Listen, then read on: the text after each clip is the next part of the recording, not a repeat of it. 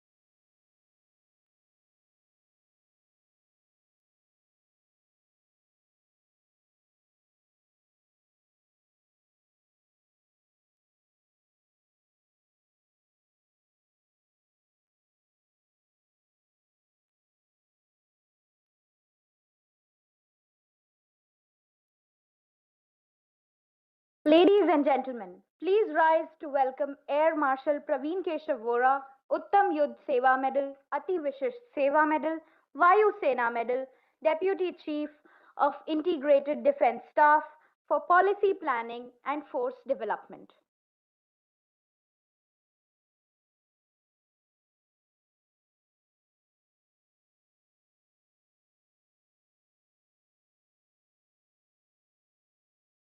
On behalf of the Center for Joint Warfare Studies, I, Dhanashri Valunchkar, a research scholar at Cenjows, warmly welcome you all to this workshop on demystifying defense procurement, IDEX, TPCR, and testing procedures for MSMEs and startups.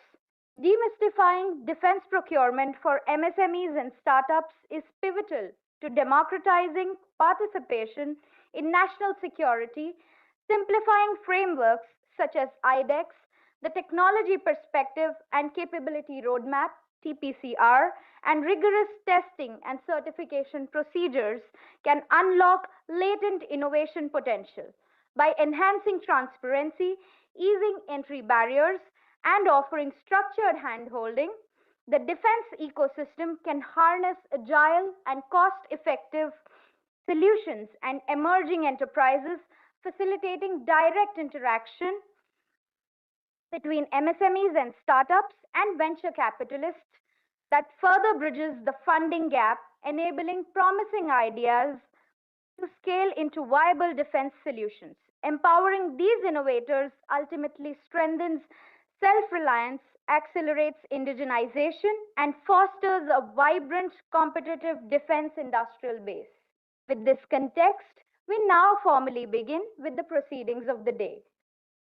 We will now move on to the opening address by Major General Dr. Ashok Kumar, Vishisht Seva Medal, PhD, retired Director General, Center for Joint Warfare Studies, who is a distinguished Kargil veteran and an accomplished author with over 700 articles across 30 platforms and 2 books.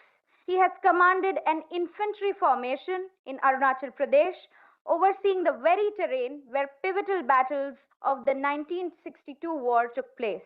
A former MD of ECHS and later a principal staff officer at the headquarters Eastern Command, he brings decades of strategic and operational experience. May I invite Major General Dr. Ashok Kumar, retired Director General, Center for Joint Warfare Studies, to deliver the opening address.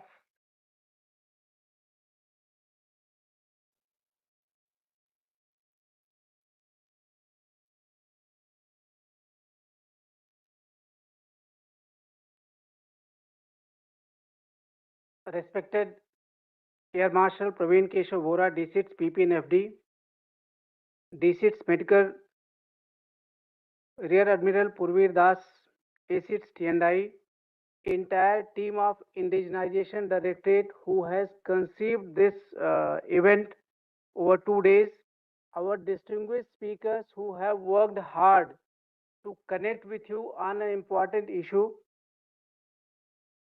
industry representatives from MSMEs and startups category who have come all the way from far off places in India, for whom this seminar has been structured, venture capitalists, friends from media, especially Mrs. Sangeeta Saxena from Aviation Defense Universe, who is our media partner, delegates, ladies and gentlemen.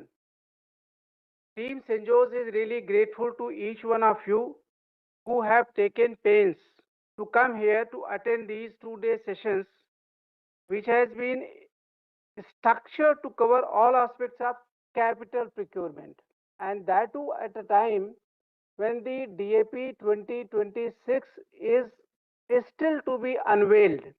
However, the direction in which that document is moving is largely known.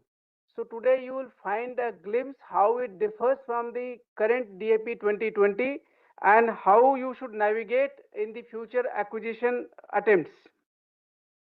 We have compiled all your queries from industry. There have been more than 50, which we have shared with our guest speakers. and they will be covering these aspects while they speak to you. However, in case you find that some of your queries are not addressed, you are encouraged to bring out those queries during the interaction. In fact, we have uh, planned specific sessions for industry interactions today as well as tomorrow by the current ADG, ADB, General CS Man, who can respond to your queries. While asking your questions, please initially primarily focus on those issues which cover the requirement of a larger audience. And when you are going for tea break, lunch break, and other such administrative breaks, then you can connect with the people on the individual company specific queries as well. It is not a conventional workshop as I highlighted. It is not going to be a monologue or one-way traffic. This is going to be a mutual interaction based, because the idea is that the myth which is prevailing in the minds of large number of MSMEs, startups and industry players, that it is very difficult to enter in the domain of defense procurement, that myth is busted, because that is not based on facts.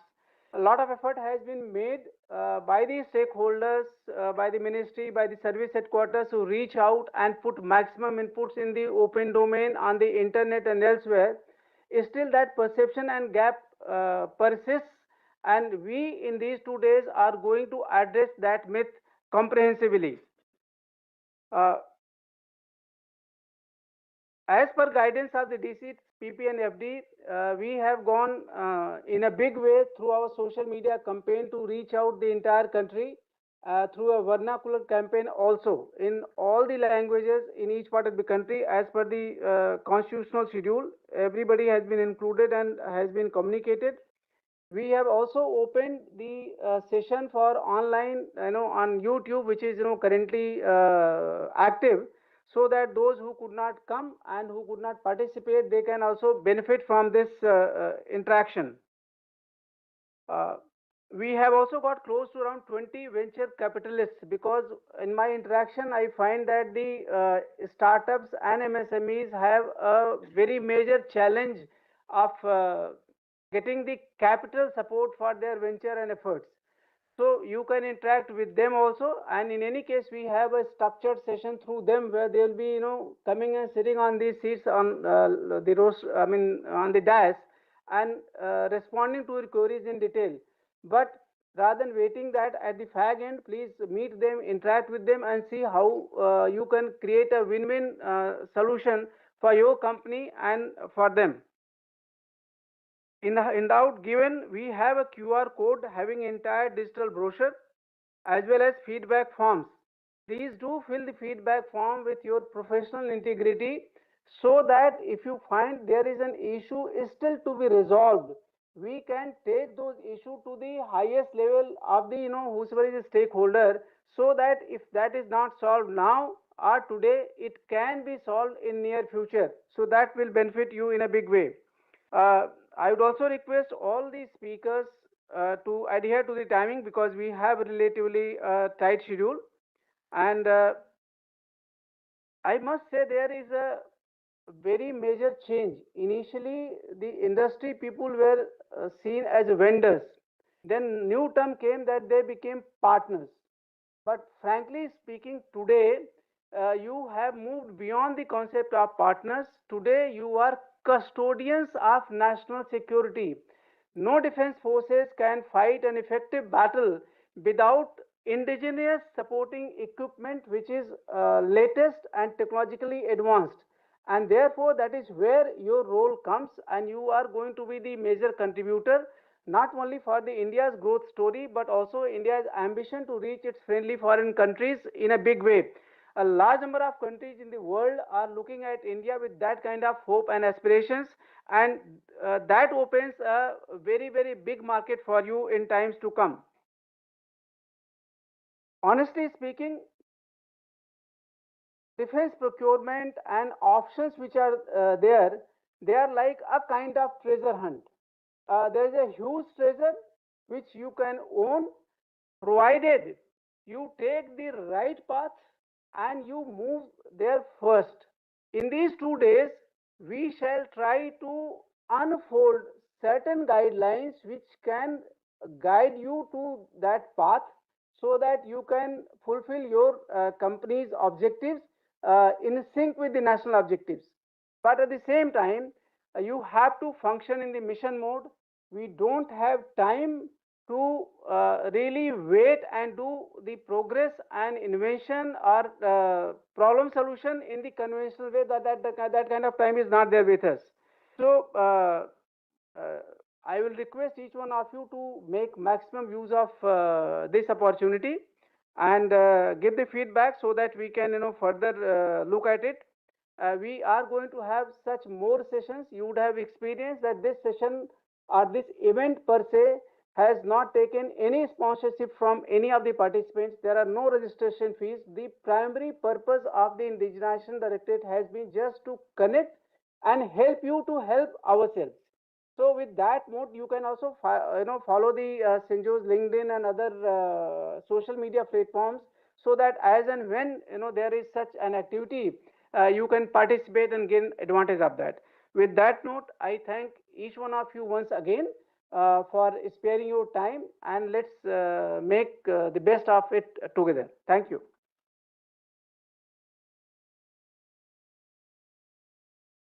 Thank you, sir. We now move on to the keynote address by Air Marshal Praveen Keshav Bora, Uttam Yudh Seva Medal, Ati Vishisht Seva Medal, Vayu Sena Medal, Deputy Chief of Integrated Defense Staff for Policy Planning and Force Development. He was commissioned into the fighter stream of the Indian Air Force in 1987. He is an alumnus of the National Defence Academy, Khadakwasla, the Defence Services Staff College, Wellington, and the Centre of Defence and Strategic Studies, Australia. A seasoned fighter pilot, he has flown over 3,400 hours on various aircraft, including the MiG-29, all variants of the MiG-21, and the Su-30. He has commanded number 47 Squadron, the Black Archers, and served as Air Officer Commanding of Air Force Station Halwara. He has also been Air Officer Commanding Jammu and Kashmir and Ladakh. May I request Air Marshal Praveen Keshav Bora to deliver the keynote address.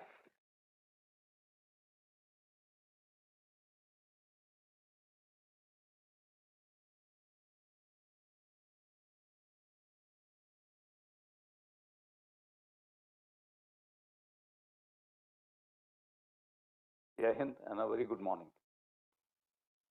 At the outset, I would like to welcome everybody, the distinguished guests, the innovators, the venture capitalists, and thank Cenjows for conducting this demystifying IDEX seminar. Of course, the indigenous branch has started this. I have a well-prepared speech, but I would like to speak just something from my heart. MSMEs and startups, they are as much a part of war fighting as we are. By we, I mean the people in uniform and the Army, Navy, Air Force, which are actually conducting the battle. And as you've seen, I did play a role in Op Sindoor, so I've got some instances and stories to share with you.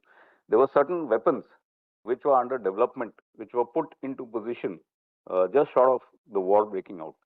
And the startups who had created that and whom we had bought from, they were at the front with us, carrying out the development. We keep hearing about this in Ukraine and Israel, etc. But it happens in our country too, and that is what I want you all to realize, how important and the key role that you all play in this. Our industrialization and the way we became self-reliant started off in 47. And in 1947, when we started, we worked towards self-sufficiency. I can speak very confidently about the aviation industry. In 1951, we flew our first trainer, HT2, Hindustan Trainer 2. In 1954, we flew our first Hindustan Jet Trainer. 1961, we flew our first fighter, the HF-24 Marut, which was the leading fighter of that time. Through the ages, we have got, because technology moved too fast for us to keep pace with, we had other things to focus on.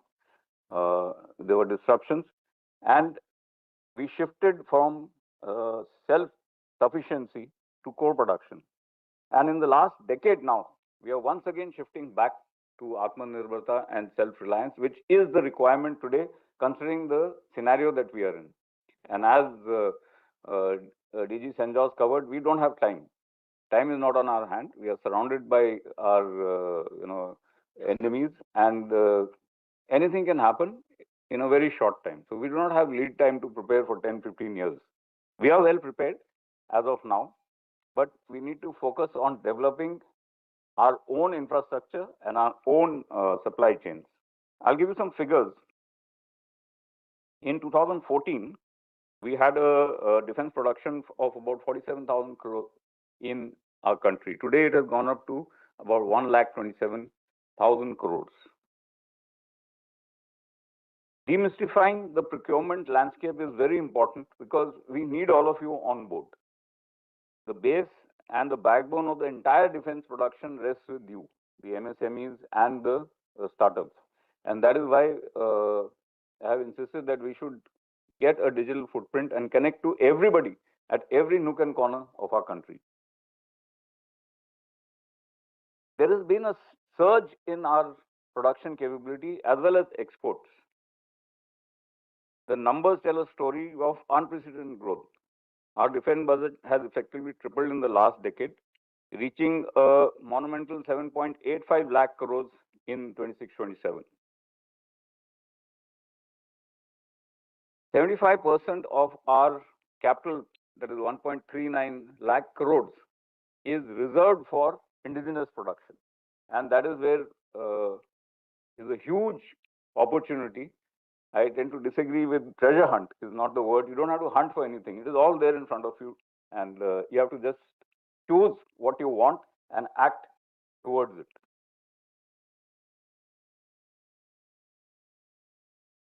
The defense production and exports in itself, we are now exporting to 80 countries. So it is not only the requirement of the Indian Armed or Indian Defense Forces, Army, Navy, Air Force, and Coast Guard. It is also what we are sending abroad.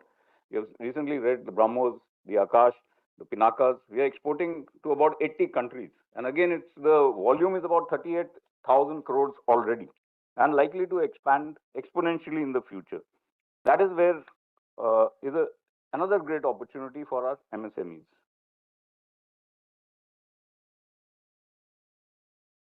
Our private industry is no doubt booming in a great way.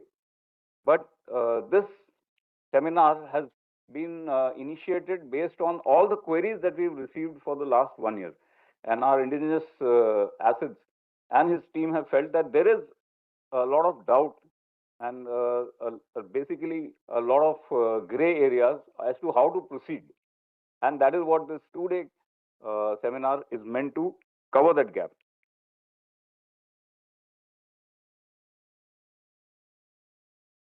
One of the most common questions heard in startups is, where is the capital for high-risk R&D? The answer lies in our robust grant system. Now the DF PDS 26 has also come out. We have the IDEX. The government offers substantial tailored grants at the innovation stage itself. We have moved beyond simple procurement to active financial partnership. A deep dive into the financial support will show you that the government is offering up to 1.5 crore to 25 crores through the IDEX for startups. This is to bridge the gap between a brilliant idea and a combat-ready platform. And once again, I would like to reiterate here that we have seen this in the last 1 year. We need to expand on it and grow rapidly. The DFPDS 26, as you have all heard, has also opened up a sector for drones, specifically for field commanders to have powers up to 5 crores. And that, I think, we need to tap into to be able to address the rapidly growing need for this weapon. For those of you who are working in deep tech solutions that require longer incubation, the Aditi scheme is now active. I would request you to think about it, read about it, and any doubts or questions that you have, please address it to the forum that is going to be in front of you during this seminar. There is also the Technology Development Fund from the DRDO, which provides the necessary capital to MSMEs. TAP 2026 ensures that this capital translates into ownership with the indigenous content mandated to be 60% and above. Indian intellectual property rights is the highest priority. Impetus to indigenization has resulted in tremendous buy Indian IDDM category. That means Indian developed, Indian manufactured. And for your information, in the last 10 years, there has been an outlay or outgo of contracts worth 3,37 crores for buy Indian IDDM category. So it is a huge market, and this is what has happened. These are statistics which are there for the last 10 years. It is tremendously more in the future. There is handholding in the armed forces towards a partnership in the trenches, as I just covered, where funding is only half the battle. The other half is understanding what the reality and what is the requirement. And this seminar and these seminars, we intend to bridge that gap. That what exactly is required. You may have read the broad guidelines under the TPCR. You function on a particular or focus on a particular capability. Then when you interact with us, with the defense forces, we will take you down to the exact requirements. We will offer you the test beds, we will offer you the trial areas and facilitate all the trials so that the induction is conducted in a swift manner.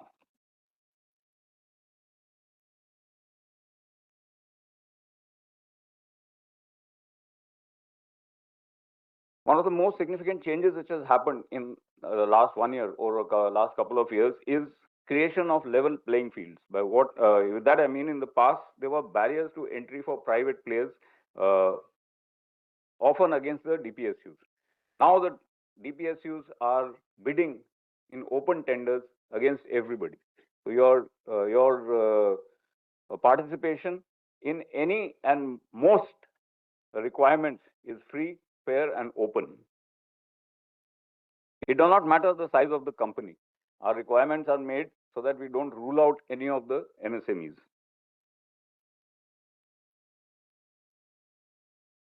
We also recognize that all of you who have made something, you can call it the value of death, which is the trial process. Now, the trial process takes a long time, and we have ensured that the defense forces that we are facilitating everything so that the trials go through expeditiously and we can get from an idea to a capability to production. There are some success stories. The fruits of collaboration through IDEX, the framework stands as a testament. There are about 700 MSME startups and individual innovators which have resulted in some breakthrough technologies that are already redefining our capabilities.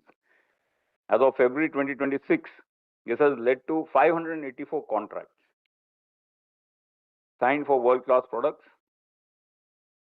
We are seeing private firms like Bharat Forge winning multi-billion contracts for indigenous artillery, proving that our domestic industry can compete and win even on the global stage. Now, what is the road ahead to 2047? It is a vision of delivery, and we are no longer in the lip service mode. We have entered the stage of delivering on our promises.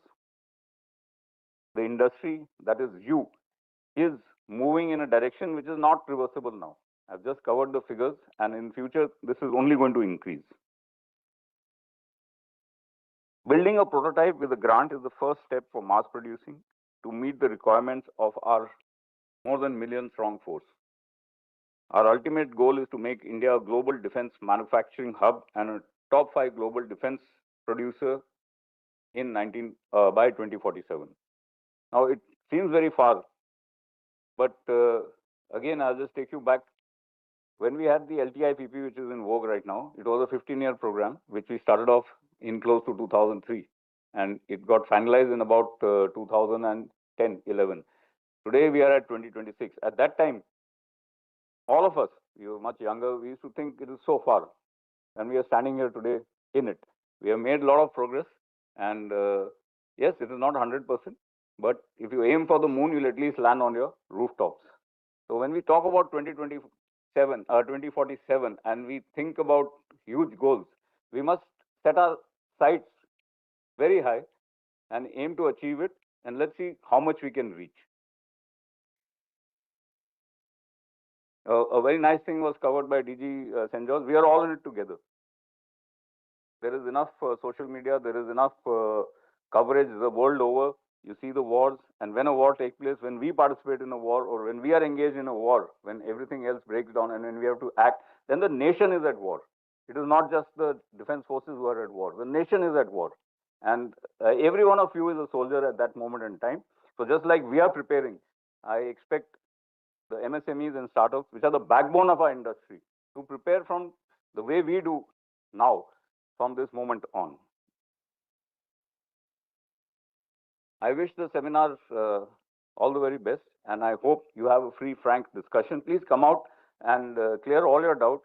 If you have any questions, if you have any proposals, please feel free to put it across. We will take them across and have it incorporated in the procedures. Any ideas that you have, please put them across, and any doubts that you have, please clarify them. I wish all the organizers all the very best, and best of luck for the seminar. Thank you.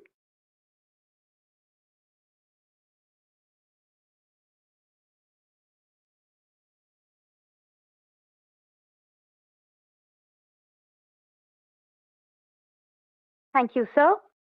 We will now move on to understand an overview of building indigenous defense capabilities by Major General A.K. Chanan, Param Vishisht Seva Medal, Sena Medal, PhD, retired, an artillery officer and alumnus of the NDA, DSSC Wellington, and NDC Delhi. He led the Army's Make in India initiative for several years. He is the first ADG of Army Design Bureau. With over a 37-year career, he served largely in operational areas in Jammu and Kashmir and the Northeast, helmed key international defense dialogues, and was part of the team that created the IDEX platform and drafted the Make 2 procedure. May I now request Major General A.K. Chanan to address the audience.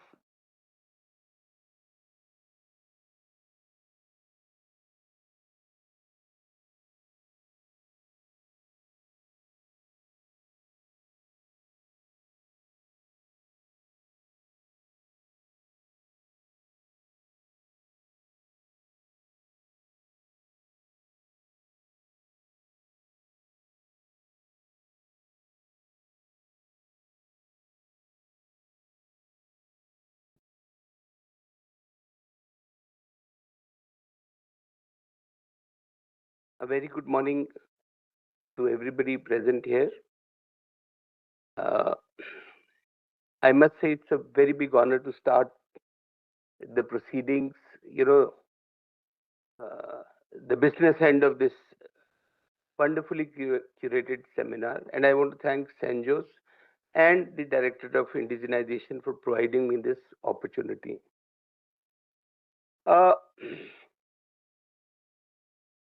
There are a large number of people who are, practitioners in this, who are serving, who are up with the latest information, who will be able to probably give very precise and very focused kind of inputs to you. As far as I am concerned, since I have now stepped away from the system, having served it for a good 10 years,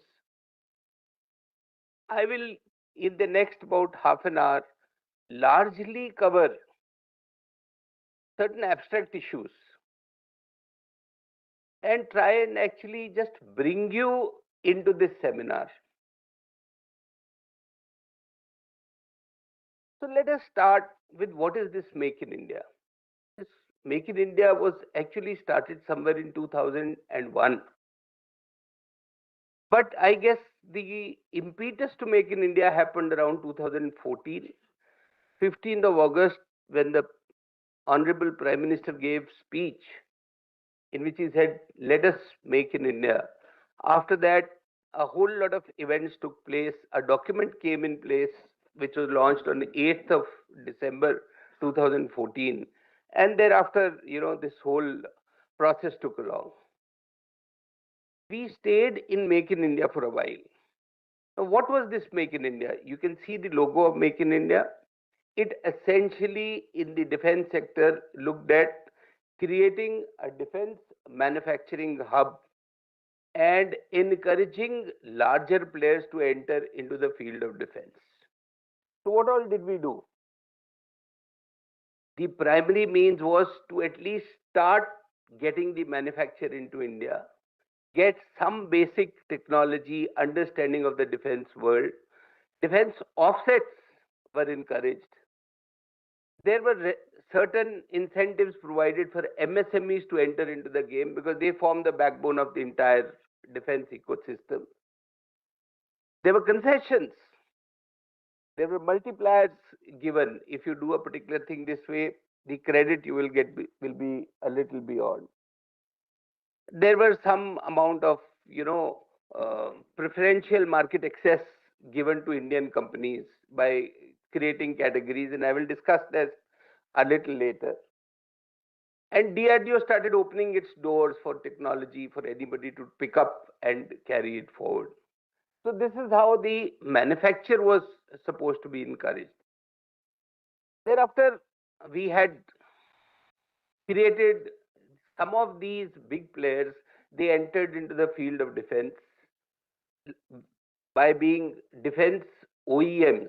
In India, we largely refer them as OEMs. In the Western world, we call them defense primes. Somewhere we call them lead system integrators, whatever be the terminology. They had to be encouraged. Now, these are companies which are responsible for public's money. Not public means we all kind of invest in these companies. So they wanted quick ROIs. So there was an emphasis of trying to, make our procurement cycles faster so that quickly we could go towards outcomes. Preferential market access was given to them by creating those categories and giving preference to Indian stuff by policy. These lists were promulgated which debarred certain items to be imported, and these lists were gradually populated as we went along.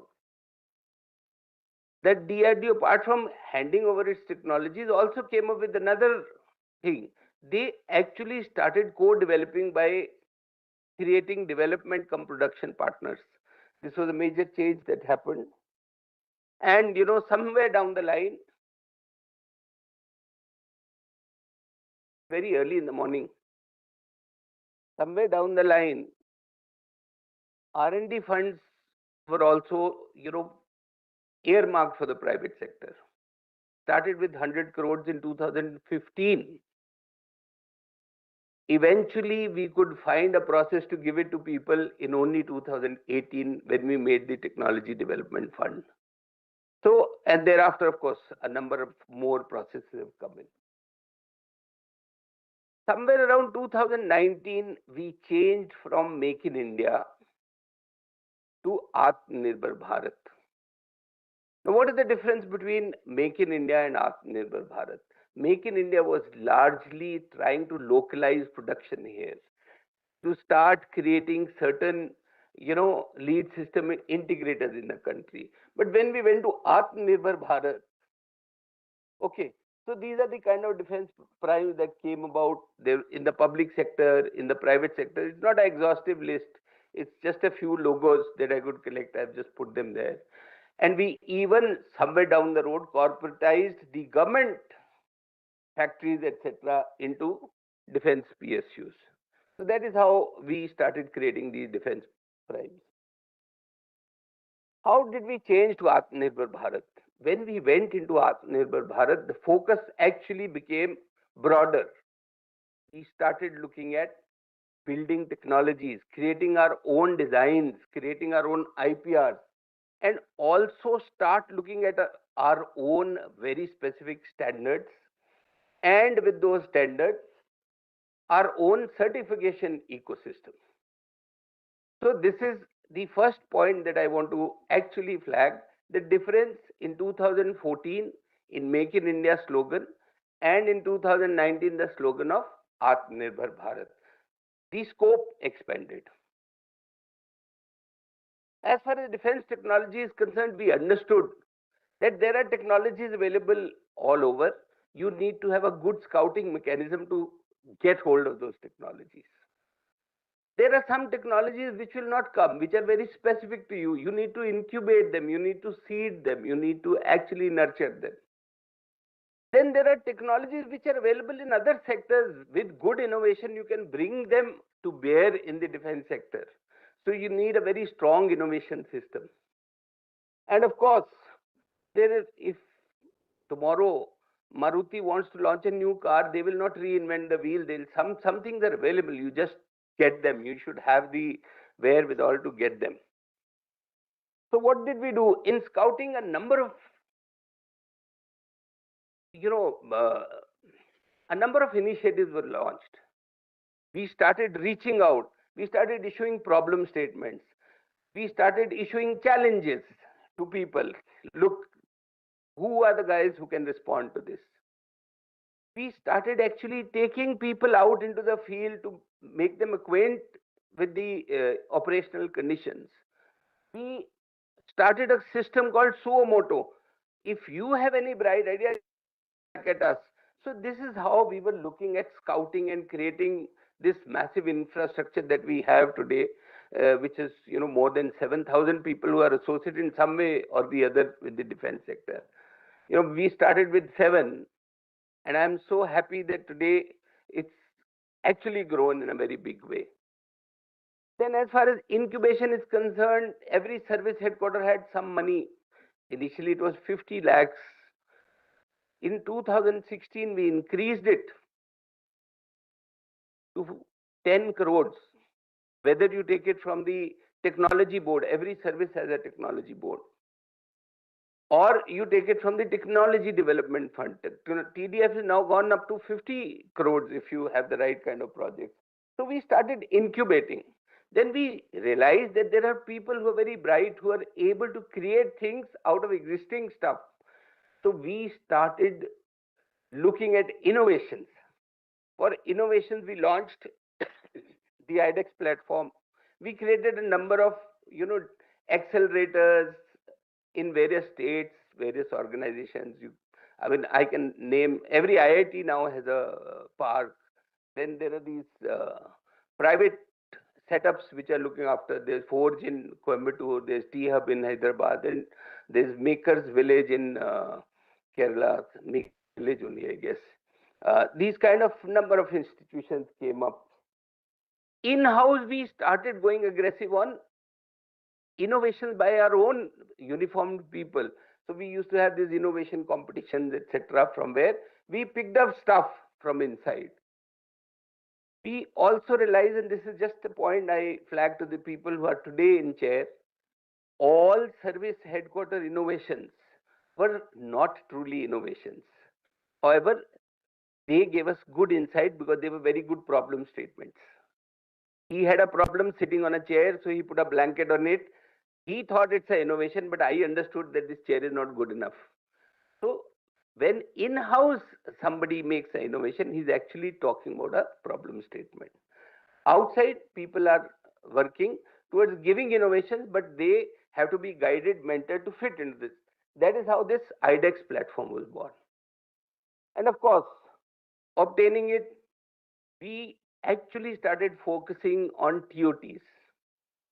Please understand, way back in the mid-70s, we bought the Milan missile, or early 80s. They gave us some TOT which told us how to build the body. Then we bought another missile. They gave us a TOT how to build body. Then we bought some other missile. They gave us a TOT how to build the body. So in the end, we knew how to build the body 50 times over, but we never got the seeker or some other critical part. So there was a focus by people that time who were running these systems to actually start documenting these TOTs and reach out and ask for more meaningful inputs. Also, there were cross connects between international organizations for innovation, etc., and those kind of platforms were created. So this is how we looked at technology. And of course, at the same time, all of this was happening as a whole of country approach. So we involved the office of the principal scientific advisor, and he started kind of getting more active into the system. Uh, there were technologies which we could feed off, which were already somewhere there. There were projects which were running, we could feed off them. So much for technology. As far as, look, I'm just touching, skimming. I'm trying to kind of make the whole picture for you. Each of this is a separate session which individually will be covered over the next 2 days. So I'm just trying to get the context across to you. And as you move along, people who will take a deep dive into everything. There will be somebody who will talk for an hour and a half on IDEX. There will be somebody who will talk on, maybe this defense IPRs and D&D issues, etc. So each one will take his bit.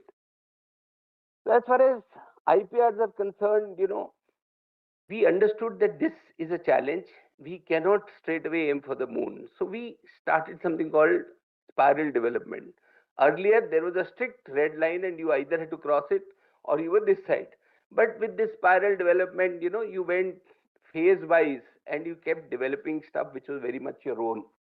It started small, you failed small, you restarted small, and gradually you moved up the ladder. Then, of course, startup challenges and all, which were part of the IDEX. The funds have grown from 1.5 CR to 25 CR.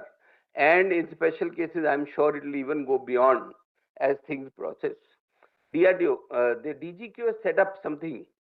You created IP and you needed to protect that IP. So the DGQ actually set up something called Raksha Gyan Shakti.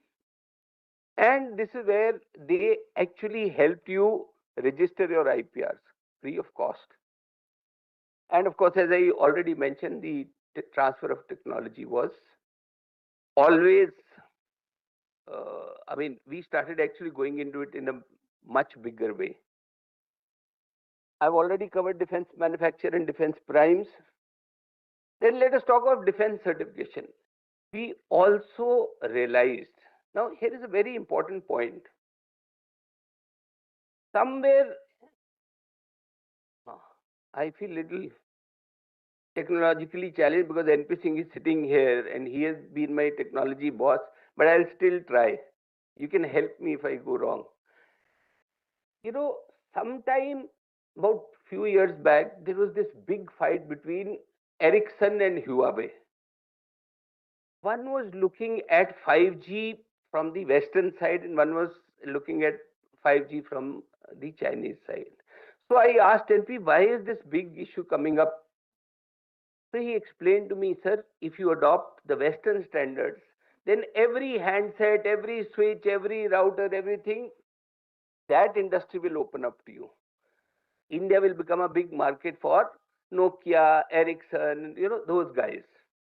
If you adopt the Huawei standards, then the entire Chinese equipment will come in, and India is a big market. That's why the big fight.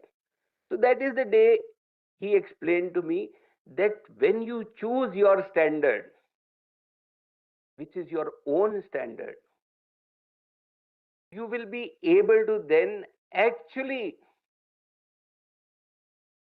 calibrate what kind of equipment you want or encourage your own industry. If you choose a standard that belongs to somebody else, you're opening a huge gate for equipment based from that particular country, those technologies to come into you. So we needed to build our own standards. So that last thing you see is something called I5G, indigenous 5G. I don't know what it is. Somebody will explain later. But I know that we are building our own standards. Then, of course, there is something called defense testing portal where you can, we've started sharing the resources that we have. There is a system in which any testing infrastructure that is available with the government of India is available to people. You just have to book it and there is a system. There's a portal which works on this. There is some scheme called the Defense Testing Infrastructure Scheme that has come up, where private sector is encouraged to actually invest and create testing infrastructure.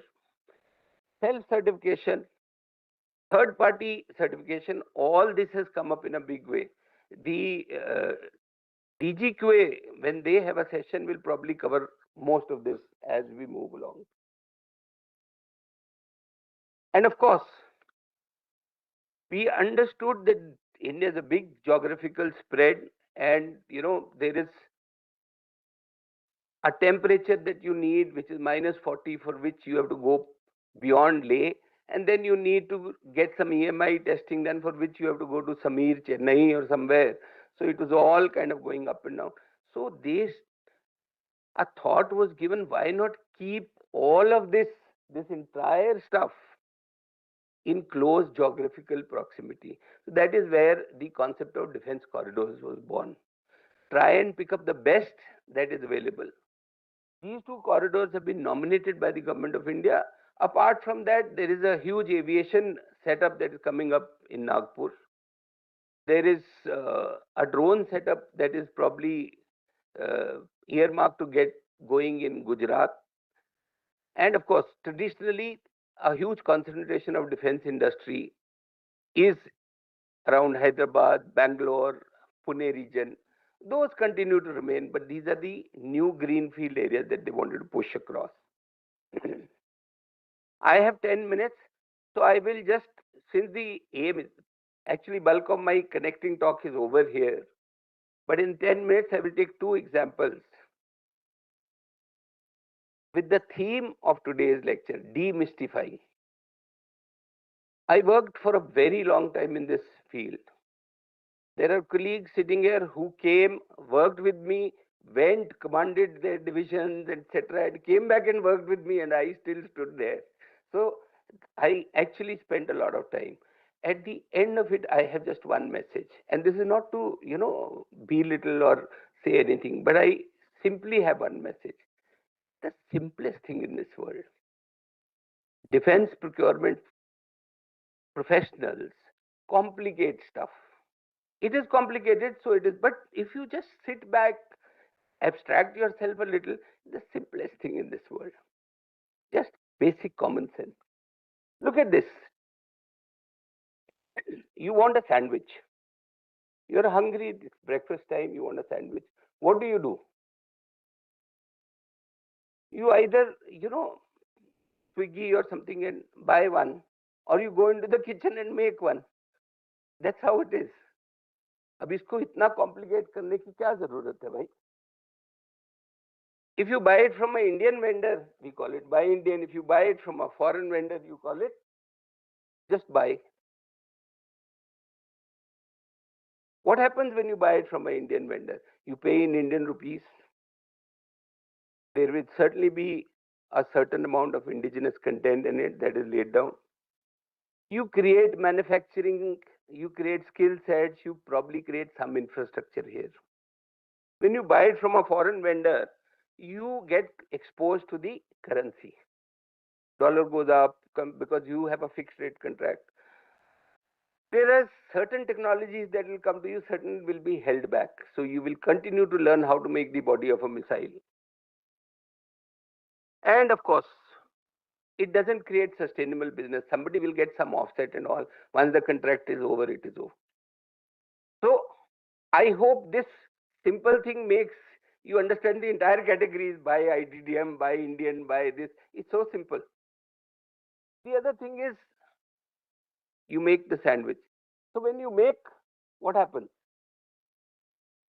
If it is a complex thing, if it requires huge infrastructure, huge amount of skill sets, many systems to put together, etc., which industry will not do, then the government steps in and funds. We call it make one. If it is a small subsystem, something that you can do well, if it has a dual use, probably what you make can also work out in the civil. So you hedge your business opportunity there. Then those things actually go into make two. And make three is nothing. It is just localizing stuff that you were getting from outside. From here, I will actually launch into the next concept. when you go about making stuff, please understand, initially it costs you more. Later the cost will come down. And the time taken is more. I need something, I need a counter drone system today. What happens? If I need a counter drone system today, and anybody who wants to build one says I will take 2 years to give you a very good counter drone. So I need time to do stuff. So we also need to understand that we somehow need to bring the cost down, we need to bring the time down, and for that what we need to do is the quantities.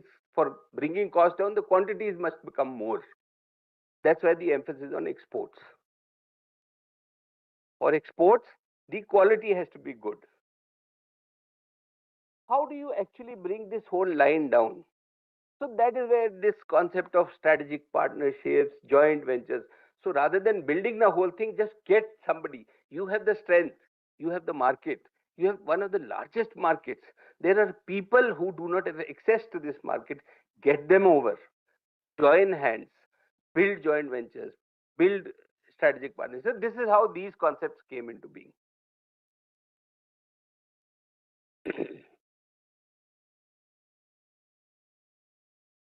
Second thing, there is this myth about procurement. It's the simplest thing. I will again tell you the entire defense acquisition process is like buying a car. When you want to buy a car, what do? You first decide what kind of a car you need. You need a hatchback or a SUV or a sedan or whatever it is. You do some planning about it. Then you decide how do you buy it. You want to pay full, you want to take a loan, you want to take, this thing. These days there are models in which you can lease cars. So you decide how you want to make this ownership happen. This is all your thought. There is always in every house somebody who's the final approving authority. So you have to go there, and only when that approval comes, you can go ahead. Otherwise, you can keep thinking about it. Once that approval happens, then there is a process. You go fill some forms, put some PAN cards, some this, some that, all that happens. And then finally one day you go click a picture, big key, car comes to you. Then there is a process, 3 free services. You have to make sure if run it in a particular manner. Same is the case in defense acquisitions. Big guys complicated, but it's as simple as this. What happens in defense acquisition? How does it differ from this car? Just one issue. See, it's a little more complicated. Why is it a little more complicated? Because you're not using your money, you're using public money. So public accountability has to be built into every bit of it. The defense cars are open in the market, but defense equipment is very highly regulated. The requirements are laid out and they are very stringent.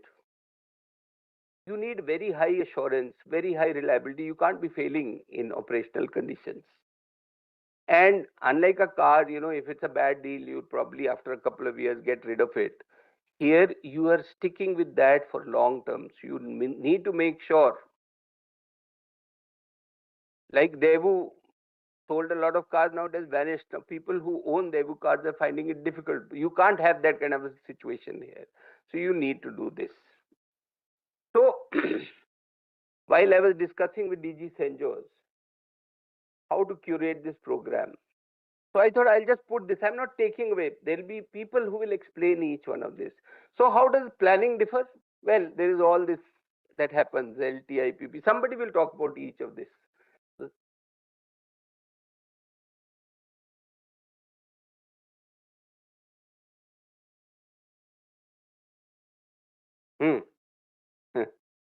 Okay. Okay. So these are the kind of stuffs that you need to do. There is directorates which are working on this kind of stuff. This is how the planning happens. Much more complex. People with deep experience are looking at it, putting it all together. That's how these documents come in. Some of them are in public domain, some of them are not in public domain. SCAP is now, I think, called something else. whatever. Then you make a strategy. So you list, you prioritize, you ensure, you map what is available, you build. So RFIs come in here somewhere when you start mapping. Then you categorize, and I spoke about that make and buy. That is all categorization. You scale. You need to have authority to work. If there is something new, then you probably have to go and scale it to yourself. You have to define this need. That is where SQRs come in for various services, etc. So these are the kind of documents that come in. People will discuss this during the course of the next 2 days. Oh, this is what you keep hearing: Defense Procurement Board, the Services Procurement Board, the Defense Acquisition Council. All of this happens here. At the requisite place, AONs are granted. I'm sure somebody will talk about this as well. And then there is this entire process. Actually, I'm explaining this process, but this is how this entire process. So these are the kind of documents: RFPs, TEC, FET, MET, CNC. All this will be covered. And finally, you have stuff like ATP, PDI, GRI. So it's as simple as this. Finally, all of this that I've spoken of, and all that you will be made to understand over the next couple of hours, days, is not something that we are interacting. Every bit is being monitored by the day at the highest levels. If you see the dashboard of the defense uh, production department, you will find that on every day updated on this, that, how much, what, etc., is being monitored almost on a daily basis. The government has a big stake. They are fully focused on helping bring this entire ecosystem together. Today, let me tell you, as practitioners, we may be lagging behind, but as policymakers, the government is actually running far ahead of us. And there are a number of opportunities that are created formally, like the various exhibitions that happen on an annual basis. You have these funds, exchanges. You have a very, very vibrant export policy. The government is stepping in to help stuff all along. So in every which way, everybody's on the ball, I would say. That is all I had to tell as far as the overview of this defense thing is concerned. And I am very happy to report. Firstly, I have two things. People who are organizing this, I just wanted to put one recommendation to you. See, we covered a whole lot of stuff. If I go back on my slides, somewhere here, technologies, IPRs, manufacturing, defense primes, people who have money, who have depth, etc., certification. All of these are seminars by themselves. I mean, this is my recommendation. In the industry or on the other side, the people who represent A or C or B are different. So actually, if you get everything into one capsule, somebody sitting here may only actually be requiring A. Somebody, because he's only looking at IDEX. Somebody is actually looking at, is a MSME looking. So we could probably have a couple of more seminars, which the DG mentioned that will happen. So that is one.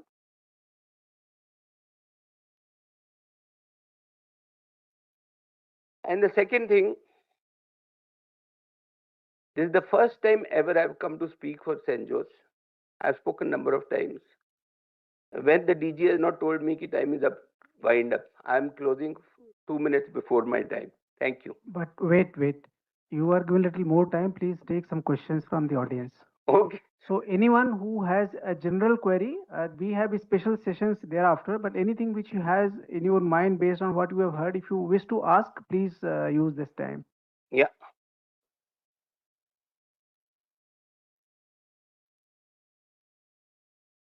Jain sir, thank you so much for the insights. It was very much helpful. So I've been part of the defense ecosystem for almost 8 to 9 years. I was part of the UK ecosystem. Then after I come back to India, setting up an accelerator and AIF.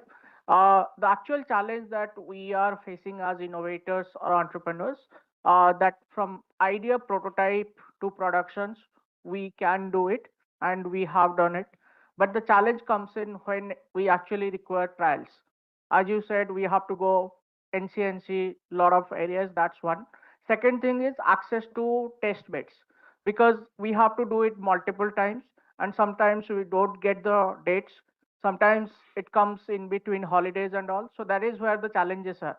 So if we could identify a few areas where we could easy to access and get some time, it's not like 1 day or 2 day, but if we can get maybe a month or few weeks, so we can actually run it, trial it, and get a report so that we can actually supply after that. Thank you. That's just a suggestion as well as you. Okay. It is actually a issue that kind of remains, it persists. As I said, the government is very quick on building policies.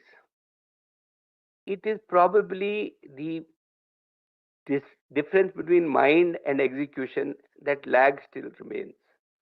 You know, the defense testing infrastructure scheme, we mooted way back in 2016, where we actually wanted to privatize the entire DGQA ecosystem and put it out as public this thing so that anybody can come and test, and it becomes a revenue center rather than a cost center. Obviously, these are things, I mean, the decisions are not so simple. It's an aspirational thought, but there are so many other things that organization does, etc. But yes, there is a challenge. I will not deny it. There is a huge conflict of interest that happens because it may be open, but the timing may just kind of move you out of a trial. There is a iterative way in which you have to use these facilities. It is a little bit, but I guess as we grow along, as we mature, right now, the pie is there, but everybody is gunning for everything. We will have to segregate. We will have to probably create, people who look after a particular field, etc. Today, if there is a tender for, underwater some breathing apparatus or something, you will find all those defense primes, everybody is bidding for it. But in mature, military industrial complexes, tasks are there. Somebody is making guns, he is good at guns. Somebody is making missiles, is good at. So a guy who's making aircraft, here everybody wants to do everything. This is a phase through which we go, and that is why there is so much of crowding. It's not a policy thing. It's somewhere we also have to be blamed. And in large fish, small people do get, But I'm sure somebody will answer this much better. I have actually reiterated your problem, but somebody will answer this much better. Yeah. Hmm. Yeah. So as I said, who's in chair will know better. Yeah.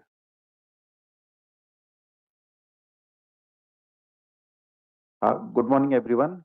Sir, General Chanan, sir, I will try to answer on your behalf to whatever is the questions is posed to you. I am from actually DGQ. I am looking after the additional DG of the entire armament fraternity, all kind, which is the majority of the things. And also, what I look after on behalf of Army Headquarters, easing out the post-contract management things. The PCM cell, which is there in Army Headquarters, I do give them technical comments and fast track the various procurement issues. Now, as far as trials are concerned, what we have done is that there were issues when the trials are getting long and getting delayed. And what we have done is basically, as you know, the entire system knows there are basically two kinds of trial. One is called as the user trial, the other is the DGQ trial. And wherever there are, duplicacy, we are avoiding it. In suppose a particular, weight or a parameter has to be measured. It is already measured in DGQ trials. We are skipping it in the user trials. And as for the availability of test beds are concerned, what we have simplified is that, we are reaching out to the geographical location of the industries where it is located. Suppose the industry at Chennai, and suppose he is manufacturing armament parts. So he was basically all time coming all the way from Chennai and bringing his components to Delhi. Now what we have done there, we have agent when they are ready with their LRUs or the test units or the test beds, we send our people there only. So we're basically easing out the industry to those kind of things. And also we are now what we're doing, we're taking a lot of self-certification from the industry. If the manufacturer himself is confident of a particular parameter, suppose it has to undergo a jolt test or a vibration test. If he has his own internal jolt and vibration test machines, he has tested it and he gives a certificate, we are accepting it. So on an average, I'll tell you the trials which is getting almost 2 to 3 months, we're reducing it to almost 5 to 7 days now, and thereby also we're not compromising anything on the quality aspects for the defense process. This is how we're easing out the trials, sir.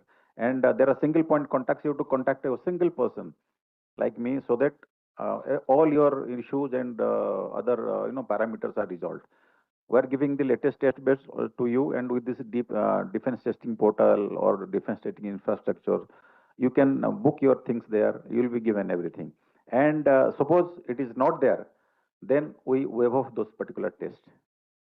Thank you, sir. I hope I have answered. Pravas, your name is it? Yes, sir. I have answered the question. Thank you, sir. Yeah.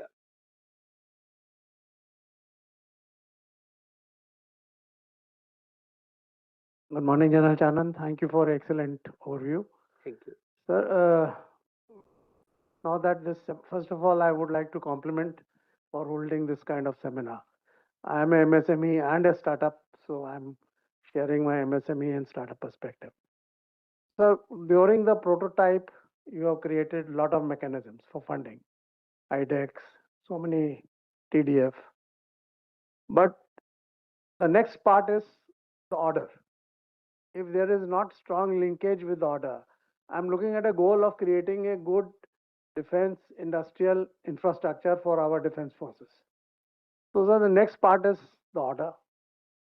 Many times we feel order is even more important than getting funding for prototype, because many times we can do the prototype part ourselves, get some funding from DST or some other mechanism, but the order is the main thing which will drive it.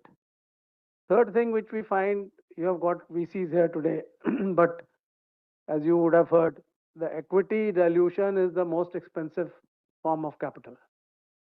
So access to debt is something which I would request.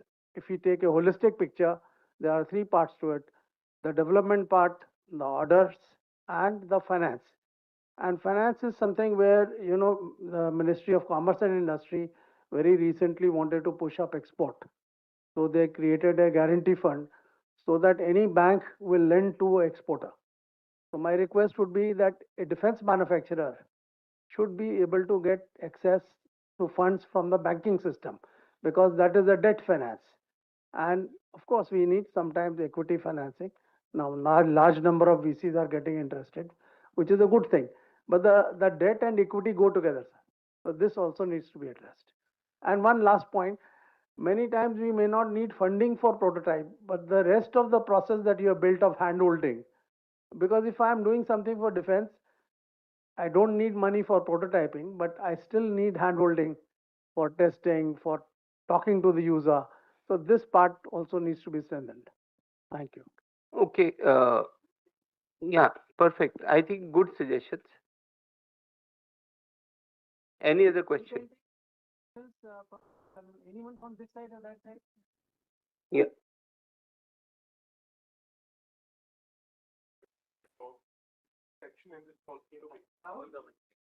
Yeah. Thank you. Good morning. My name is Rahul Nair. You had a comment, you had a section in your excellent presentation called Innovate. For the last year, I've been on the core team designing and operationalizing the 1 lakh crore Research, Development and Innovation Fund. So it's chaired by the Secretary, 4-person team. I had the privilege of being on it. There is just, this is a comment, sir, rather than a question. Yeah.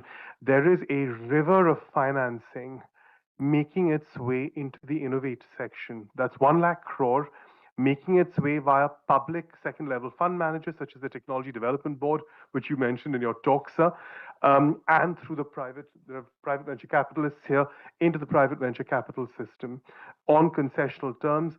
The gentleman who spoke just before me referred to the need for non-dilutive equity. A specific component of that funding, especially via the TDB and other FROs, is optionally convertible debt. So non-dilutive debt financing with the option of conversion later.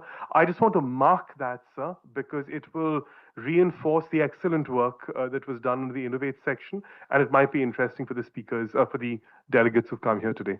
Thank you again for a super presentation, sir. Thank you very much. Yeah.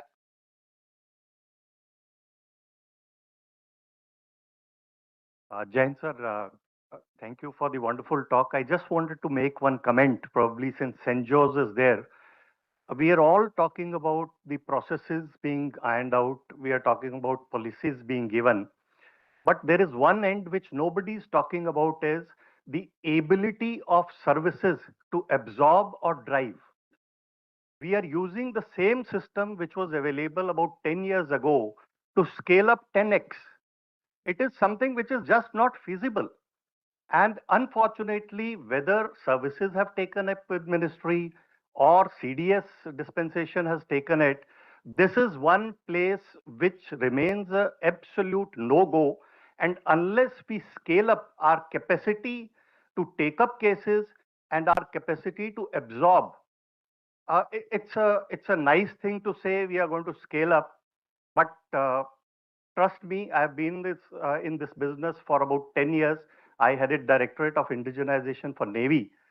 But scaling up from 15 crores to 6,000 crores in 10 years, I feel it is no scale up.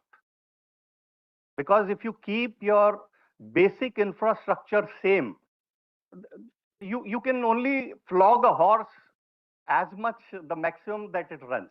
So that is something which I would request Mr. Menon also to take forward in whatever measure, because we have lot of policies, lot of money, lot of intent, but the problem is who is going to drive that? What are the numbers behind that driver? Or how do we absorb that technology? Nobody is willing to accept that part or take that part forward. Thank you very much, sir. Thank you. Right. Thank you very much for a patient hearing. That's all. Thank you.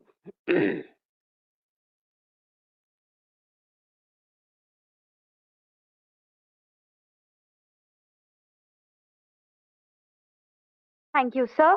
May I now request Rear Admiral Puruvir Das to present a token of appreciation to Major General A.K. Chanan.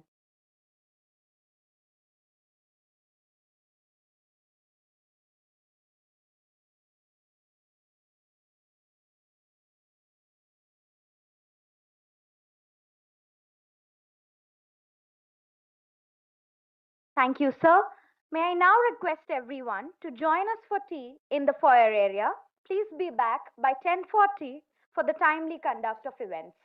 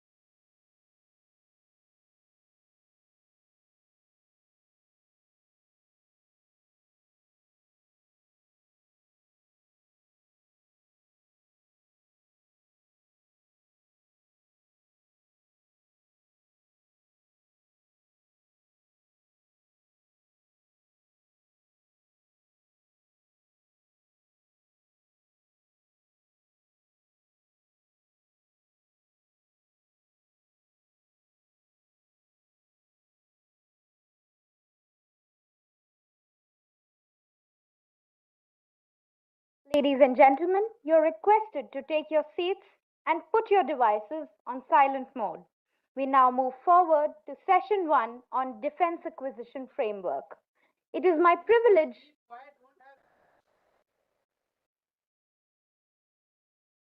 It is my privilege to introduce the first speaker for this session, Major General Rohit Gupta, Sena Medal, retired, who will give us an overview of the draft DAP 2026, highlighting its key provisions and procurement categories. He is a mechanized corps officer and SRCC alumnus with an MSc and MPhil in Defense and Strategic Studies. Retired as the Additional Director General, Weapon and Equipment of the Indian Army. A Sena Medal awardee, he brings extensive counterinsurgency and high altitude operational experience in Jammu and Kashmir and Ladakh, along with 8 years in defense procurement. May I now request Major General Rohit Gupta to address the audience.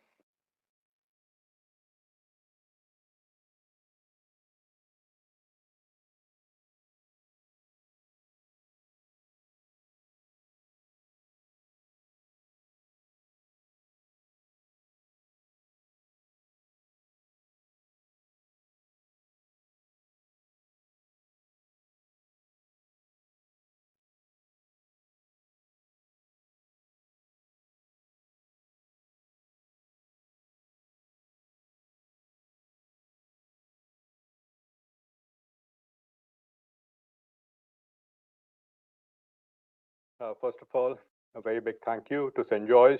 Compliments for putting together the seminar, especially to Major General Ashok, a good friend of mine from old. Amongst the audience, I see both in service as well as out of service, now old friends and colleagues, which I have worked with while in uniform and then thereafter out of uniform. It's a pleasure to be amongst you. Hello to all of you. Now, what I'm going to bring to you is the overview of the draft DAP 2026. I'm neither here to criticize it or to defend it. I'm here only to bring as to what are the essential ingredients to it. It is impossible in 1.5 hours to give you any great depth knowledge into it. I can glean the surface, not of the DAP. I can only glean the surface of the essentials of the DAP, nothing more than that.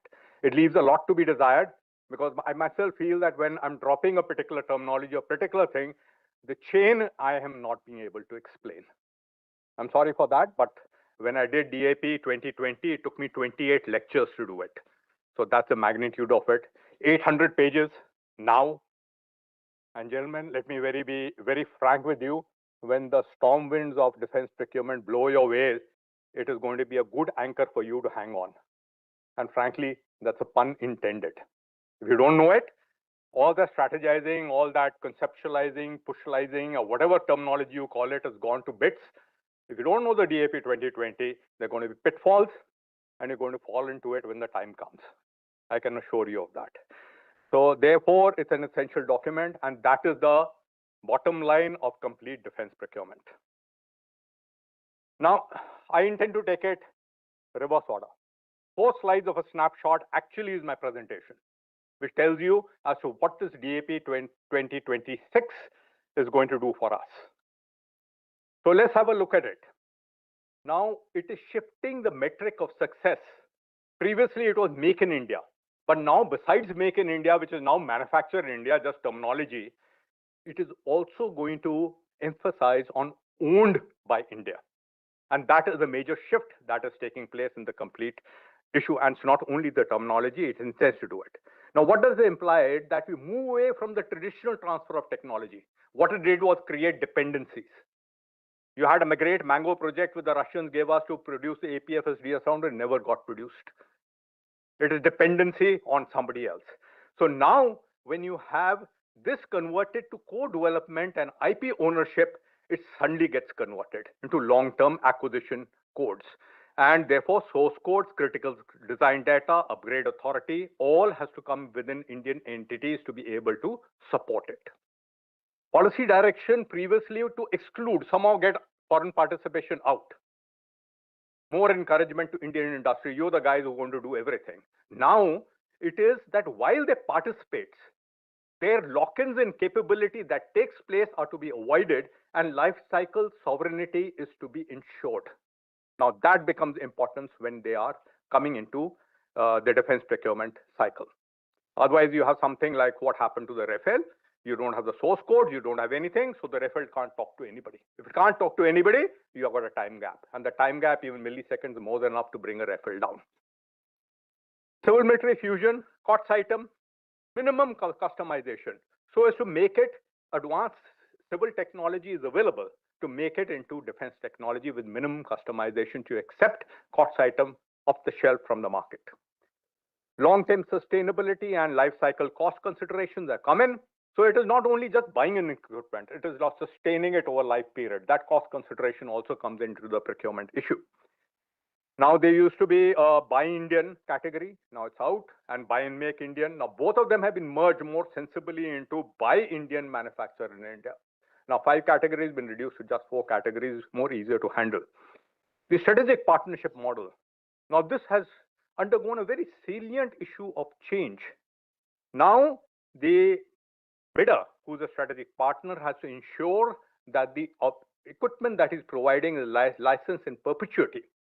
It is not only that the license is for the life cycle of the product for 15, 20 years. It is in perpetuity, and subsequent upgrades are ensured. Now that is something that has come in a very big way. A new category has come into it with niche technology system with strategic implications. We'll come to it. It opens the window far more. Indigenous content. Now, this is something which DAP 2020 harped upon but could not explain, could not ensure. Now, this has come in a very big way into the DAP 2026 to ensure that it is owned by India. So, by Indian IDDM category, erstwhile had a 50% indigenous content, it's moved to 60%, and more what is important. Previously, a person could pick up the equipment from abroad, produce it in India, try it out, it's mine, and it has 0% indigenous content, actually. So now at the trial stage, he has to ensure there is 30% indigenous content and can be built up to 60%. For a 0 to 60% or 0 to 50% is next to impossible, let me tell you. And then you have problems when the equipment has to be delivered, and suddenly you have a problem that indigenous content is not being there. So penalties are being paid, which he happily pays. But that doesn't lead to capability development. Buy Global now carries a 30% indigenous content. Previously, it was 0. However, offsets have been removed. In the annexure, there's some mention of offsets. I think they're omissions, nothing more than that. Incentive has now been added to the indigenous content in non-mandatory IC clauses. And what is more importantly, the credibility of the IC claim that is being made by the person vendor concerned is now being done through a committee. And if this committee and certification, if they are wrong, there are penalties linked to it. We'll come to it. Indigenous design for the first time has entered into the DAP. We talked about it. Now, if you do not own the design, you have got no capability. You just talk it and it's all surface. But now what is done is that indigenous design has been implemented very clearly. Indian developed systems will have priority in the procurement procedure, and verification of the indigenous design is mandatory, and it is linked to penalties.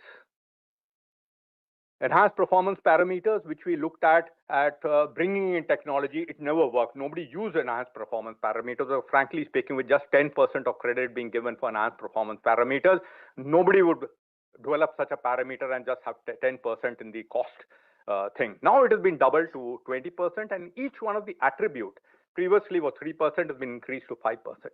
Now it brings an incentive to the person to bring in enhanced technology product. Here's my product, give me credit score so that I become L1, not the other one who's not provided it. Previously, trials was a bugbear. There was a question raised in the previous General Chanan's question. Those problems will be there. I'll talk about that. But what is more important is that the vendor did not submit his equipment in time. If he doesn't submit his equipment in time, it's too bad. And the thing carried on and on and on, and the other vendors who are produced it are suffering.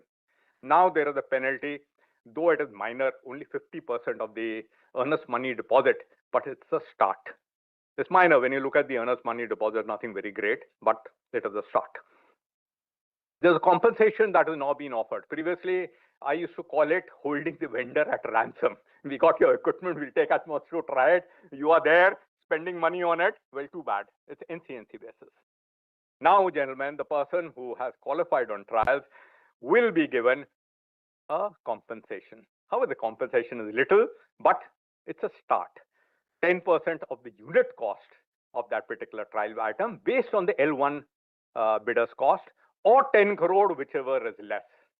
So it's a minuscule amount, but then it is some sort of a thing which is there. The thought process has gone in, acceptance has gone in that you need to compensate the vendor. Now, this is extremely important. I'm sorry using the word vendor. The partners, the most important person in the partnership is the vendor. There are lots of partners. Okay. Development track. What do they do differently? Major improvement in the development track. What has happened is the IDEX program, which was a startup experiment, is suddenly transforming into a major procurement category. I won't call it a procurement category, a procurement process. This is what is the intention of the DAP 2026. The IDEX timelines have been reduced. 36% reduction. What is in red is what there was, and what is in black is what it is. All reds are what it was. Liquidated damages have been reduced to 3%. So if you are giving late delivery of your product, finally, you will have less amount of penalties there. The funding for the Make One project, which is not taking off at all, suddenly has increased from 250 to 400 crore per development agency. 400 crore is a sizable sum. And there are various other permutation combinations to it. We'll come to later. Now, the startup and MSMEs had a major problem because whenever they used to bid for it, they had to give earnest money deposit. Even though it was less, but for them it was high. Now, this has been exempted for them to a certain limit. Therefore, just to bid finances that you had to lock up, that has gone out of the window. There's a spiral development that has taken place in the development products of Make, IDEX, and DRDO. What is the spiral development product? Is that you got your SQR, the service qualitative requirement which you have to attain in your product. Each stage, it keeps going up. So the first stage, you satisfy it, you become the development agency. The people buy it from you in maybe a limited series production. In the next one, the SQR will go up, you attain that. And then you give the balance. And you're the person who qualified with the first one who is going to come into the second one, not anybody else. Similarly, a third one, etc. Spiral development aspect. You can't just develop something at the word go. Development takes some time. And imagine that amount of time which the vendor was taking to be able to sustain himself to develop a project to that level. We had the example of the ATAGs for you. Years and years of development, nothing happened. And then finally it happened after years and years of development. That was Bharat Forge Kalyani, got deep pockets. What about the small players? They'll bleed out. They just bleed out. So this is something that is a very major issue which the DAP 2026 is talking about. If the prototype does not meet 100% of the SQR the first time in the development project, there is a provision for accepting it like this and using stage performance and increasing SQR for that matter. So there is a provision for it, and that is the positive aspect to it. You're not being knocked out at the word go itself. Now, startup and MSMEs also have another incentive, that the advance payment in their case is released in 21 days, just 21 days of the order, the advance payment shall be released. And this advance payment, you had normally to give back bank guarantees, etc., to pitch in money for that. Now, against the intellectual property rights mortgage, you can get this advance payment.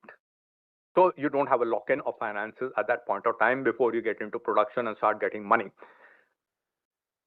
There was a question that was asked, prefed to me.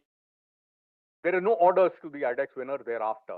Now an IDEX winner, in the first case for 5 years, there is a lock-in for orders. You're not talking about option clause, you're not talking about repeat orders, you're talking simple and straightforward. You are the person, you will continue getting the orders as long as you satisfy all other requirements and don't go into insolvency. Also, now we talked about the issue of innovation projects, IDEX, TDEX, TDF projects, etc. They remain small. He's good. He shows good potential, and there is a good capability to expand the requirement. This can be graduated to the Make One project, which is now financed by the government to 400 crores. There is a technological readiness level and the manufacturer readiness level, which has been introduced in it to ensure that when you're going to a particular vendor or going to a particular bidder, he has the capability to be able to deliver, both in the trials as well as in the product stage. You will be doing a session on the TRL later on, so I won't get into it. But suffice to say that the inputs are taken at the RFI stage itself. It's extremely important. And when you take the annual acquisition plan, these issues are included into the categorization of which TRL level will this product be. The TRL level could be pitched down, as you will see later on, or it could be pitched high. Now, in the Buy Indian IDDM category, if the vendor can come to a TRL of 6 to 9, that means he has the product with him. At 4 to 5, he's still on the issue of less engineering. He's still on the drawing phase, the conceptualization phase, etc. But when he's jumping to 6, he's going into something which is there on ground to be able to see. If he's at that level, then whereas single vendors are normally knocked out, you try for multi-vendor, he will be allowed to enter as a single vendor. This is a major issue that will be there and encourages good technology available in the Indian market. Now, this obviously is to be assessed by accredited agency. Netra is one, and there are a number of other panels which have now come in for the purpose of assessing this technology. A major improvement in the DAP 2026, what has taken place is the introduction of this beautiful chapter. I wonder why the attributes of this chapter can't be taken to the other chapter. But that, I suppose it will be in due course of time, which is the low-cost capital acquisition. What happens is, it's a very simple thing. The military buys a small amount, 75 crore the ceiling. It exploits it. While in the exploitation, it understands its capability and whether it is capable of going in for further procurement. And then thereafter, without any fresh trials, except there may be a limited validation trial for improvement that he sought, he goes in for bulk procurement. So what it is simple. For the military, it is try before you buy at the cost of 75 crores maximum. For the private industry, what it is, it's a foot into the door. That you got the door open and now you have to push it in case your equipment is okay and it's improved okay. I think this is a beautiful thing that has happened in the DAP 2026, which everybody needs to look at very closely and encourage it. Not what happened to the L1T1 or the QSQB issue, never tried out, never done anything, and it's dying a natural death. To push this, because your performance of your equipment will dictate extending of this kind of provisions to other categories of procurement, which are far bigger. So if it is a startup, which has got a working product, no capital, no service record, nothing of this was also a question that was given to me, that I've got nothing. How do I enter into it? I don't have experience, nothing of the sort. It's a massive de-risking issue. 75 crore being given to you, you encouraging it, extending your technology for it and going for bulk procurement, which is far bigger. And you're the person who the contract will be given to, nobody else. Also, a suo motu clause is there in which a bidder can come up, say that I've got this product, the SHQ accepts it, and it invites for challengers through the portal for 30 days. In case 30 days any challenger comes up, what is more importantly is, while the quantity that has been taken can be split, that the minimum order quantity can be split for the qualified vendors who are qualified in trials, etc., etc. However, the suo motu proposer will have the right to match the L1 bid. He may not be the L1, to match the L1 bid and get the order. He has a right. Now, the AON validity is 2 months as compared to 6 months. This 2 months is a challenge to achieve. And anybody who's been in the circuit, it's okay to reduce the validity, but very difficult to produce in 2 months anything that is required for defense procurement. I think it needs a little relook. Long-term bulk acquisition. It's also an excellent issue. You need it over a period of time. Therefore, you got tranches of procurement. Each tranche of procurement has got a SQR. This SQR is being upgraded with each tranche. The field evaluation trial complete will be for the small tranche, the first tranche. Thereafter, with upgraded SQRs, wherever the issues have come for the upgradation, limited validation trials will be coming in. Leasing. Previously, there used to be a dry lease, there used to be a wet lease. A dry lease means the equipment. No ancillaries, no maintenance, no nothing. Wet lease means you got everything. Maintenance, person to handle it, operate it, etc. Very expensive. Dry lease, you are high and dry. Half the time you don't know what to do with the equipment. So between the expense and the necessity, a damp lease has been introduced, which looks at the SHQ picking up what it wants. It doesn't want a person to handle the equipment. It requires first line repairs or requires second line repairs or whatever it is. He will ask for it, and that shall be included in the cost factor. I won't be going into the leasing factor during the presentation because it becomes very long. Now, two-stage trials have been introduced.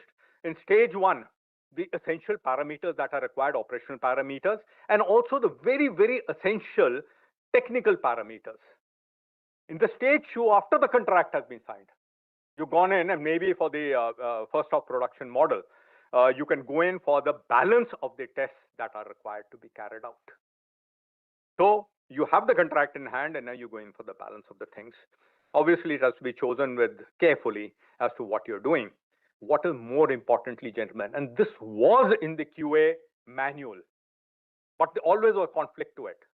We want to try out the mini UAV with a 100 Pascal shower of 4 showers over a period of 2 hours. The mini UAV, it will bloody drown.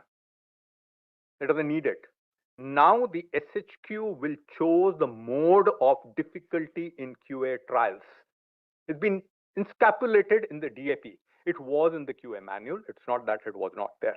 So nothing very much. We have a QA officer heading the QA, and he's done very positive issues, as I can understand, on the issue of more integration of the QA into getting the equipment rather than a rejection trial, more than acceptance trial.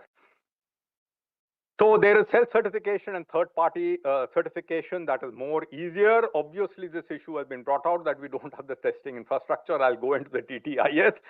8 years, nothing come about. You have a major problem on it. But at least the policy statement says that, look, go in for self-certification, go in for these kind of things. You have it, we will accept it if you provide it, as long as they're correct and they can be ratified. QA, the head of QA, I mean, the ADG has already said so very categorically, they're accepting it. Now, the fast evolving system in the market today, and requirement is there to upgrade at all time. I had a case of a particular simulator which had a CRD screen written over there. The vendor came to me and he says, for God's sake, a CRD screen, even if I want to buy it from the market, is not available. Let me upgrade it. So I looked at it, CRD screen, what to do? Had to travel with a damn file for 3 months, trying to justify the CRD screen is gone and he's ready to provide a LED screen. So is there a drop in the price with a CRD screen for LED screen? Yes, there is. So his cost factor would come down. Now, upgrades, including software upgrades, is part and parcel encapsulated in it where it can happen easily. So let's go. This was the nutshell. Now, whatever I'm going to say there is only elaborating on that. This is what the DAP 2026 does for it, and does a lot. There could be much more. People can keep on talking, but this is what it does for us. So let's go to the planning process. I'll just flash it because that is not one thing, but very important to know. Previously, there used to be long-term and a mid-term perspective. Now, both of them have been merged. The long-term and the mid-term has been perspective. How has been merged? There used to be a defense capital acquisition plan, which was a 5-year, 2 5-year plans. So the ICDP, that the Integrated Capability Development Plan, is basically comprised of 2 5-year plans. And from this, you got the technological perspective and capability roadmap. You have a lecture on this taking place, I think, today or tomorrow. I won't go into it. But what it gives you is problem definition statements, which is promulgated in the website. You have a link of it in your thing over there. I have a look at it. And this will tell you exactly what is required by the military. Not exactly, somewhat required by the military. I'm afraid everything is not being shared yet. They need to share it.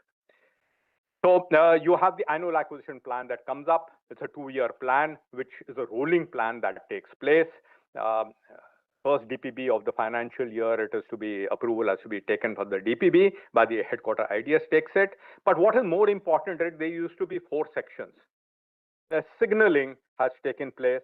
The part A remains the same. Whatever acquisitions that were pending over in the last year, which is there, and for which or in this year for which the AONs have been taken, that is included in Part A. Part B, Part C, Part D remains the same, which is the buy scheme, the development scheme, and the other capital procurement scheme, which are likely to be taken. What has been introduced is 2 parts, which is the Part E and the Part F, and gives a signaling of the importance of it. Is a fast track procedure. Bulk of our procurement last year, I wouldn't say in terms of monetary, but large volume of procurement in the previous years has taken through the fast track procedure. And the strategic partnership model, which actually is a bugbear, now encapsulated into a separate category. At least a track of it can be taken. It's signaling, messaging, but that's what it is. Not that it was not there. Now, the maturity level of the indigenous technology in terms of the technological readiness level for which a lecture would be given to you has to be reflected or may be reflected in the AAP itself against each one of the procurement schemes that is there, that what do you want. In case it's not done here, certainly at the time when you take in your acceptance of necessity, it has to be done. Okay, now let's have a look at the overlay. This, gentlemen, is the overlay which I have made. It's very simple. The DAP 2026 looks at capital acquisition. It's not the defense procurement manual which looks after the revenue. They're 2 separate documents. A lot of people get confused and look at revenue procurement in the DAP. It's not there. It's in the defense procurement manual, which was far simpler than the DAP till the time they revised it. A few years back, they made it more complicated than what it is now. Life is getting complicated. Now, what is the DAP 20? What is capital procurement? It's 3 types of procurement schemes. It is divided into buy, development, and additional procedures. So what is buy? Buy is, I've divided buy, it's not divided otherwise, buy and buy and manufacture. It was buy and make first. It was buy and make. That make has turned into manufacture. What is the buy? You can buy from an Indian design, development, manufacture, or you can buy global. What is manufacture added into it? That you buy it from the Indian manufacturer in India, or you buy it global and manufacture in India. That's about all. Nothing more than that. These are the fundamental 4 categories. That buy Indian has been knocked out. Buy Indian was a bugbear. You pick it up from abroad, bring it, try it out, put a stamp on it, and say it's Indian. No way now. Development scheme remains the same. Make and innovation. Now, make and innovation have been divided into separate chapters. Make is make 1, make 2, make 3, no changes except a few things, ingredients into it. Innovation remains IDEX, Innovation for Defense Excellence, Startups and MSME, Internal Organization, Technological Development Fund, which is the DRDO fund for DRDO products. And also you got the design and development, D&D by DRDO, DPSUs, as also from central research organizations of the government. OFP has been knocked out of the entire issue. Additional procedure. You have the long-term bulk acquisition. I talked about in the summary. You got leasing. You got fast-track procedure, very important. You got the new chapter of the low-cost capital acquisition. You got the other capital procurement procedures, which are basically what used to happen on the revenue route, now has come into the capital. And you got the strategic partnership model. How do I look at it? I look at it slightly differently. I look at capital acquisition. What is capital acquisition? It's capability acquisition up north, or it is capability development. I have added another capability maintenance, other capital procurement procedure.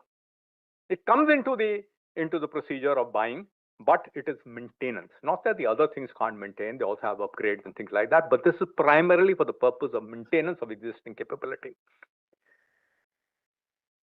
I would also like to see strategic partnership model being taken out of additional procedure. If signaling is the issue, additional procedure you put it in, you're putting it into some sort of cold storage. I would like it to be taken out. It's a major issue into getting capability from the international market. I think we've realized this now. Major issues are coming into it. Make innovation and D&D may be pursued in isolation, in sequence, or in tandem with any one of the four procurement category. No longer they can say that it is in this one, you don't buy it. It can be in tandem. This doesn't come through, the development comes through. The development doesn't come through, this will come through. So that is very much feasible to do so. Now, let's come to the buy scheme, gentlemen. These are snapshots. Okay, I'm still okay for time. Buy Indian, indigenously designed, developed, manufacture. What is the criteria? Either the equipment is already in service, existing. It is for use, it is available. For use in some other sector, it can be purchased into the military sector. It has been produced, but is yet not come into service. The acquisition can only happen from an Indian vendor. Later on, we look at what is an Indian vendor. It has to be produced through in-house R&D, design and development, or any one of the other development schemes that we had a look at. You have to ensure that the vendor concerned or the bidder has the capability to supply it, firstly to produce it for trials and thereafter supply it with the required indigenous content as well as the design content, indigenous design. Otherwise, the vendor is not qualified. I mentioned the issue of 30% indigenous content at trial stage now is mandatory. He can't pick it up from the global market, produce it and say that it is Indian. Yes, it may well be Indian, it might well be global, but 30% indigenous content is there, which he has to upgrade to 60% indigenous content instead of 50% by the final stage. Remember this, there is a graduated process of indigenous content. It's not that he delivers the first lot has got 60%. He may have a graduated which he submits, accepted, but overall across the board he has to achieve 60%. So the last delivery may be more than 60%. Indigenous design has to be met. The qualification of this has been to be met. Now the offered technology maturity level is T5 to 9. You will learn about it more. Sufficient to say that it is not only that it is a engineering drawing, conceptualization stage. There has to be something on ground, which is the basic level of 5. He's migrated to that level. However, if the Indian vendor can produce 6, which is a higher level, he can be an ab initio single vendor case. The case will go on. Buy global. I'm not going by the order of precedence. I'm going by buy global IDDM. What is the criteria? Firstly, it could be either not a strategic equipment or a long-term equipment, or it is a strategic and a long-term equipment. If it is not a strategic and long-term equipment, there could be a multi-vendor or single vendor. In this, the fast-track procedure could be adopted in case it is of vital necessity in terms of time for the military, operational necessity. If it is a strategic or a long-term nature, either it could be that the vendors are from the same country or they are from different countries. If they are from the same country, this can take place under the G2G agreement or the IGA agreement with the USA. For multiple vendors, you would select the equipment. After selecting the equipment, you go to the government of the foreign government under the IGA or the G2G agreement to facilitate the procurement. If it is from different countries, then it has to be a competitive bidding process in which you get the L1 bidder, you do everything, get the L1 bidder, and then you talk to the foreign government. So little inflection changes and the order in which this percolates. And the TOT and MTOT have been made mandatory. wherever it is required. The buy global is the lowest in the pecking order. It is an outright purchase from the foreign vendor. We talked about G2G and the IGA route, intergovernment agreement with the US government, G2G with the balance of the government that is there, or it could also be with the Indian vendor. At the prototype stage, that is at the trial stage, there is zero indigenous content. But however, at the final stage of the contract, he has to achieve a minimum of 30% of indigenous content. Now, more importantly, what it was, whenever the SHQ goes for the UN to the UN according authority, besides asking for buy global, he has to put a statement of case, which gives a proposal that for the indigenous development route, through the make or the D&D route. That proposal has to be there. The UN according authority will inspect that, also make a decision, should you go buy global or should you go with other indigenous route and take a longer time for its procurement. More importantly, gentlemen, there is a positive indigenization list. It used to be called the negative list at one point of time. This cannot be under that. So the items that are there cannot be under the positive indigenization list. Now, the buy Indian manufacturer in India, it's either already in service or it is capable of being manufactured, integrated, tested, acronym of MIT, by the Indian industry. That means all key technologies are available to the industry. Or the industry can take the support of the foreign OEM who's willing for a transfer of technology and the MTOT and be able to carry out the functions of MIT. The buy component in this is buy and manufacture component. The initial acquisition may be carried out in the fully formed state from an Indian vendor. Now, there's a clause in it in yellow. The Indian vendor may well import it from the foreign OEM also. It is there, available with him. However, the manufacturing component has to be as per the indigenous content route by indigenous manufacturer in the phased manner involving absorption of technology into it in range, depth, and scope from the foreign OEM. So at the trial stage, it may well be zero if it is taking it from the foreign OEM. If he's producing it, obviously it's indigenous. At the final contract stage, it is 60%. It remains the same as the DAP 2020. You can have zero buy quantity, no buy quantity at all. However, the technological readiness level is at 8 to 9, which is the highest. 9 is the highest. That means this equipment is proved available in the market to be able to be brought. So that is a point that is there. Graduated approach to achieving the indigenized content is certainly there. Buy global, manufacture in India. It is available with a foreign OEM. It may be in service in a foreign country or not. It does not matter. However, the foreign OEM is willing to set up a subsidiary, a joint venture, oblique TOT to the Indian industry. Also give MRO for the complete life cycle. It cannot be without that. So the outright purchase will take place from the foreign vendor of the necessary quantity. And thereafter, indigenous production would take place along with the MRO, along with this, through an Indian partner. The vehicle for the Indian partner can be of magnitude of many things, joint ventures, transfer of technology, special purpose vehicle, etc. What is important, the last part, for the complete cycle support of the equipment, and not just for the production phase at all. Obviously, at the trial stage, the indigenous content is zero. However, by the final stage of the contract, in graduate increments of each part, it has to achieve 60%. Indian vendors can also participate in this. And when he participates in it, he has to produce 10% less of indigenous content. And the initial buy procurement need not be carried out. Offered solution again is of a high variety of 8 to 9. It is not at the development stage that you can do so. So when you go to the UN according authority, there is a decreasing order of precedence that is put.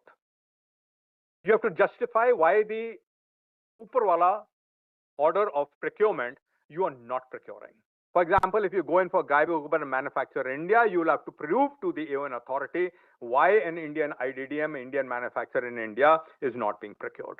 Otherwise, you can't do that. So this is the order of priority that is listed.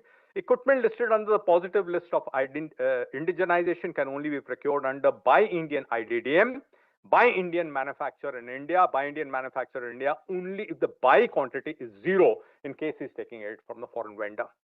In the DAP 2020, there should be a buy global manufacturer in India. Now, this has been wiped out, as I see in the DAP 2026. I don't understand why, because in buy global, there could be an Indian vendor supplying you the item, and then it becomes an Indian product.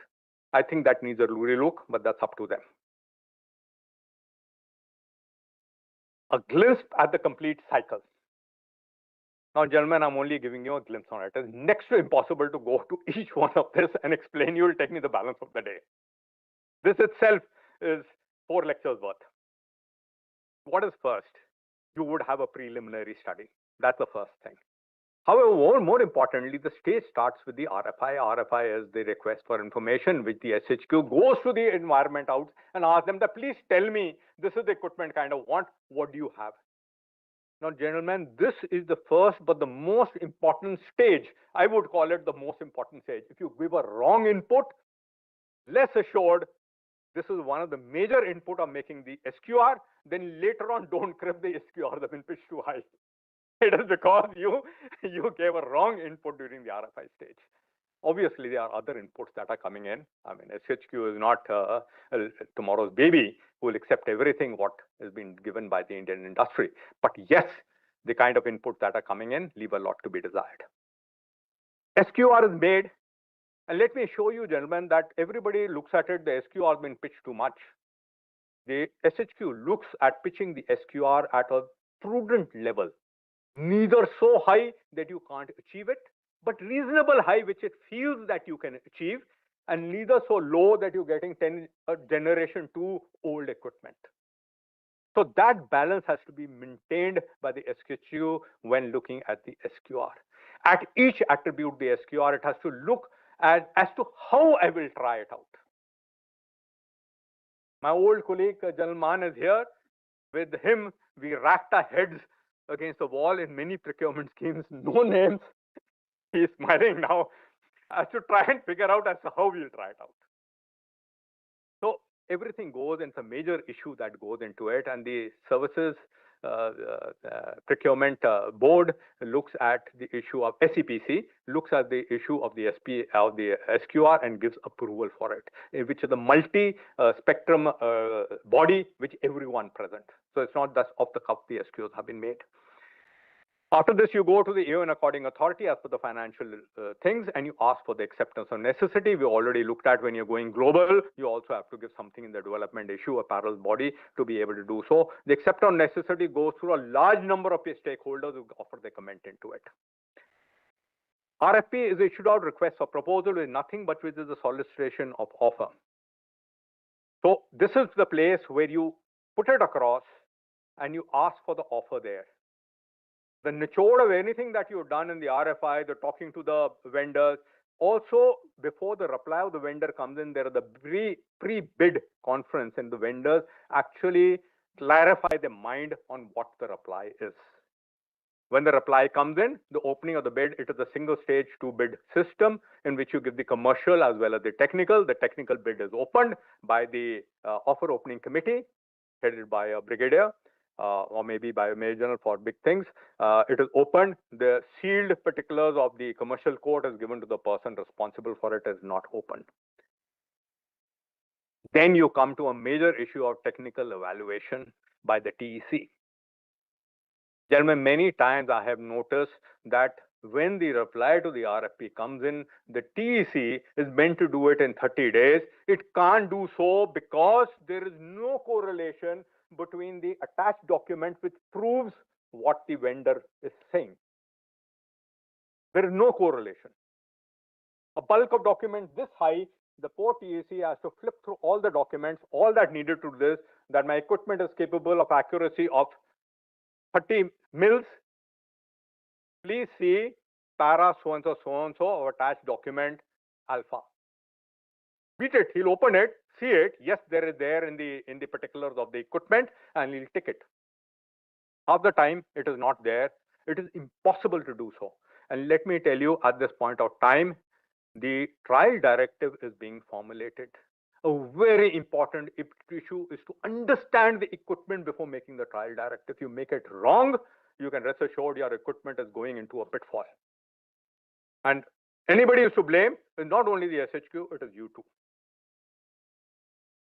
After that, it is there, after approving it, it goes for on-field performance, the field evaluation trials, which will also be the user trials and the technical trials, as well as the DGQA trials, the MET, maybe EMI-MC, etc. All it goes there. It's the biggest bugbear I'll be talking about tomorrow.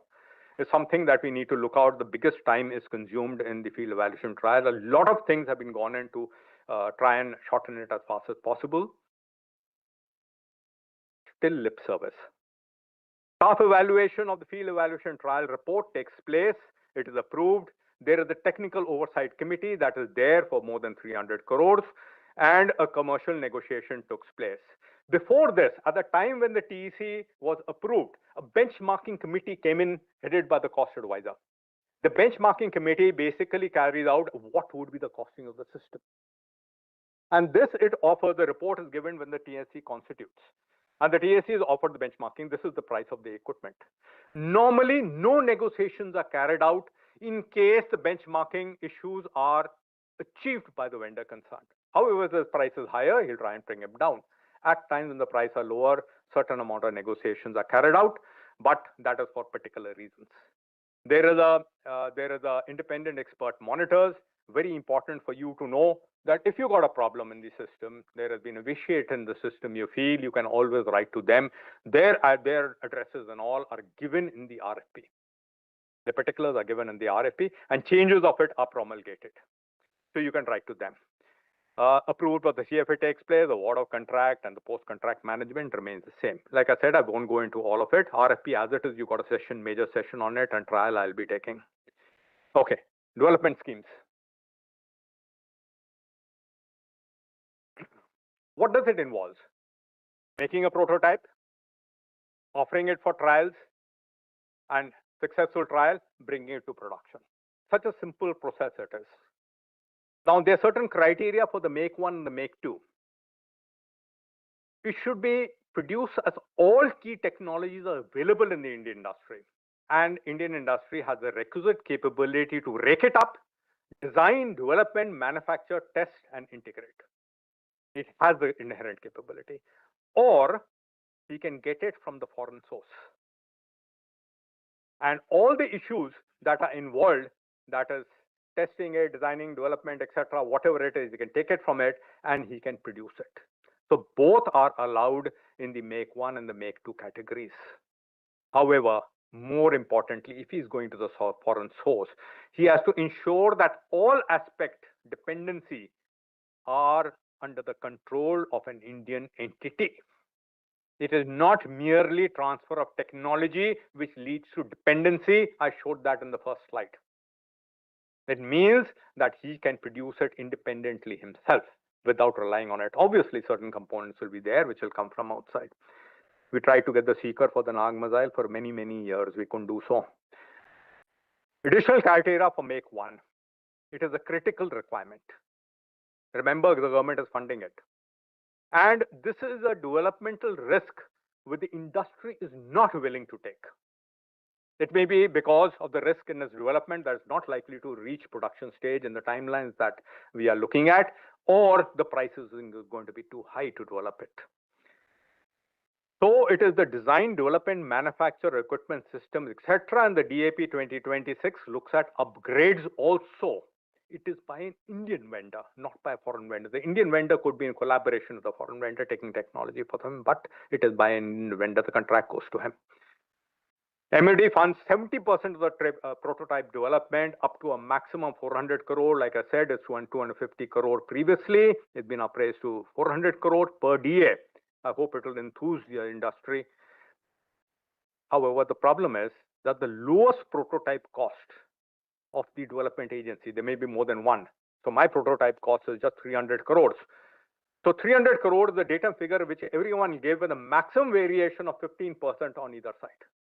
On the upper side, obviously, not on the lower side. So that is what you will get, even though my development cost may be 400 crore. Funding can be higher in case the UN authority so desires. And DAP 2026 has got a clause in which the acquisition wing will issue a list in which 100% funding for the development shall be included. So it's not only 400 crores. Now, this is a positive aspect. So things like developing of a FMBT or something like that, a futuristic main battle time, 400 crores, peanuts. So if they want to, they can have, if they're included in the list, 100%. We talked about this, IDEX and TDF projects which have potential and can go up to next level development, can migrate to make one, and you'll be funded. There was a question that how does funding taking place? You have a capability for it, for funding it in the make one project. Now, successful DA is given an RFP by the government concerned for the commercial offer of the prototype and development and procurement stage. It has to be Indian vendor. It has to meet the indigenous design as well as the indigenous content. The funding will be in a phased manner. We looked at that factor also. I mentioned that in the MSMEs, how much a percentage, they get 20% advance up. In case of MSMEs, without having any kind of a bank guarantee and all, they get 15% within 21 days. It has to be emerging and critical technologies. List is promulgated by the MOD. This list of the make one is not that you just do it. It is by the, and it's a very nascent level of technology, 1 to 5. It well may be in the conceptualization version of version 1, or it may be migrating to the engineering version of level 5. So that can be included. Make two certain issues that are there. Design, development, and manufacture by Indian vendor has to meet the indigenous and IC requirement. No government funding is there in Make 2. Absolutely no government funding. However, what is important is that there are single vendor or a sumo moto proposals could come from a particular single vendor, and this would be considered as a resultant single vendor, not a single vendor. Resultant single vendor is that we can go through the whole process. Just like in trials, you landed only with one successful vendor. It's a resultant single vendor case, and you can go through. However, there will always be attempts to have a multiple vendor. This is the bottom line for all defense procurement. Now, where the defense procurement is less than 100 crore per year on delivery schedule, no commercial or financial criteria is asked for. So that is a positive issue to it of the small project of 100 crore, no financial criteria. So all the people who say that we do not have the previous knowledge to it, we do not have expertise for it, we do not have the finances for it, 100 crore per year is yours. Also, what is the last line over there? If the MSMEs, therefore up to 100 crore will go to the MSMEs if there are 2 or more than 2 MSMEs there. There is an ambiguity in the DAP that is crept in. It used to be 100 crore per year as a delivery schedule. Now it doesn't say so. It says even value of 100 crore. I think it's a omission. It shall be corrected. If it is greater than 100 crore per year, the average turnover of the last 3 years should not be less than 5% of the net cost of the project. And obviously the net worth has to be positive. It's not that you're approaching insolvency. In Make 3, what is Make 3? Make 3 is basically meant for import substitution. You had imported a product, it is in service from outside. Can the Indian industry produce it? Yes, I can produce it. Please get to Make 3. That means you now become the supplier, not the foreign country who has got his linkages in various issues of holding up the complete technology or providing it to you or raising its price. All key technologies have to be available to the Indian industry and can absorb the technology from the foreign OEM also, like he's provided the Carl Gustav 84mm RL. You want to indigenize it, you absorb the technology and start supplying it to the Indian Army instead of the foreign Swedish product. It will maybe in collaboration with them, which it is currently under collaboration with them. It still has the linkages and problems that are there, but this kind of a thing should come in. Indian firms may manufacture this either in collaboration or with TOT with foreign vendors, and you can form a joint venture in this also. It has to meet the indigenous content requirement. Remember this. It may not be indigenously designed development. There is no ID requirement in Make 3. So the ID requirement is only for Make 1 and Make 2. Successful development from successful DAs will in the by IDDM category. A problem in this because in the annexure it says that Make 3 is under the Buy Indian and Manufacture in India, which is correct because that is how it used to be there. But somehow in the main body, the Make 3 has been included into the by IDDM category. I think it's an omission which has taken place. Everything will come into one thing will come under, two things will come under by IDDM and the other under Make 3, buy in Indian and manufacture in India, because that is what is allowed in the criteria. Innovation for defense excellence, important issue that is there. So considerations in this, it is basically involving MSME startups, low capital investment, high innovation. This is the basic line of innovation. There are various bodies. You will have a session on it tomorrow. The DISC, the Spark, Aditi, to basically provide grants and the projects in this also. You could go through it. They are on the ADX website. More importantly, you can forward suo motu proposal to this, and the procurement of this is under the by IDDM category, that's 60% indigenous content. There is a project facilitation team that guides the project through the design and development stage. Now, what has been introduced is the minimum pilot order quantity. This minimum pilot order quantity is stipulated at the time when you take the EON. Should you be successful in the single stage composite trial, no longer multi-stage composite trial, single stage composite trial, the minimum order quantity will be given to you. It's stipulated over there very clearly. However, it is subject to meeting of commercial criteria, obviously.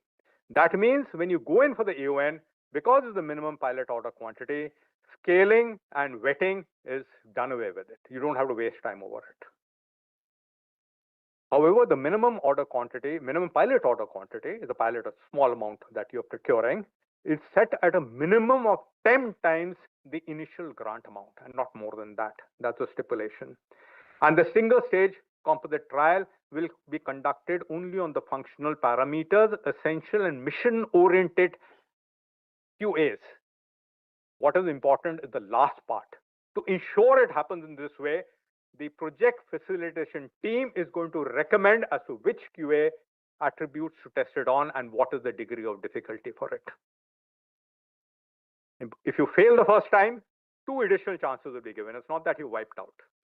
Also, if you do not meet the PSQR in the first go, 100% of the PSQR is not met, there is a thing available for procurement of a smaller amount, tranche increment of PSQR, giving you of SQRs in forms of SQR, giving you the ability to be able to procure it, to be able to reach the SQR at further stages and to have greater amount of procurement. This is the question that was asked by everyone, that how do we go ahead? 5 years of the contract, the orders will come to you. It is not repeat order, it's not option clause, the orders will come to you, to the contracted IDS winner, irrespective. However, the total cost cannot be more than 10% the value of the initial purchase. Earlier on, we never had the MPQ, that pilot order quantity, so wherever it is, that would be 500 crore, which would be given to you. That's the ceiling. Technological Development Fund is a fund by the DRDO for his sponsored projects that are there. This is by Indian vendor, largely meant for the MSMEs and the startups, though other companies, bigger companies could also come through, supported by the Technological Development Fund. Once the prototype is developed, the procurement is under the by IDDM category. That means 70% indigenous, 60% indigenous content. And there's a project monitoring, mentoring and monitoring group. Mentoring has been added into it because it's a development phase. It mentors it, hands-holds it, brings it up.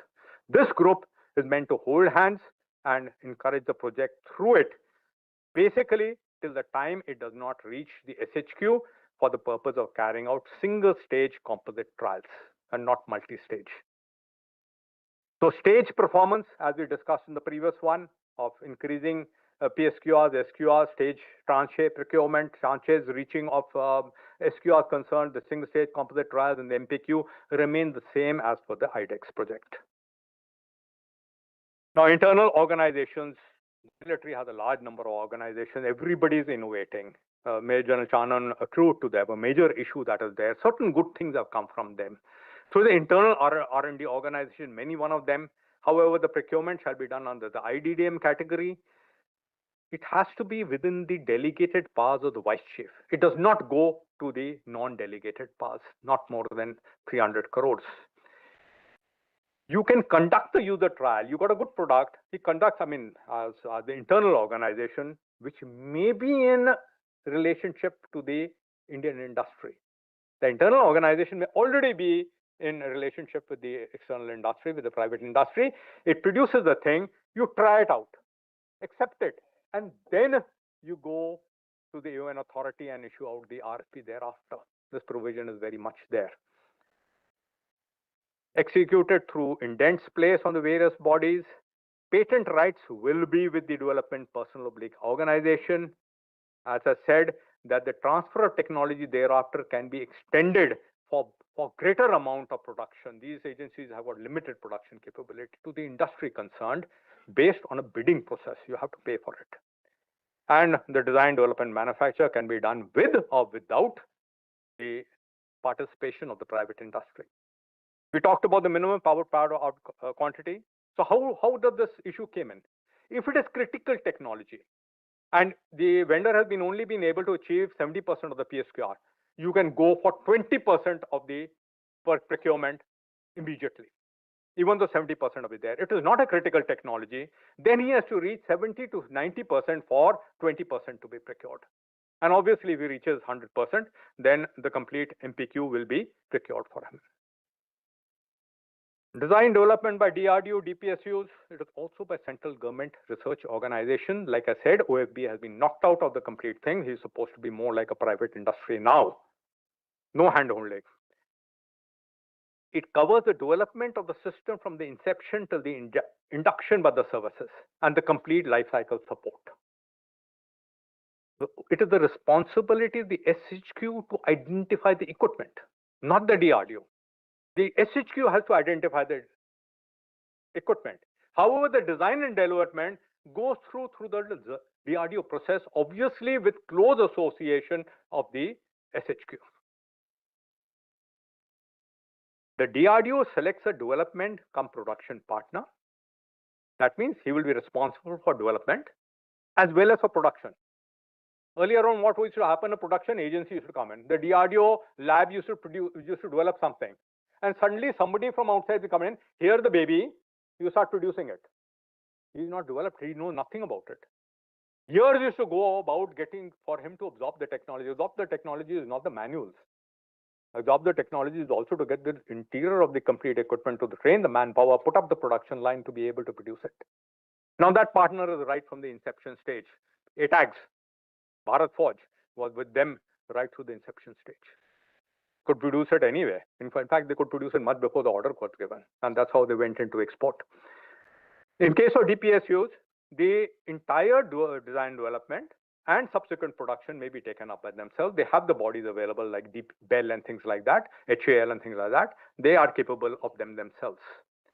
There is still a provision of the production agencies over there, which comes in later on and not at the development stage. Well, that remains as one of the things over there that are there for the processes that are going on. But the better thing is to have a development cum production partner. Now there is a spiral development model that is there. No longer, you don't satisfy the PSQR, I'm sorry, you can't get to the SQR stage. You satisfied certain portion of it. The committee has decided that this is okay.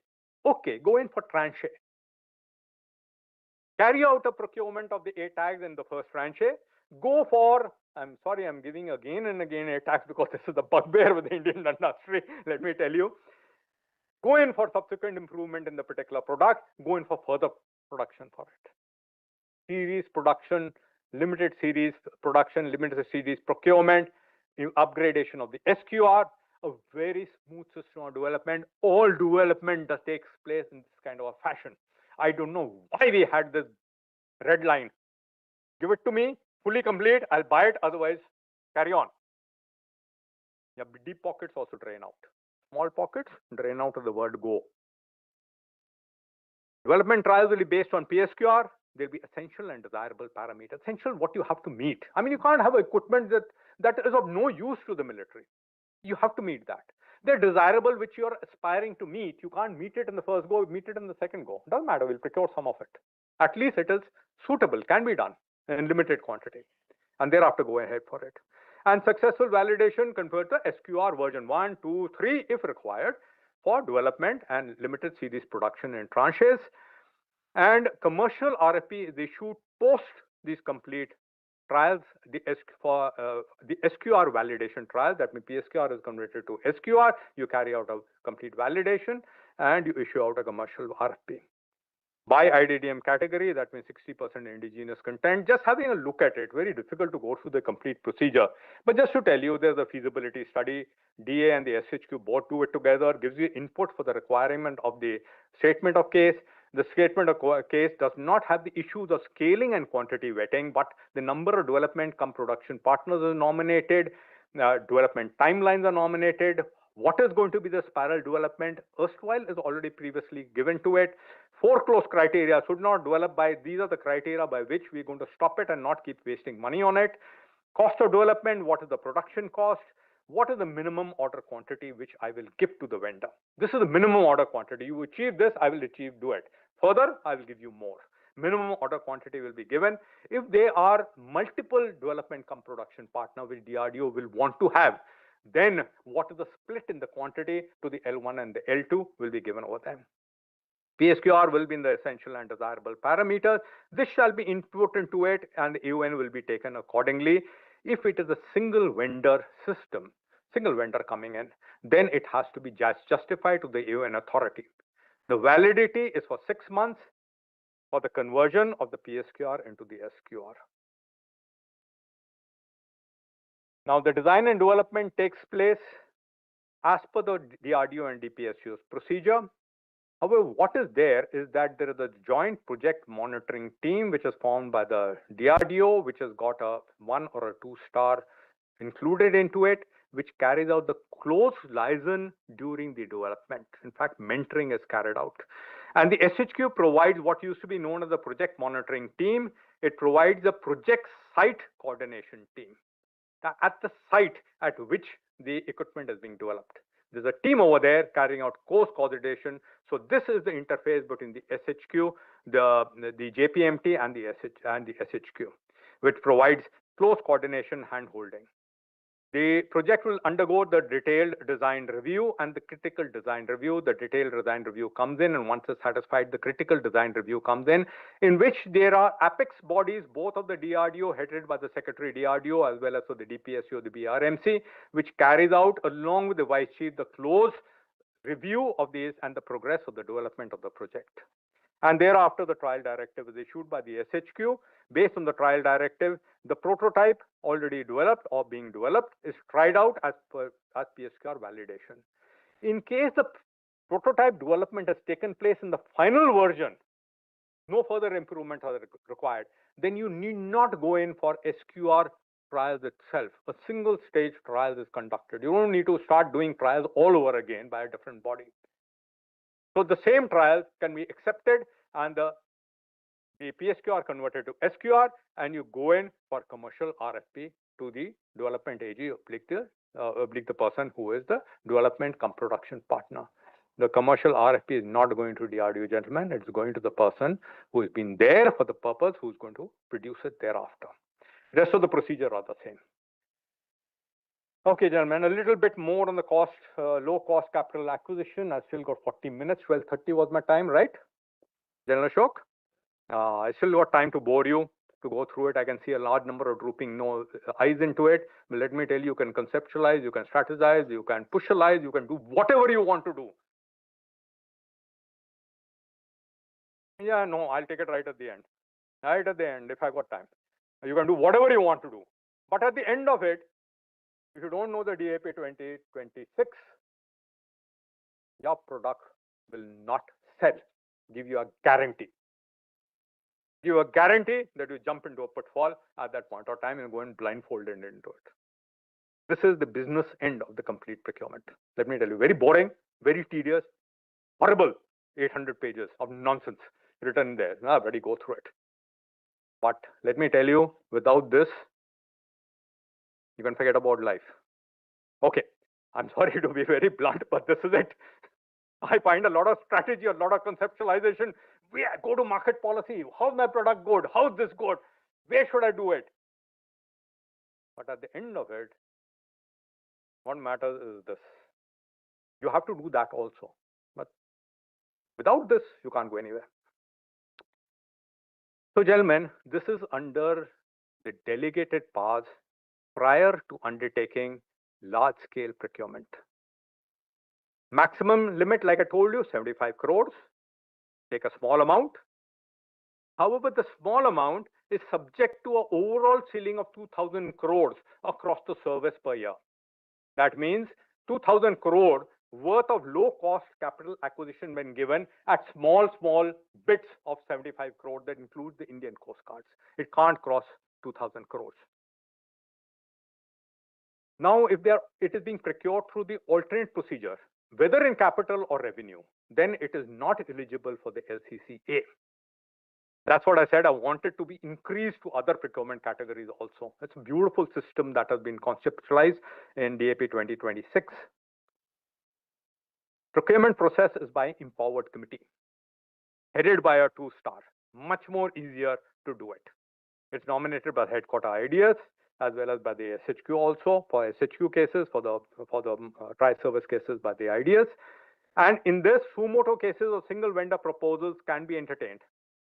And you can go through, like I said, it's published in the DRDO portal, 30 days for giving a reply, and thereafter a competitor will come in. But the advantage of this is the first right shall be to the sumoto case, the first right. That even if he was coming as L2, he can come as L1 if he can bring down his price to L1. Only equipment under the Buy IDTM category and Buy Indian Manufacturer in India category should be procured in this procedure and no other equipment. Now, pre-ON, the Services Production Board, overall responsibility to coordinate the case and the projects concerned, because somebody has to keep track of the 2,000 crores overall. The operational requirement is done by the SHQ. The empowered committee identifies, based on the availability, operational imperatives and sumoto proposal. Is the empowered committee that is doing it. And the minimum order quantity is worked out as to what the orders are going to be given. In case of the import cases, the approval of the DAC is mandatory. However, the statement of case for alternate procurement through the development route has to accompany it if you're going to a foreign country. Somebody wants to go to a foreign country, I'm sorry, include that also. DAC will take the necessary decision to it, should you go foreign or not. And this is processed by the empowered committee to the Services Procurement Board. EON will also include the minimum order quantity that you have to procure. The product support completely through the life cycle, also complete the comprehensive maintenance support also. The requirement of the limited validation trial oblique the demonstration. You're not going through the complete FET. It's a limited validation for certain attributes and the demonstration. And the validity that I pointed out is 2 months. Now, 2 months is the validity of the EON, otherwise it is going to lapse until the time it comes in. It's a challenge to meet. RFP and the TEC, the RFP is to be issued out within 6 weeks. And the evaluation is in 2 stages. It's a technical evaluation of the bid and followed by limited validation and the demonstration only, and nothing more than that. It shortens the complete procedure to an enormous amount of extent. No longer 2 climate, 2 terrain, etc., repeated trials. TEC is approved by the SHQ, which is normal. CNC is as normal procedure. There would be a splitting of order, if at all it is there in the EON, and it holds good that the L2 has to meet the price of the L1 should he be given the order. Otherwise, he cannot be given the order. Contract is signed within 4 months of the EON. Everything has to be completed within 4 months. Shorter incubation time, even if you have taken loans for it, mortgaged your property for it, 4 days time, 4 months time, you will start getting the money back in some form or the other in terms of the advance. If more than one vendor has been shortlisted, sumoto vendor has the first right. We talked about it. Deliveries has to be completed in 9 months. Now, that is a challenge for the industry. If you do not have your production line ready, you can forget about it. You wanted the spike missile from Kras, Kalyani Rafale. At the time when you wanted it, the production line was not there. You had to take ex-stock Israel military. Not Israel government, that's military, not ex-stock Rafale, the military, because the production lines were not ready. It's all figurative. You can't put production line overnight. It's not possible. Trained manpower, material, machinery, next to impossible. So you have to have this available. Post-exploitation, the exploitation will carry out. The SQR is to be there within 1 year of the delivery of the first amount. You have to produce an SQR. And thereafter process it for the purposes of bulk procurement. It has to be under the buy procedure. So within 1 year of the first tranche, you're going to get the bulk procurement. I think it's a major issue for the domestic industry. All the cribs of long processes, finances, bottled end, bleeding of pockets, all has been taken away from this. I would like this to be pushed into all procurement categories. If it can be done for this, why can't it be done for the others? But it can only take it if the defense industry makes it successful. If it makes it successful, people maybe think about it in 2030. Okay, long-term bulk acquisition. High-tech, capital intensive, long-term basis I require it. For regular upgrades and progressive indigenization can be carried out in this. Very important thing that is there. Procurement will be in multiple tranches. First, AON will say the complete amount. Thereafter, you can take procurement in multiple tranches. So while you've taken the AON for the first tranche, in subsequent amount, you don't have to keep going for a very detailed kind of a thing. Only is that the amount of number that you're taking, X the total amount that is there has to be declared, so that the total number is not exceeded. SQR can be upgraded tranche-wise. We saw that in the development program that was there. The FET will only be there for the first tranche. That means the detailed kind of a field evaluation only for the first tranche. For the second one, that whatever is the upgraded portion and the related portion, which may have effect on related portion, so limited validation trials shall be carried out on that, on the upgraded portion. The indigenous content can also be increased in the first one is 30, 40, 50, 60, etc. You could have two vendors, L1 and N2, competitive selection will be there. And for subsequent tranches, the commercial quote shall only be given to the same vendor which was there in the first tranche. It's not new entries coming in. New entries are not allowed into it. Whoever did it in the first tranche will get further orders to it. He's got commitment of orders that are there over a longer period. And bulk acquisition is a longer period, will sustain that industry for a longer time. Fast track procedure. This is one of the most successful in the previous years. I think a lot of it is talked about. It basically where the timelines on normal procurement are being impinged very seriously. So therefore, you have to go in for fast track. You have to procure it. The procurement could be from the Indian vendor or it could be from a foreign vendor. We look at procurement only from foreign vendor. It could be from the Indian vendor also. It is under the buy schemes. It also covers the leasing or the intergovernmental agreement, or the G2G route that may be there, because IG is only with USA, the G2G also. It is for the indigenous sources as well as export. And wherever there is a detailed requirement of kind of a field evaluation trial or even limited validation trial, the equipment is not supposed to be procured through this kind of a procedure. The empowered committee may have the mandate to go and witness demonstration of the equipment, but no validation trials are supposed to be conducted in this. The equipment is either in service, so it could be that is already in service. You could invoke the option clause or the repeat order. Option clause is already invoked into the RFP, in which the vendor is meant to give it at the same cost of the first procurement, or the repeat order up to 100% of the first order, for which the negotiations for the second order and the price can change. However, the negotiations, as even the repeat order, has to be as per the last purchase price. It could be a vendor which has not given the order in the first one because he was L2. However, he's qualified in the trials. Or it could be that it is a new vendor because the old vendor is not available. Normally, it should be given to the old vendor. It could be a new equipment, totally new equipment that you're taking in. Or it could be equipment that are in service or even which were in service, no longer now, in a foreign country. It could be X his stock, or it could be X his fresh procurement. Pike were taken X stock. All tech-in equipment will follow the fast-track procedure. Single equipment up to 15 crore and multiple equipment up to 30 crore. There is a technical coordination group at the NSCS, and EON has to be taken as per the model thing. A small glance at the flow procedure because it's slightly different. The scaling and the quantity vetting is dispensed with. There are MOQ put over there, and the AIP is given by the service chief. Once he gives in, the procedure starts off. Now, in case this equipment is not listed in the AAP, majority of the time it's not listed in the annual acquisition plan, the Defense Procurement Board has to be approached, which is up to 500 crore, and the DAC above that, above 500 crore. Previously, you had to go to the DAC for it.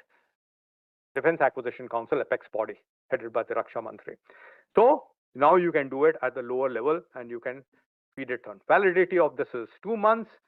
Whenever you go for this, the statement of case for indigenous procurement has to be put in when you're going to the foreign.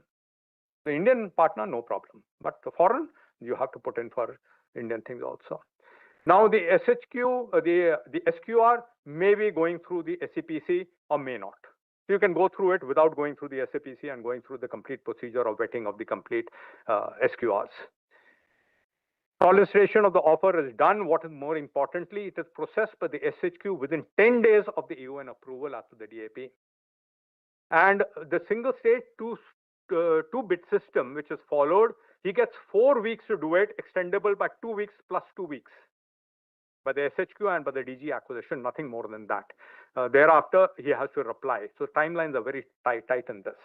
Technical evaluation. Normally, the benchmarking committee I already told you about. The empowered committee is there.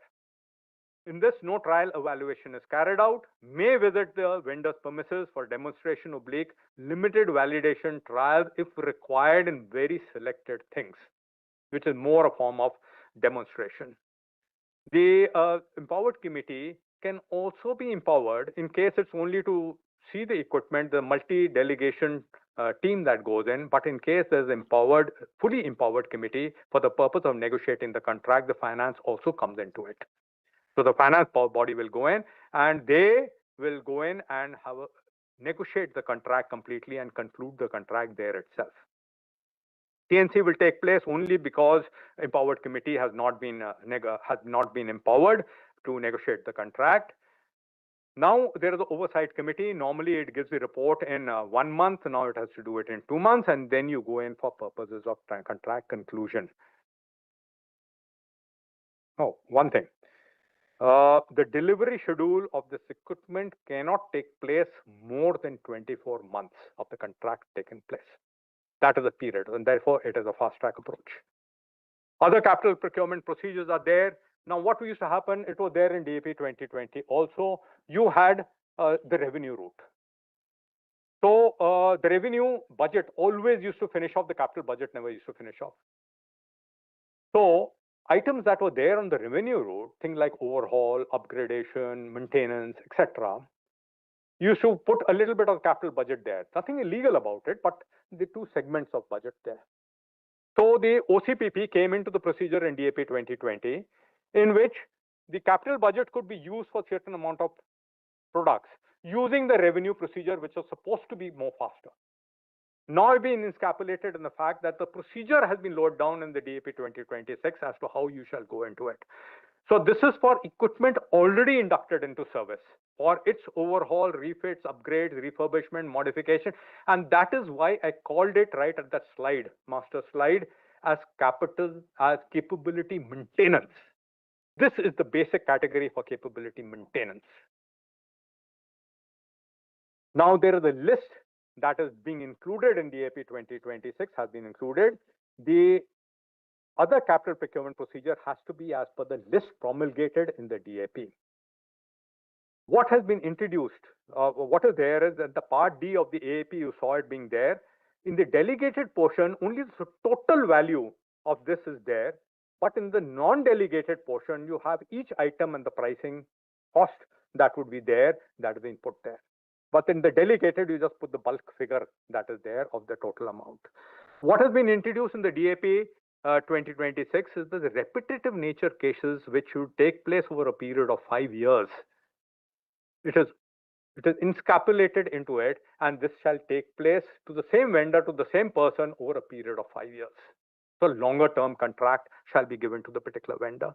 Over the costing and the items that are written there is a flexibility. Obviously, when you go in for maintenance, very difficult to stipulate that this much only will be procured and that would be the cost. 25% flexibility is put there. So the RFI and the SQR stage may be dispensed with. Since the equipment is already with you, you already know about it. You can dispense with this, asking the industry as to what it is all about and making SQRs. You already know what it is. The EUN, the powers have been there. Most importantly, in the non-delegated cases from 300 to 500 crores, it is on file to the Defense Secretary, and if it is above 500 crores, then obviously it goes to the DPB and thereafter the DAC. Ex-import cases has to go to the DAC. For the delegated cases goes to the CFA concerned. Now, CFA is more than what is the Vice Chief in the Army Commanders and below the MGS, and everybody has got powers to it. We look at it, and it can go on file to it in consultation with his IFA. Has to be in consultation with it. UN has been reduced from 1 year validity to 6 months validity, presumably faster in case you do so, and the timelines for the procurement have been reduced to 4 weeks in consonance with the complete thing over there. Now, in relationship to this, the procurement is carried out by the project negotiating committee and not by the CNC, which is the bigger body. The project negotiating committee, basically for the delegated cases, it's carried out the complete procurement. The CNC obviously will be there for the bigger cases. Strategic partnership model, a model which was intended to bring in technology and capability into the military and into the defense industry. Sadly, has not seen the dawn of the day. Hopefully, it will. The major encumbrances, it still remains there. The first is the IPR. It's an issue which troubles us. You've seen this in the media going, and the source code and the algorithm. Rafael will not give the source code for the Rafael. You can forget about it. If you don't have the source code, can you go to strategic partnership model? IPR, if you don't have, can you go to strategic model? But if you procure it, it can't talk to anybody else. It can't talk to EW system, which happens to be from Russia or from America. It can't talk to your missile, which happens to be a Russian missile or a US missile or a Canadian missile or a France-French missile, most probably. If it can't talk, I'm sorry, there's a major problem. It's got its own radar. It is not interfaced with the EW radar, which is in the air, watching everything evacs. The evac gives to the base station gives to him. Multi-second, the so-called J-17 brings it down. It's not the J-17 is superior. No, it is not. You didn't have the kill chain in order. If you didn't have the kill chain in order, I'm sorry. Whatever you say, you're handicapped.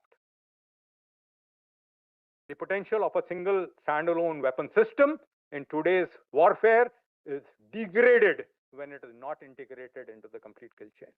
You can forget about it. Even a human being is degraded. They're no longer the Rambo. The Rambo should know where he is. He should be able to talk. He should carry out fire support. He should know where his colleagues are. He should know where the enemy is. He should know what is the best way to the objective.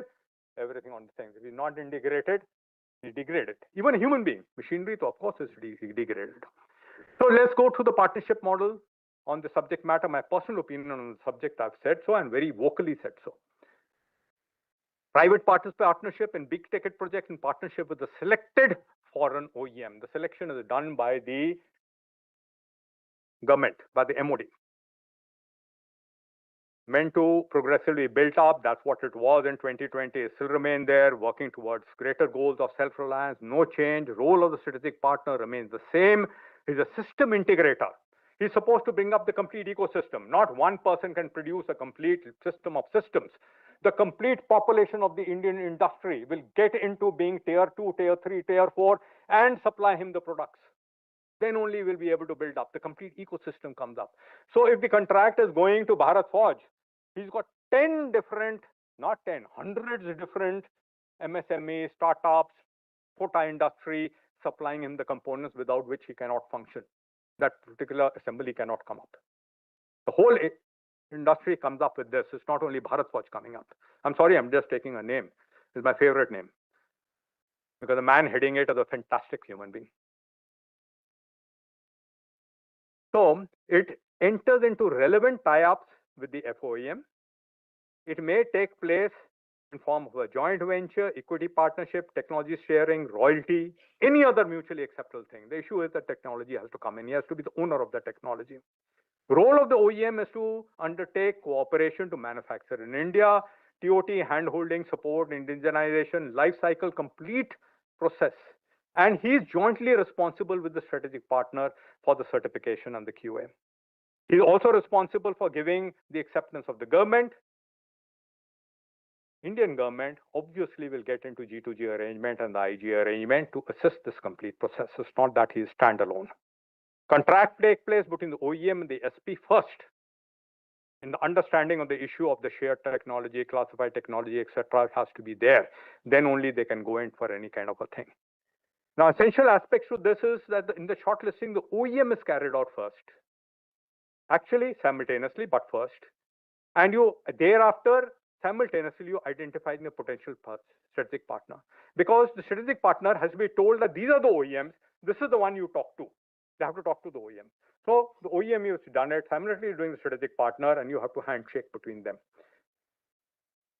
So each product will have an OEM. It may have a number of OEMs. Government to government product, I told you, has to come into it. Otherwise, you cannot go through the complete process. You can't leave it to the strategic partner only to do it. Selection of the strategic partner will be competitive. Normally, only one strategic partner will be per segment. It mentions two. Now, if you were to produce an FMBT, for God's sake, you can't have two, have one. The amount of money he's throwing it into this development is next to impossible. Yes, the production scale of it may warrant two production partners. That is possible. OEM will be jointly responsible for certificate and quality assurance.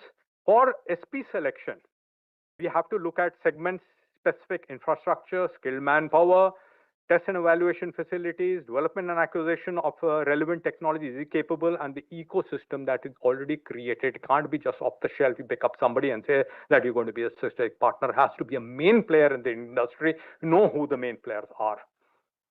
Aspirants to being a main player has to prove that he has that with him. It can't be just a person who just come over them. Shortlisting OEM is the scope of TOT. What kind of TOT is it providing? It's not just TOT, just a transfer of technology. It's the range, depth, scope, extent of indigenous content that is proposing has to be there. How much is he going to manufacture, allow manufacture in India? Ecosystem that is going to be created. And how is he going to support the strategic partner in the integration of the platform, which may be a system of systems? How is he going to trail the skilled manpower? And what is the future R&D that is planned in India? That's also part of it. Having a look at it, the strategic partner has to be Indian vendor. We'll come to the definition of the Indian vendor, but what is there is that you can go to the DAC. If it's got viable and tangible transfer of technology, dispensation can be asked by the DAC. For the OEM, it's at the top, you issue the RFP, issue the expression of interest, you carry out the technical evaluation on the complete issues, which I told him that he is capable with, and you shortlist the OEMs. OEM may be one or two for the particular segment, or three for that matter. For the strategic partner, simultaneously you are issuing the expression of interest. There's a minimum qualification criteria that is laid down for that OEM. Does he satisfy the minimum qualification criteria, technical and financial? You evaluate it, and you carry out a shortlisting of the strategic partner. It may be more than one for each segment. Like I said, desirable to have one only and not more than that, but you would like to have two or more. And you finalize the RFP. Now, at this stage, a handshake between the shortlisted OEM and the strategic partner has to take place, where the negotiations take place between them as to how you will develop this complete project and be able to manufacture in India. And there is a lateral signing or contract between the strategic partner and the OEM.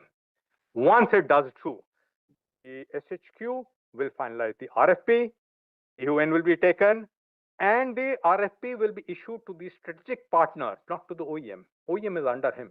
He signed a contract with him, to the strategic partner.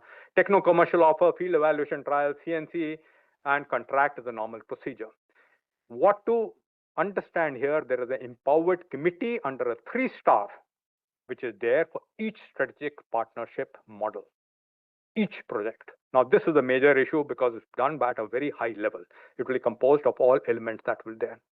Now, you can't expect a strategic partner to be having the complete wherewithal to make an FMBT or a FICV or an aircraft for that matter. He will not have it. So a group of company may come in. That is sort of a joint venture association of partners, association of parties he's formed. And the group of companies, somebody in electronics, somebody in metallurgy, somebody in ballistics, etc. However, these group of companies are not nominated as strategic partner. It is the strategic partner to whom the RFP, and he's responsible, overall responsible. However, there are FDI restrictions in it, which will be applicable both to the strategic partner as well as to the group of companies, because the strategic partner and the group of companies have to be Indian vendors. We'll come to the definition of that. List of the OEM is annexed to the RFP, given to him. He can engage with one or all, but when the proposal has to be given with only one OEM, less helicopters with the multi-segment helicopters, attack helicopters, logistic helicopters, etc., which you would have different OEMs specializing in this. Except for that, he will give finally with one OEM there. Now, a manufacturer in the OEM premises only 10 to 15%. The balance has to be in India, in the strategic partner manufacturing plant. And CNC, while he can participate in the CNC, there will be no contract, will only be between the MOD and the strategic partner. However, a thing is there, when there is a tri-party agreement between the joint venture oblique a special purpose vehicle that maybe have been formed in which the OEM is also a partner, it may be a tri-party contract. However, that does not mean the dilution of responsibility of the strategic partner. MOD has the right to terminate the contract, basically when 50% net worth or declared on insolvency is there. The segments for it, like I talked about, the first four segment remain the same segment. Niche technology development segment with strategic implication has been added. Now, gentlemen, I'm going to talk about, it used to be a separate chapter. It's been relegated to annexure in the BI. I don't know, putting it as an annexure in the BI encourages it to be developed in the BI, or is it being put into cold storage? I think it has been put into cold storage. And this is what primarily DAP 2020 was intended to do, at least in the ICT, information communication technology projects, automation projects, bring in something known as the L1 T1, and not only L1. You get the lowest technology concerned at the lowest competitive prices, undermining your complete requirement of upgradation of your complete technology. So a cost-based selection system is there in the L1 T1 concept, and with the technical weightage is 60% and the financial weightage is 40%. What is more important is that the technical weightage is given, is assessed first. There's a datum line put.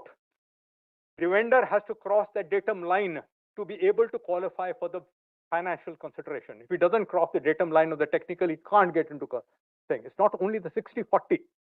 Even the 60-40 will come in only when he reaches the threshold of what has been said, that this is the datum level of technological competence in the complete project that you have been able to achieve. I think this was the best kind of a criteria that was there. There was also an attribute known as the Empowered Committee for Change Control.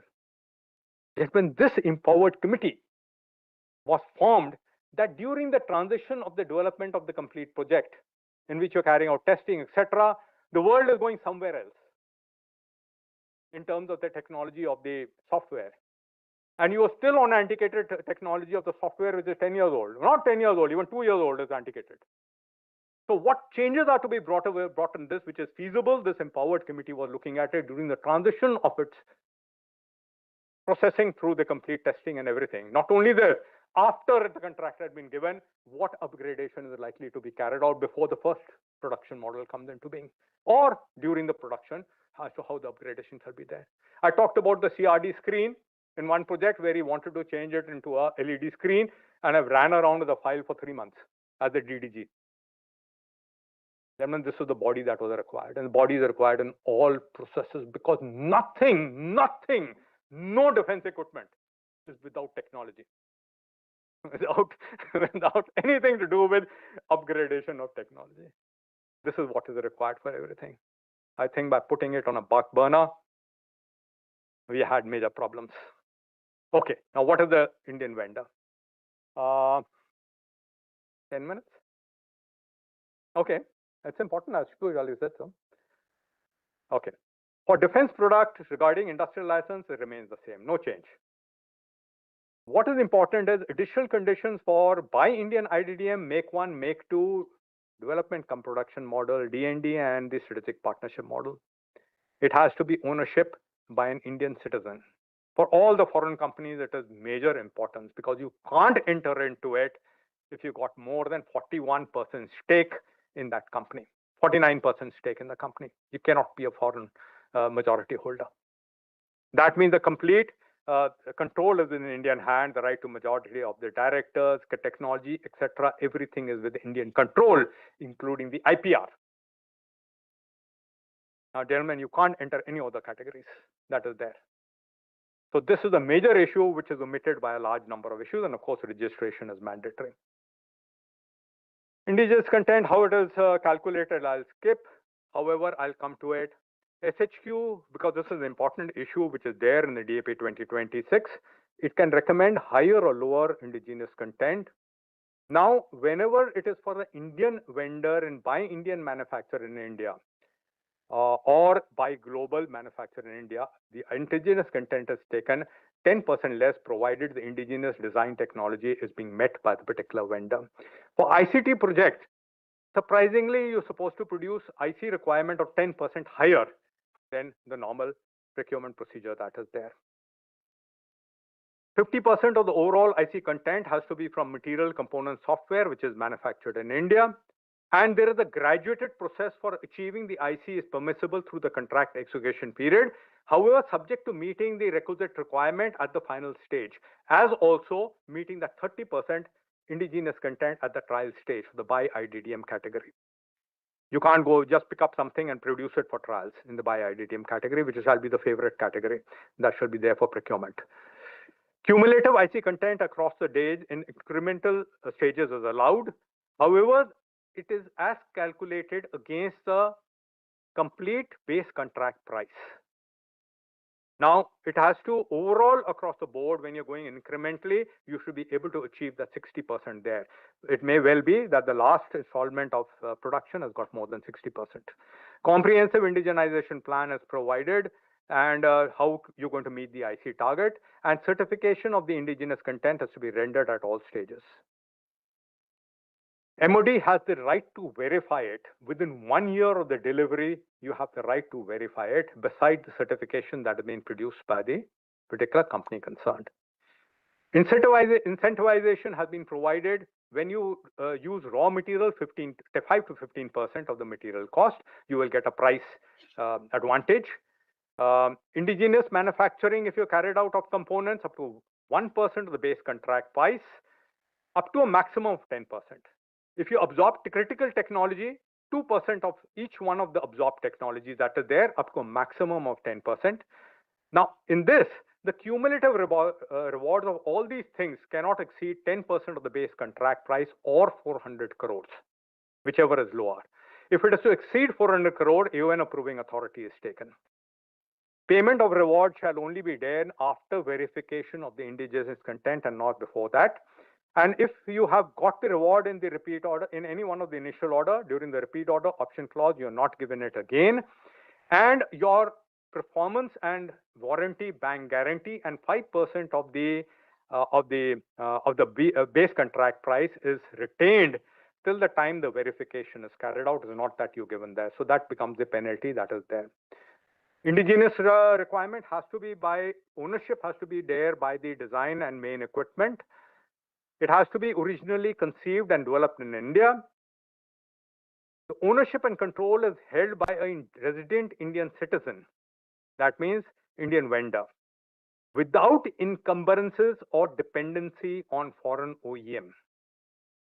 You can't have dependencies on him. There is an attribute of acquired intellectual property right. Suppose that I have brought the equipment from somebody and bought out the complete rights. That is allowed to be done so, as long as the complete indigenous design, development, etc. attributes have been completely brought out and all requirements are met. The TOT could be from an Indian vendor. I am bidding for it. I've taken the TOT from an Indian vendor. It is indigenous in nature. If I can prove it, it well may be accepted as part of the indigenous design content. Requirement has to be met by all Indian IDDM Make 1, Make 2 category, IDEX, TDF, and design and development models. Everything has to meet the indigenous requirement. You have to have the design, the code, the drawing, and the IPR certification that is there. And the specialist committee can ascertain it within 2 years of signing of the contract. And in case there are incentives involved, it is mandatory to ascertain it before giving the rewards to it. Rewards is up to 10% for meeting the ID requirement. You will get rewards. Up to 2% for meeting the ID requirement for each specified subsystem. Cumulative content of the reward cannot exceed 15%. IPR is mandatory to hold, and the onus of establishing the indigenous content rights shall rest with the Indian vendor. There are penalties to it, the earnest money deposit, the forfeiture of the performance come bank guarantees, and additional penalties, if required, can be imposed, including banning of the particular vendor if false certification and false claims are made. Military material have got a major clause in this. It used to be in DAP 2020, inflection changes. If material is the biggest bugbear, because while the Indian industry has the capability to manufacture, it doesn't have the material. You have the capability of manufacturing APFS DS around to produce 450 mm of penetration. You don't have the tungsten. You can do whatever you want to do. You don't have the tungsten of that caliber. So, if the Indian military, if the material is available but underutilized, it may be underutilized due to lack of awareness or convenience. You get a reward of 5% of the cost of the material, subject to a cap of 0.5% of the total order value. It is not cost competitive. The foreign material is marginally lower in cost. Therefore, you will get 10% of the cost of the material up to 0.75% of the total order value. Validation is pending. Validation of the Indian material has not been carried out. If you carry out the validation and then provide the Indian material in your contract, 50% of the cost of the material up to a total value of 1%. Additional reward can be given. We've already done the finance part. There are no changes in the financial part. They have to change, but they're not done. Monitoring, we shall go through. Applicability of DAP, we will not go through. Last slide. 2 minutes. What are the hits? Clear policy orientation has been there. Indian defense procurement is now designed to be Indian industry-led genuinely. Foreign participation can come in. However, it is selective, more structured. The IPR rights, your design, everything has to come in and become indigenous. Manufacturing in India actually implies capability control, source control, access, design authority, IP leverages. So there is a transition from made in India to owned in India. Life cycle sovereignty. The first part is definitely a thrust in the DAP 2026. LCCA, excellent. There was a question asked that if I don't have a track record, how can I procure? Here it is. No orders without track record used to be there. Now you got a credible first order pathway available with you. Higher IC thresholds, incentives being given to it, greater amount of indigenous development, control over the indigenous development. You just can't claim something and be accepted. It shall be tested out and penalties related to this. Encouragement to the MSMEs and startup is clear and substantial. Very clear that that is being encouraged. Actually, innovation lies there. What are the concerns? Sharing of source codes, IPR. Battle tested equipment, modern equipment, you have a problem. If he doesn't share it, will you buy it? A big question mark in the entire issue. I hope we don't tie us into binds. Modern technology, IPR rights, no one will sell in case it's got commercial capability available in the international market. It is only a generation before equipment that he will give to you. Somewhere a compromise will have to be made if you want top of the line shack equipment. So dependency risk are reduced, but they cannot eliminate it. Critical subsystems will remain a problem. You'll get the seeker, but you'll not get a miniaturized seeker. You'll have the NAG, big missile. You won't have the small NAG, miniaturization. The technology he will not give. L1T1, quality come cost-based system. I got a feeling it's going to die down. What is the mind block? Mind block is price indexing of technology. It is simple.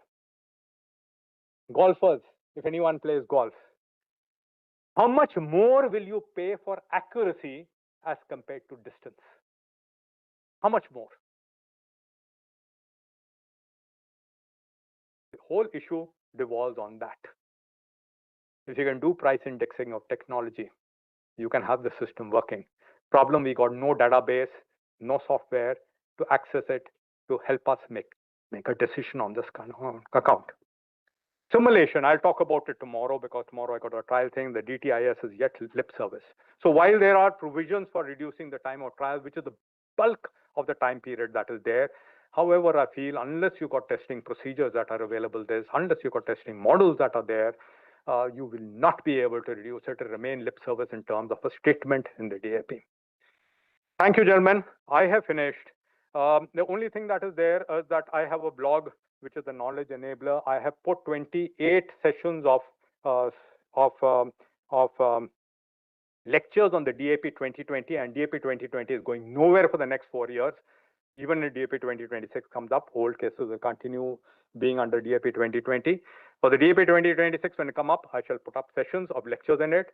It is slides with a visual and voice overlay. Should you want to go through it, it's free of cost. You can please go through it. It's available in all three spectrums. I finished, and if General Ashok allows me time, I answer questions. I'm very happy. I'm very happy. Thank you, gentlemen. It's been a pleasure with me. I'm sorry for the problem.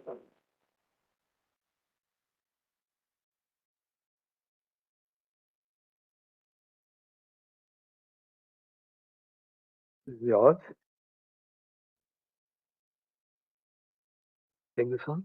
This is mine now. This part. Yeah, listen.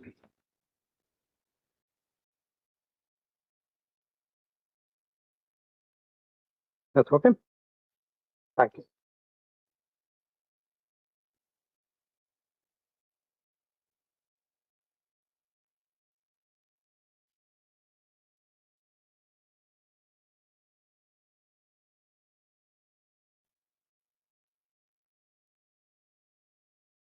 Thank you for your detailed insights, sir.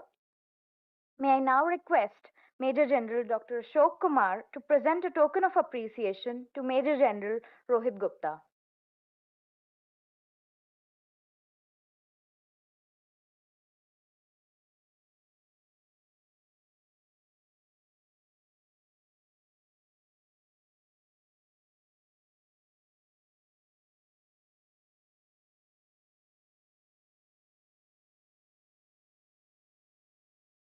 Thank you, sir. We now move on to understand the salient aspects of RFP by Colonel Debashish Sinha. Colonel RFP Logistics Services. He was commissioned into the Corps of Electronics and Mechanical Engineers in 2003. Since October 2024, he has been posted at the RFP Cell, Directorate General of Capability Development as Colonel RFP Logistics Services. May I now request Colonel Debashish Sinha to address the audience.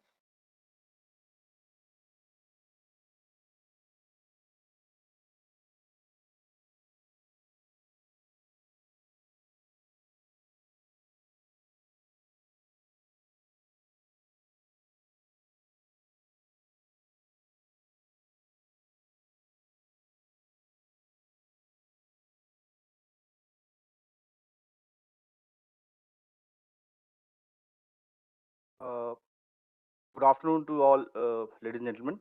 After a heavy dose, I appreciate the attendance or the concentration through which you have listened to the entire thing of the DAP 2026, which is being promulgated maybe another 2 to 3 months.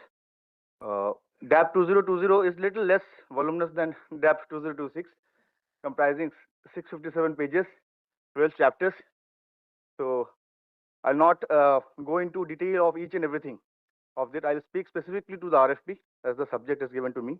Being Colonel RFP, Director General of Capability Development deals with the capital procurement of Indian Army, and there are various line sections and verticals inside the capability development city director also. I am part of RFP cell who prepares the RFP after definitely collating the inputs from all the stakeholders. Who are those stakeholders and how these RFPs are being made, I'll come in detail. And I try my level best not to exceed the timelines, and still, I think I'll be able to finish in the given time frame. So RFP is the first legal document.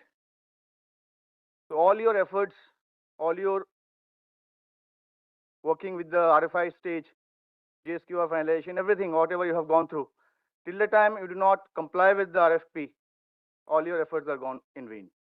So for you to understand the RFP is a very important for you as a vendor, I'll say, vendor, bidder, or partners, whatever you can term it. So this is very important. I shall cover in this 3-4 aspects. Besides this, also I would like to give on some important aspects also, which as a Colonel RFP we do face, and definitely retraction of RFP, which are now lesser, but nonetheless that is very it is criminal, so to say, if a retraction RFP we reach that stage. So what is RFP? Already explained to you, and why it matters to bidders. Bidders means all the partners.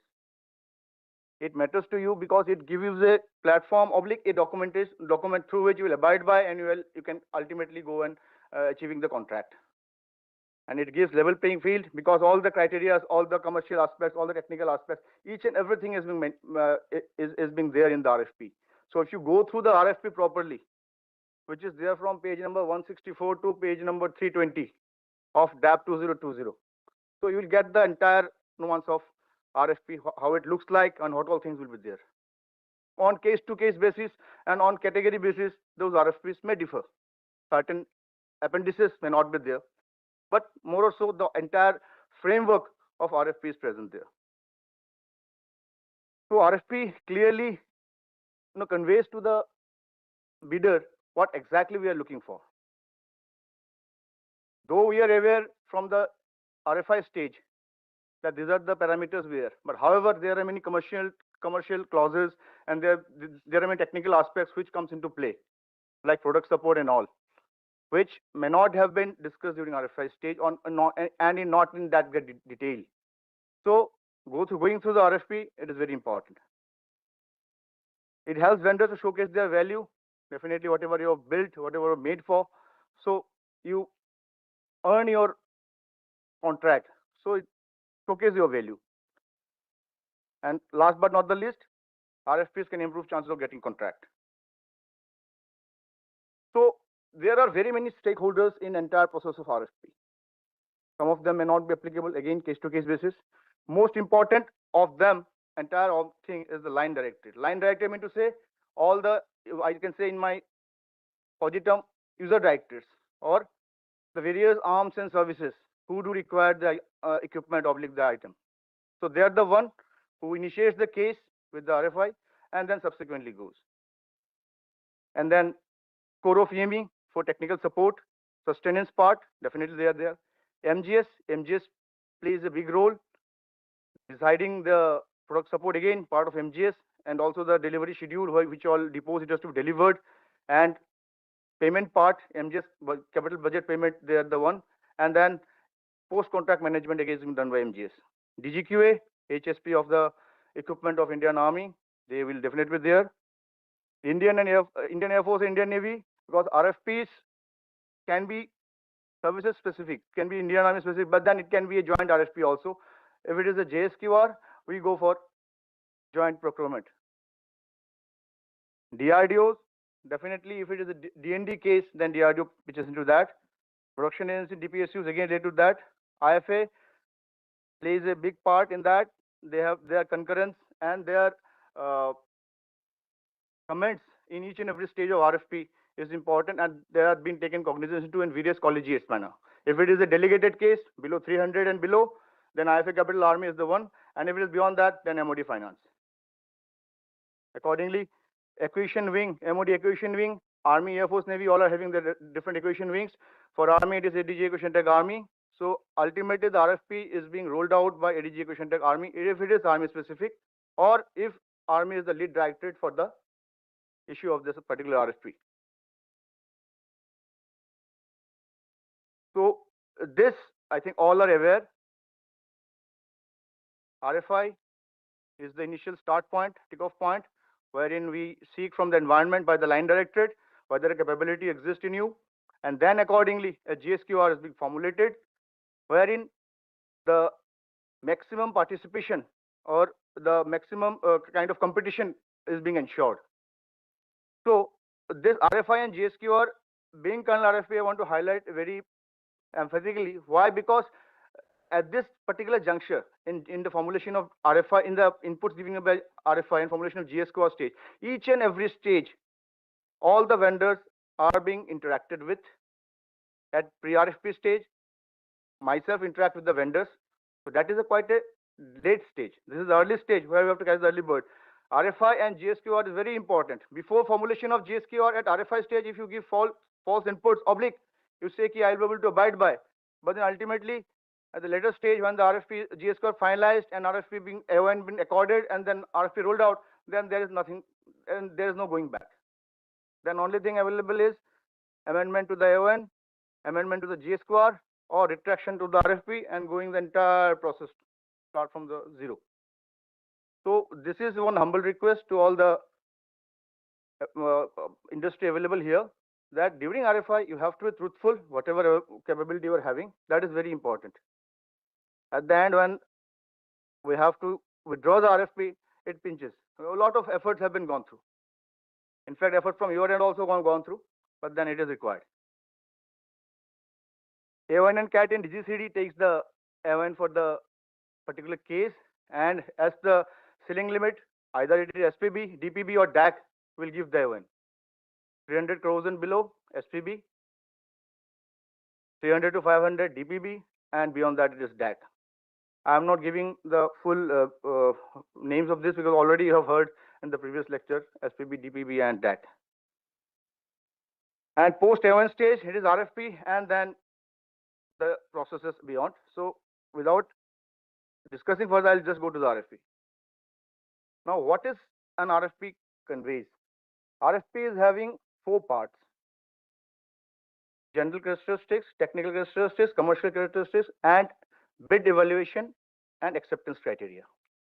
So in general thing, it is all your equipments, QRs, quantity, how much to be procured, shelf life, IC content, each and everything, whatever I have listed here are there. Warranty, training requirement, category, criteria for vendor selection. Now in criteria for vendor selection, there are financial parameters and there are technical parameters. Financial parameters, there are 4 things: credit rating, insolvency, net worth, and annual average turnover. So their calculation methods, how the net worth is being calculated or the turnover is being calculated, and all those things are given in great detail as part of chapter 2 of DAP. So as a industry, you have to be aware of these aspects, how your net worth is being calculated. Annual average turnover is, your annual outflow, 30% of the annual outflow. Suppose one product is, one event cost is 300 crores, and it is to be delivered in over a period of 12 months, over a period of 3 years. So entire amount less taxes will be divided by 3 years, and the amount which comes, ballpark figure, is the your annual outgo, and then 30% of that will be your average annual turnover. Accordingly, in the net worth, it is your event cost less the taxes and all, whatever is the amount, 5% of that will be your net worth. So these are small, very not critical, but yes, you have to be aware of these aspects. Delivery schedule and bid timelines. So all these aspects are given in chapter 1 of the RFP, part 1 of the RFP. Now let's come to the technical part. In technical part, initially, all the operational characteristics will be there. Field evaluation trials, FET, which comprises of your user trial, technical trial, user trial by the user directed, which will be comprising of summer trial, winter trials, and then technical trial being done by DGQA, then MET, maintainability evaluation trial being conducted by core of VME to fix upon your MRLS, SMT, and all. Last but not the least, then EMI, EMC, and all these trials, they are listed in the DAP, in the RFP format. So as per the applicability, that those will be included in the RFP. QA instructions and technical evaluation plan is again a very important aspect where the DGQA pitches in the entire RFP. How DGQA is gonna do the PDI and JRI through a ATP. A draft ATP will be form part of the RFP. So that ATP needs to be finalized with the DGQA and the vendor, and then accordingly that PDI and JRI will be taken. Trial methodology is a very important part, again part of this technical trial, which is a separate appendix to this particular part, which gives broad trial plan of all the GSQRs or the parameters which are there in appendix A of the RFP. So this will give you how DGQ is going to check it. However, this is broad trial plan. Final trial directive will be worked out again with the vendors subsequent to the issue of the RFP. So all these aspects you must be aware, and all the vendors will be communicated, or will be interactions or collegiates will be happening with each and every vendor who are involved in that particular project each and every single time. So from vendor point of view, understanding where the things are there, how the things will roll out, and you have an option to further amplify it or refine it with the DGQA and the line section or CD line section. Those are there with you. LCSC rate contract, if it is part of the particular RFP, or if AON has been taken for LCSC, then it will form part of RFP. Otherwise, it will not be there. Again, AMC and CMC. In comprehensive warranty, generally we take 2 years of comprehensive warranty, and then followed by 2 years of MRLS. In the product support, there it is. EME will dictate you how they are going to sustain that equipment in the RFP. That if it is a O-level repair is there, that is field workshop and unit level, and subsequently if it is a D-level repair is there, and then lastly I-level repair, then D-level, that is depot level repair is there. So for each and everything, it will mention how many repair points are there, and the annexure to the particular product support will be the SMT STs which are required to be given, MRLS which are required to be given, which you may not have interacted before seeing this RFP, because you are now till this particular point, the industry is dealing basically with the GSQ parameters and how we are going to meet that. Now for the sustained part of it, you have to further deal with the RFP, and then during MET, those things will be rolled out, decided.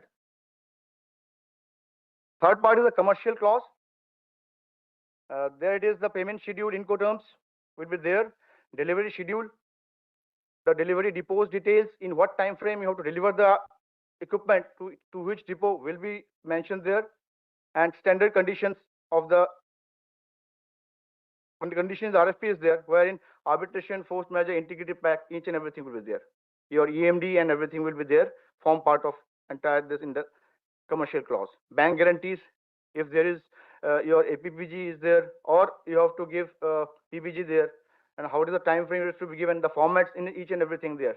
Each and everything has been mentioned there. Even the latest thing which has been promulgated is the insurance surety bond. So in place, so the vendors can even give the insurance surety bond in case of giving the PBG and all. So those aspects are entirely covered in the commercial part of it. Last but not the least, bid evaluation, wherein price bid format is given, which will be open during the commercial, or when the commercial RFP will be open, and then accordingly bid evaluation criteria and L1 determination will be happen, and finally the contract conclusion. So these are the broad parameters of the RFP which I have covered. Now, detailed RFP will result minimum pre-bid queries, of bid retraction and early conclusion of contract. So to make the detailed RFP, the GSQR at RFI stage had to be detailed and elaborated one. Subsequent to that, the RFP will cover all the aspects, and thus the retraction will be lesser, and we will be able to submit a contract or give a contract to the L1 bidder. So it's the first legal document to the vendor. Technical and commercial bids, single stage to bid.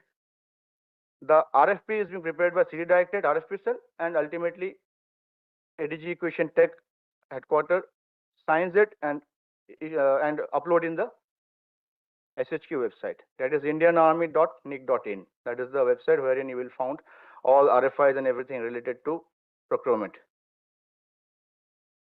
Withdrawal of RFP results in significant delay in procurement of equipment. As I said, it goes to the starting point again. We have to start from zero. Now come to the salient aspect of RFP. Already many of them are covered. Format is as per the schedule 1 of chapter 2 of DAP, page number 167 to page number 320 is the RFP scheduled.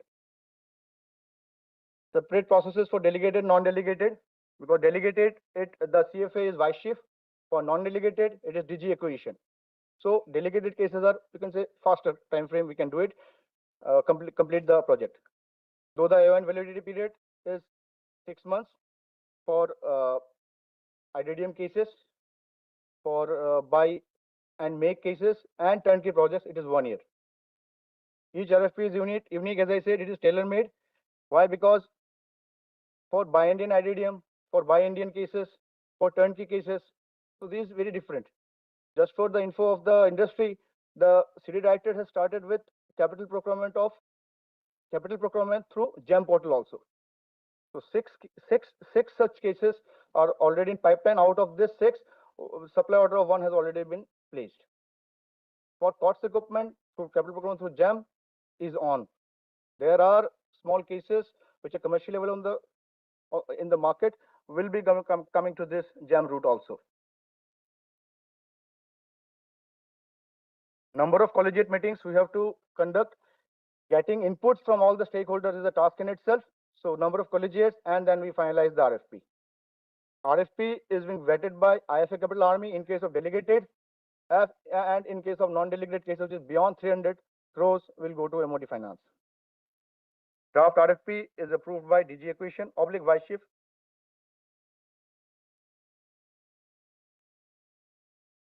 Pre-bid meeting is very important, but then pre-bid meeting, the queries has to be minimum so that the things can flow out.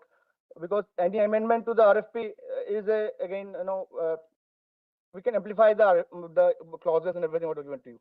But any specific change to GSQR parameters is total no-go.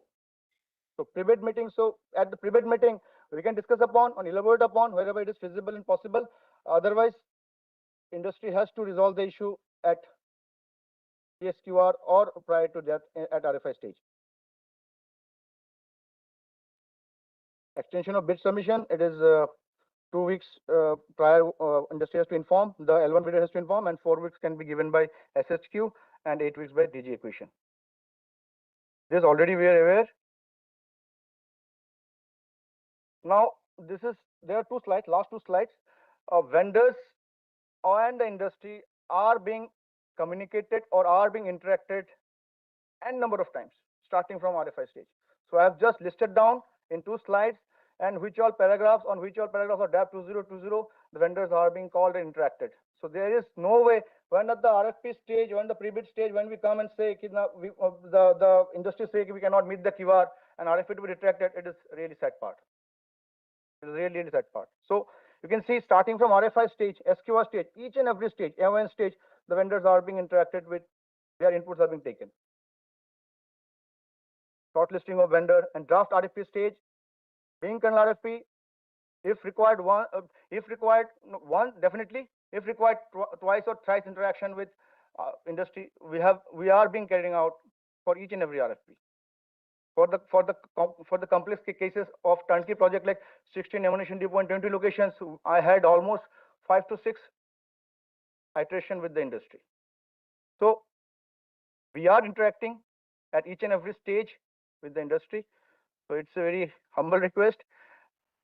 Industry must be transparent and industry must give out their capabilities at the RFI stage itself, so that at later stage we don't end up in withdrawing the RFP or retracting the RFP. With this, I've finished. Sir.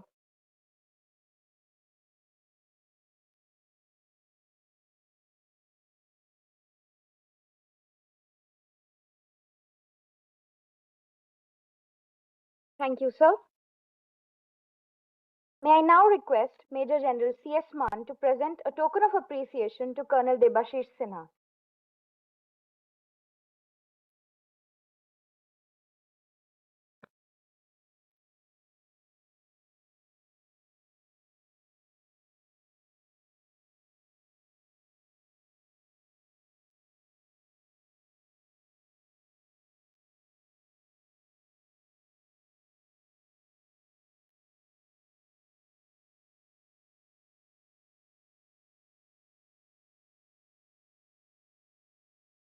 It is my privilege to introduce our next speaker, Major General C.S. Maan, Param Vishisht Seva Medal, Ati Vishisht Seva Medal, Vishisht Seva Medal, Additional Director General, Army Design Bureau, who will address industry queries and issue resolution through an interactive question and answer session.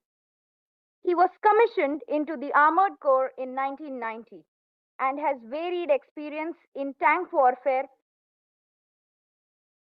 as well as counterinsurgency and counter-terrorist operations. As Brigadier Capability Development, he handled the Army's big budget capital procurements, an alumnus of the DSSC and the Higher Defense Management course. He currently heads the Army Design Bureau, serving a key facilitator of indigenization and infusion of niche technologies in the Indian Army. May I now request Major General C.S. Maan to address the audience. This is going to be exclusive interaction for the industry people, preferences for them, followed by if we have time for others also. So anything which you want to ask, General Maan is there on the stage. Anything you want to ask General Gupta, he is also here. And anything you want to ask about the RFP, Colonel Debashish Sinha is also here. So it is free and frank interaction. Come up one by one, what will be your queries so that we can do the justice before you go for lunch. Thank you.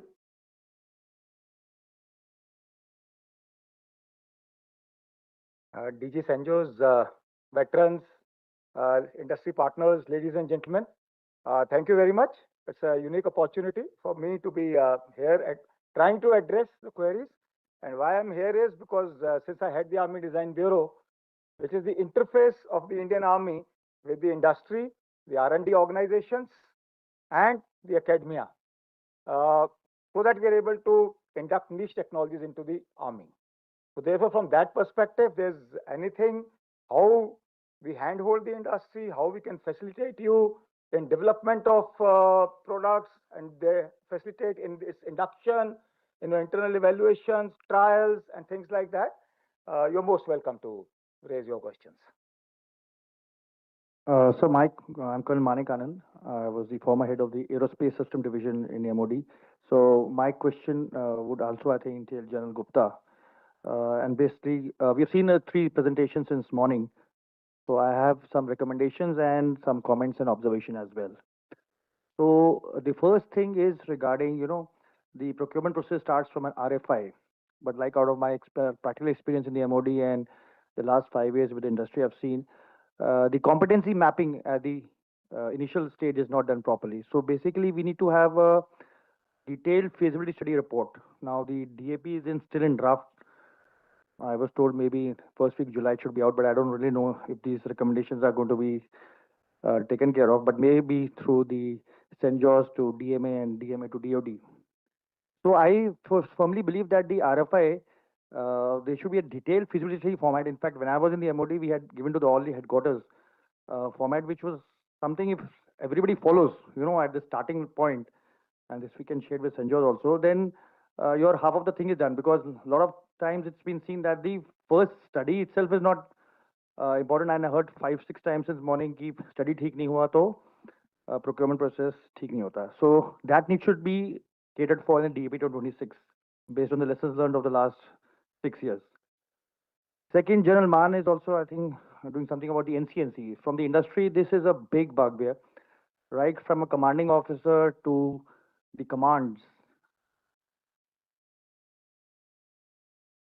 No, I'm asking a question because that's because he's the one he'll be able to answer because he's doing something about it. Okay, then you can do it tomorrow. Then you can do it. Tomorrow I'm taking 20 minutes exclusively on NCNC demo versus trial. Oh, that's great. Okay, then you can cover that tomorrow. Yeah. The third aspect is TPCR. TPCR was supposed to release in 2023. Now released in 25 July. So when we see, look at it,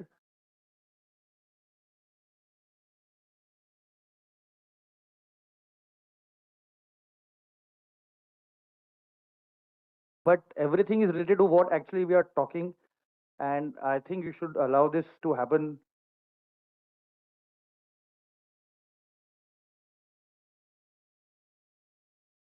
Because it's all interrelated to the things, why things are not happening in this thing. The aim is contract hona chahiye or deliver hona chahiye. If you don't want to answer it, you can take it tomorrow. The other issue is guaranteed orders. So now I think DB 26 is going to say, but I think that's as the service headquarters and all, as the ideas. So I think we should tell the MOD that even the existing, maybe the timeline है इसका, अगर existing contracts का जो timeline जो चल रहे हैं उसके लिए भी अगर हो जाए 5 years का, which is going to come in DB 26 would be good for the industry perspective. But the biggest issue and the observation is that why deep tech is not germinating in India, because there is a issue of the funding models. You can have Aditi, you can have IDEX. Okay, you have Aditi 25 crores, and this was talked by the gentleman in the morning on to the left and right. Equity dilution, it's very easy to say 25 crores, Sarkar Deri 25 crores, but at what cost? Equity dilution. A lot of startup founders, which I'm dealing with, I'm consulting them, they want to go to America to start off. The money is coming from America, so we are actually encouraging. So in fact, I've sent to the DevSec also, and DG Cenjows had introduced me the Honorable Raksha Rajamantri. We really need to have a TRL-based innovation funding model right now, because if we really want deep tech to get in this country, this is not going anywhere. You may say 584 contracts, but how much equipment delivered? Let's see that, and how much just building a prototype is nothing. You have to have a production capacity. So I really think that the armed forces, IDS, DMA need to tell the DOD that we need to revisit. Why can't we learn from foreign countries? DARPA is there and other. And we've, in fact, in that study, we have given also what the other countries are doing. So it's not something, I'm sure some GFR amendments will have to be there.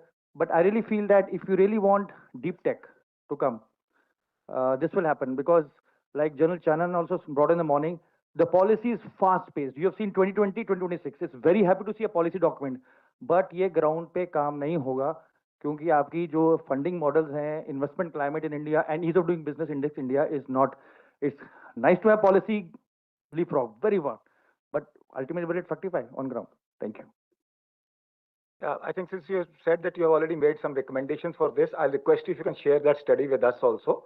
We'll examine those, and whatever is best possible, then we'll also try to take them forward. Yeah, thank you. Yeah.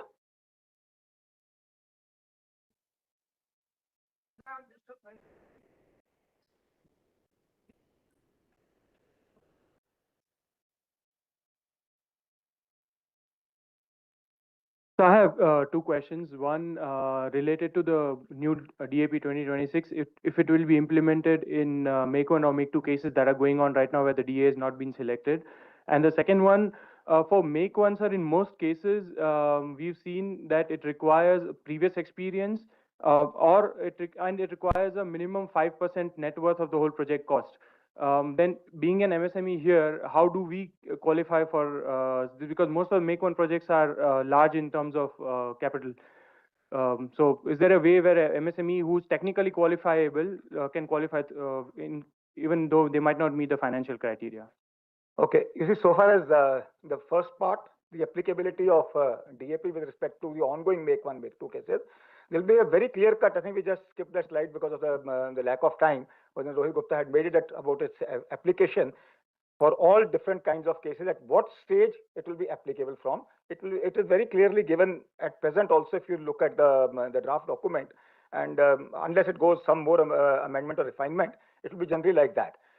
Basically, the prime criteria remains so that it does not disturb the ongoing procurement process. So at whatever stage up to where we can say disturb it, and I mean, say we can apply the new provisions without disturbing the procurement process, it is generally applied at that. What exactly, that is given there, and that you can look at it. And so far as Make 1 for MSMEs is concerned, you're right, Make 1 cases are generally very high value cases. So MSMEs really may not be really possible for them then to even say perform also that way and deliver in those cases. So therefore, there are separate provisions given for MSMEs to allow the MSMEs also to grow up. For example, at 100 crore, this thing of a contract, what used to be earlier 100 crore per year of delivery worth, is specially reserved for MSMEs.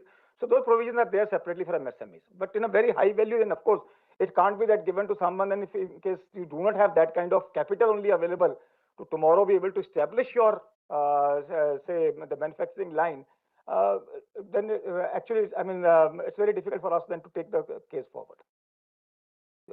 So you'd like to add anything?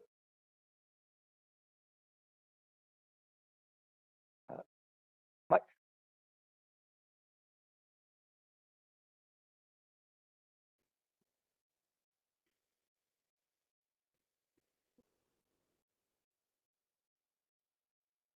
Yeah. I had already said that in case the technology is of that variety and a product is considered as suitable for upgradation to Make 1, it certainly can be done so. There are problems in it. The eligibility for the Make 1 for a small vendor, the problems are there, which Kalman has very aptly specified. In fact, he's at the apex level to decide whether it can be migrated or not.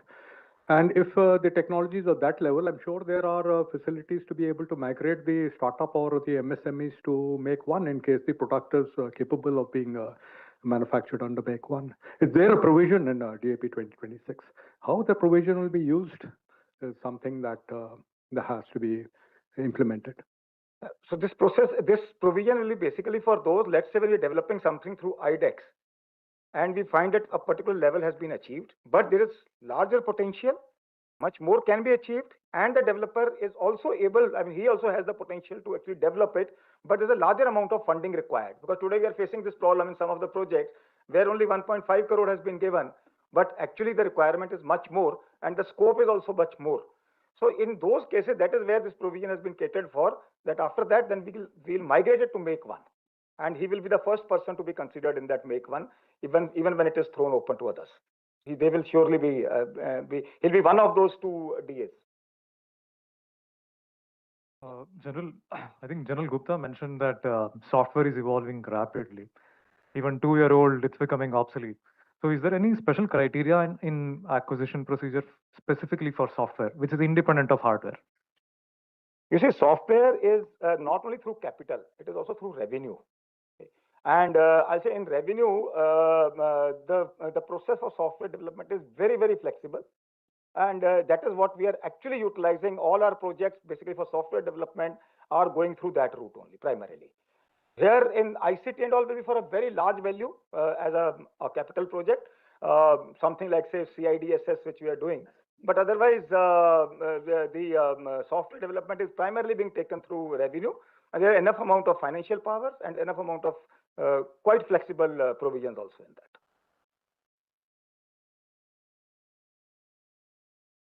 Jain sir, Sunish Srivastava this side. My query is related to, query or suggestion is related to IDEX project. So usually this is for startups.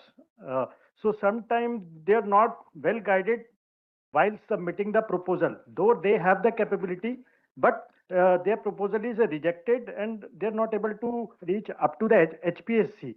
So my suggestion is that there should be a provision on stage 2 in which line directorate should interact with the companies who have submitted the proposal. Okay, it's a good I'll say recommendation, but at the same time, please also understand the challenges of this. I'll just quote you some figures. Recently, on 19th of March, DISC and Aditi challenges were launched. From the Army, there were a total of 34 challenges which were launched, 8 of Aditi and 26 in DISC. For these 34 challenges, which means 34 DAs to be selected, the number of proposals we have received is 2021. So, means for one DISC challenge, anything going up to 212 proposals. Okay. So now imagine if, say, one person, the desk who's handling that project, he has to speak to 212 people. And I'm sure once he starts speaking, no one is going to stop before at least 30 minutes. So everyone tries to justify, everyone has put in his best, obviously. So he'll try to justify his say point of which might have not got communicated in the written part in that manner. 30 minutes is minimum. It might be even, say longer. So imagine for the 212, how many hours it comes to, and is it really practically feasible? May not be. So therefore, but then what we do is actually now two things in this. First is that this is what we have been actually proposing to IDEX also, that after launching the challenges, we can have those say webinars and all to further clarify the details of the problem statements and all. So that's where then those startups who are trying to bid for them can seek further clarification so that they're able to make their proposal in tune with what is exactly the requirement. They're able to understand the requirement. That is one part. And then thereafter, once we even receive the proposals, be rest assured it goes through multiple, I'll say, tiers of say selection. Firstly, at the DIO level, it is vetted by them through the PIs and all, and then only some out of the entire solutions received. There's some of them which may get filtered out, and they're what we receive as a service headquarters. Once it comes to service headquarters within Army Design Bureau, my subject matter experts, they go through it. They again further filter out some of them. Then it is a line directorate. That line directorate then goes through all of them. It filters out about 5 to 10 proposals, and that is what then HPSC is conducted with them. And finally, that one, in some cases, maybe 2 DAs are selected. So it goes through quite a deliberate process. But seeking clarification from each and everyone, speaking to them and all, or giving opportunity to all the say proposals, really may not be practically feasible.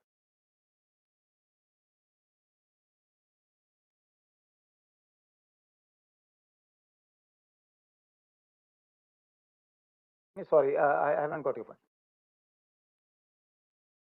NDA, National Defense Academy to select the officers. They conduct exam twice in a year. Okay. So instead of having all the problem statement in one go. No. Okay, wait. No. In any case, the problem statements are not being launched in one go.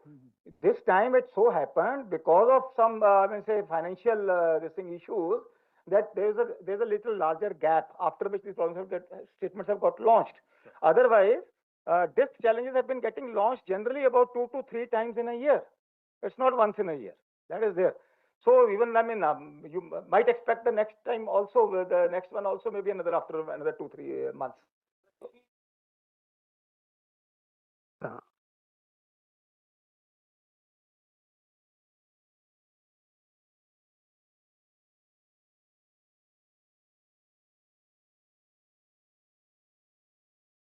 Okay. Yeah, I got your point. And let me tell you also, for the first time, this time, what was done was that there is a separate, say, before launching of those challenges, what have been given by the service headquarters to DIO, a separate process took place under a curation cell, a challenge curation cell. Okay. And incidentally, in which also General Rohit Gupta was also part of that, wherein through VC, each and every challenge was actually examined by various experts from the services and from other domains also, that what is it that we are seeking? Are we able to actually communicate our requirements in the manner what we actually want? And that's how they further got even refined, and then only they were launched. So this process has also started now. Thank you. Good afternoon, gentlemen. I must compliment you for the wonderful job which ADB has done in terms of creating a innovation ecosystem. Thank you, sir. Sir, I just want to give a few suggestions and I have a question also. One is that this is a general one. All MSMEs and startups are hard pressed for finance. So what we typically do in financial engineering, what I noticed it was happening in the US earlier also, because in the US somebody would develop some kind of IP. I actually wanted to visit somebody's factory and he apologized. He said, I don't have a factory, Mr. Kohli. He was a number one vendor of Northrop Grumman. He had got an award. And he said, no, we just focus on R&D and we get our manufacturing done from outside vendors on a contract manufacturing. So typically all these good startups which you are supporting in IITs and all, they sit in a research park, they focus on R&D, which is the right thing to do, and then they give out to subcontracts to vendors. So this must be factored in our model, as compared to general production where we are expecting people to invest in factories and production lines. Somewhere it may be very necessary, but in many cases far more financially efficient to subcontract your production where people have idle capacities and final QA and final responsibility is yours. So this is one part. Second part is that Government of India for exporters has come out with a special scheme. This is called a credit guarantee scheme. So there was a general scheme for MSMEs which was up to 10 crores. Now Ministry of Commerce said, look, we will top it up by another 10 crores. So a company which wants to export, they will be able to go up to 20 crores from the bank. Bank is, because the risk is taken by the government, so bank is willing to give. So my request is that similar thing needs to be done for defense startups and MSMEs. This will go a long way in getting them working capital. So the final point is a question. We are now as a startup or a MSME, we have many other windows of financing other than IDEX. It could be the DST fund, the new 1 lakh crore fund. But we still need the handholding and support which you give to a IDEX case. So my request would be that somebody who is not taking funding in under IDEX, maybe taking from various other schemes which are available, they should get the rest of the support. Thank you, sir. Thank you, sir. Both your first two suggestions, financial engineering and the credit guarantee scheme, point taken. We need to further look at it at how it can be done. But they are good suggestions. The last thing about hand holding, those which are even outside the say the defense schemes, maybe through DST or through CSIR or anything like that. So most welcome. I mean, I'll say that from our side, it's not only that whether they're getting funded from anyone or not, any startup, anything. Even I'll say right from, I'll tell you that we have interacted with even a school student of 8th class. We have interacted with a school student of 10th class or 12th class because they came out with some idea, something, and they wrote to us, at times not even written to us, but through social media, something was going on, and we approached them because we found that, okay, there is something that he has got a good idea, and how can we exploit it further? So we have approached them. Recently, just 2 days back, there was a student of, I think, 11th class from Scindia School who was talking of something on the autonomous systems. And in fact, we contacted the principal Scindia School, said, okay, that how can we further support them and take them forward? So we are open to it. Anyone can approach us anytime. And whatever kind of hand-holding required in terms of access, you want to go and visit to a location, you want to see the equipment, you want to have an experience of the kind of terrain and all, where it has to operate, or any kind of thing required, please do approach us. We are open to it and we will support you in whatever best possible manner we can do it. Oh, good afternoon, sir. My name is Shivam. I'm currently program manager at Cenjows-Hq. It's a space and defense-based company. And I had two questions. First, I wanted to ask is that because space technologies have a lot of dual use applications in defense, can there be a separate category for it within the schemes like Aditi or DISC or anything so that we can easily identify and apply for those opportunities? Because sometimes we are ready with proposals, but at that moment, certain opportunities doesn't seem to be there. So for example, in the current Aditi and DISC, I could not really find direct proposal where we could be the prime contractor. Maybe we could have been, let's say, providing some service to people who are writing those proposals, but not the direct application.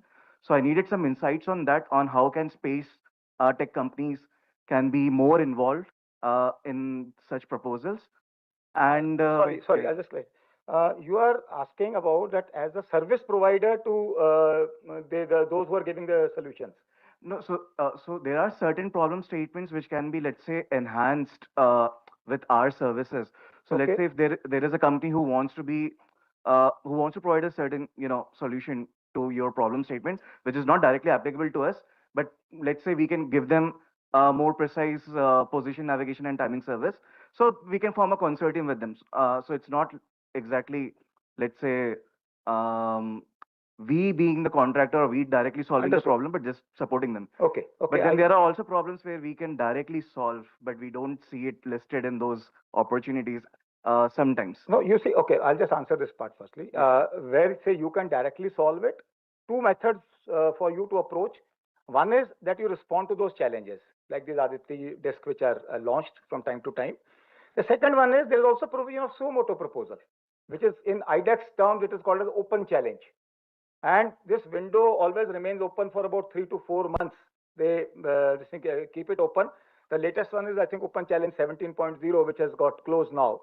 And the new window has also been already opened. So in that, we receive, I mean, recently in the last 3 months of that window, we have received 354 proposals for the Indian Army only under this open challenge. And when I say open challenge means each one of those 354 is unique. It's for a different kind of problem, different kind of solution, different kind of equipment, different kind of domain. And that is what again we are evaluating those, and then out of that we go through the similar process of shortlisting and conducting HPSC with some of them. From the last one out of 246 we had received, therefore 29 cases which we shortlisted, out of them we are conducting HPSCs. For 8 I have already done, another 21 I'm doing in these coming 2 weeks. So there is a provision for you. If you have any direct solution available, you have some idea, you have some solution available in your mind, even if it is not launched as a challenge, please submit as a open challenge in IDEX. But does it also affect the funding amount? Because yes, it does. At present, it is only the disk amount, which is 1.5 crore. It is not more than that. So let's see. I think there are chances of this funding limit also getting increased, since it's been long time when they started with this limit of 1.5 crore. There are chances of increasing this also. So maybe there'll be some more increase in that. Jayan sir, thank you so much for the opportunity, sir. Last time we discussed, and as you know, we are running an accelerator and building an AIF. So with the Army Design Bureau challenges that has been given, I'm carrying all 7 defense AI challenges. Last time the problem statements that you have given and we worked on it, we had around 39 startup companies who came to the cohort. They actually build the products. They have the prototypes available. But unfortunately, when we write back to give it, defense technology demo day or something, it's always the dates getting changed. That is one thing. Second thing, they have also taken funds from either from banks or the private equity and other sources. So they have to reply back to their investors where they are actually facing challenges. So what I find difficult is, you have done a lot of efforts, and we all are working for the nation as well, whether in uniforms or without uniforms. What is lacking is actually a communication channel. So if that can be drawn with the defense AI, maybe doing a hackathon, and then after doing a defense demo day where you or some of the other delegates can come in, and they can actually do a jury, and from there the procurement can take place. So we can definitely help with a group of investors. There are around 9 or 10 investors who have already joined defense investor sale as well. So why not, sir, create an integrated system, and then we can take it to the next level. So I know it's not too late. We can start it now and maybe look at as a pivot for next 2 years. Okay, thank you. But firstly, the ones which you are saying that 39 people responded to it, is it related to the CPDS? Sir, it's ADB, the Defense AI Challenges, Artificial Intelligence. So there is a mix of. Is it one of those in the compendium of problem definition statements? Yes, sir. Yeah. 1 to 7, and there is. So you see, in CPDS, I mean, we are not asking for the solution ab initio. Okay.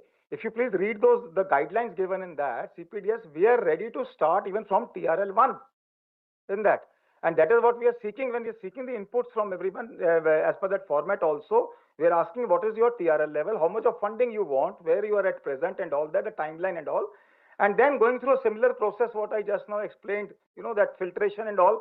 And then finally identifying one developing agency. Obviously, in those cases, we will give preference to a higher TRL. If it is available, if someone has got it, and if the solution is also equally good as much as someone with the lower TRL. So then that's how we select and we go ahead. So my point is that what you're saying that you spent money just based on that CPDS.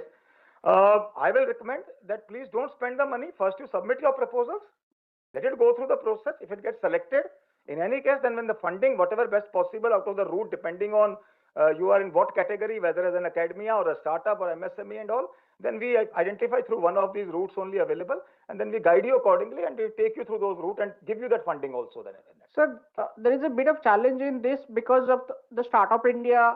They have also funding and incubation center. Some of those incubation centers like IIT, FITT, and there are some other incubations, they are also recognized as a defense incubation center. So automatically startup, when they actually apply through Startup India, that directly goes to that incubation center. And because they don't get that up to 50 lakhs funding, which is already given by the Startup India seed in enterprise scheme, so they cannot go to the next level. So I have just one suggestion, sir. If you are doing on a TRL basis, so let's do it like 3 to 5.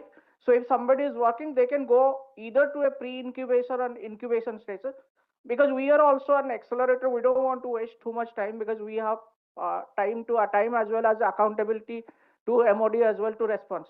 So we can definitely deal with from TRL 5 to TRL 9. Whoever is 8, 9, we can make them directly connected to VCs and make them export oriented. TRL 5 to TRL 7, they can definitely go to any IITs and we can definitely handle them or maybe help in capacity building as well. I got your point. We can discuss more in detail later. Okay, I got your point. I value your suggestions and we'll have more detailed discussion on this separately. Thank you, sir. But the second point about that, what you said about hackathon part of it, please sit down. The hackathon part, yes, in fact, recently about 2-3 months back, we did one of the hackathons. Indian Army, our DGIS did one of the hackathons. It was basically wherein we had thrown open one of our software developed, so if anybody can hack it that way. But then this is what we are actually thinking of, launching some hackathons also. That is, the thought process is there, and let's see in time.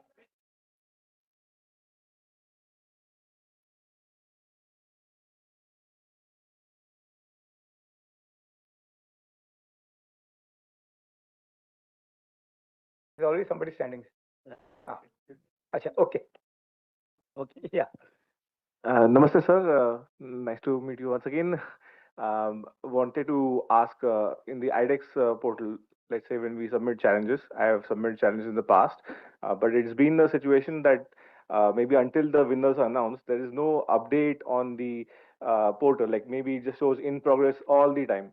Like, one of our delegates have mentioned the communication part of it. Like, let's say people who are submitting, if it is not selected or for some reason they are not going ahead with it, then if that can be addressed and said that we are not doing it, and if we can get. Got your point.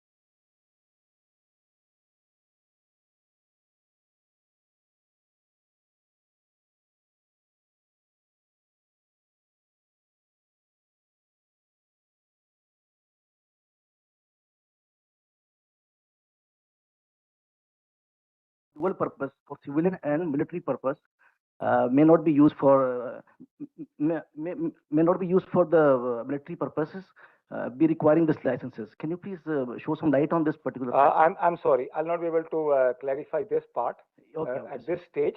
Yes. Allow me some time, and you can just raise this question to me separately. Okay. Then we'll come back to you. Yes. Thank you so much. Thank you. Last question. Hi, sir. I'm Geetika from Arca Aerospace. We're currently working on a couple of IDEX projects. In one of them, so we are 3 years into this one particular project, and we're at a milestone 4 stage, and there has been a change in the terms and conditions. There's been a change which is affecting because we've raised funding basis the project. So how do we navigate through this? Because we did not see this coming, and Yeah, but, generally we do not resort to changes, but if that change is there, you can discuss with me separately exactly which project. It's of the Indian Army? no, sir. Okay, then sorry. then you'll have to discuss with them only, but that's what I'm wondering, that I'm aware of only one project where little bit of, because of the operational requirements like that, but then there we are again looking at that how more amount of funding can also be done for that. So this isn't a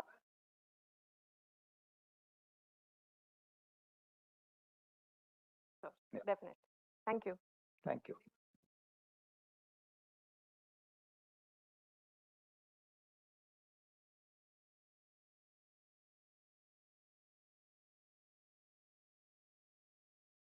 Thank you.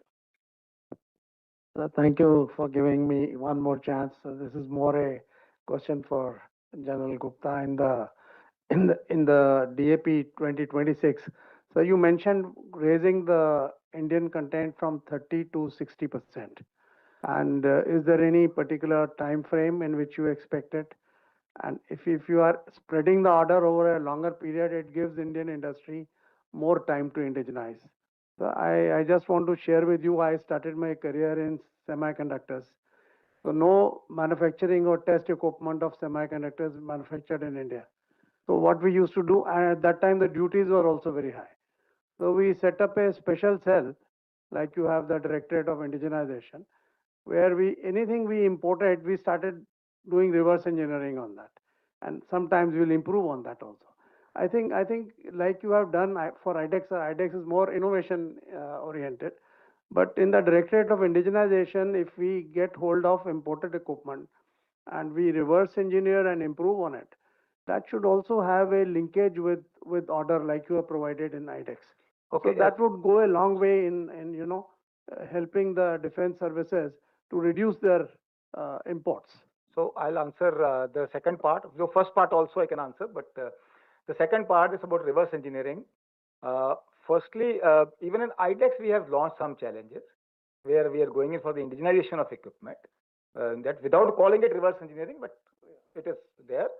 And otherwise, and in fact, I'll request anyone who got any ideas of reverse engineering of any of our equipment, its component assembly, anything, most welcome. Please do approach us. But before approaching us, just go through this region portal.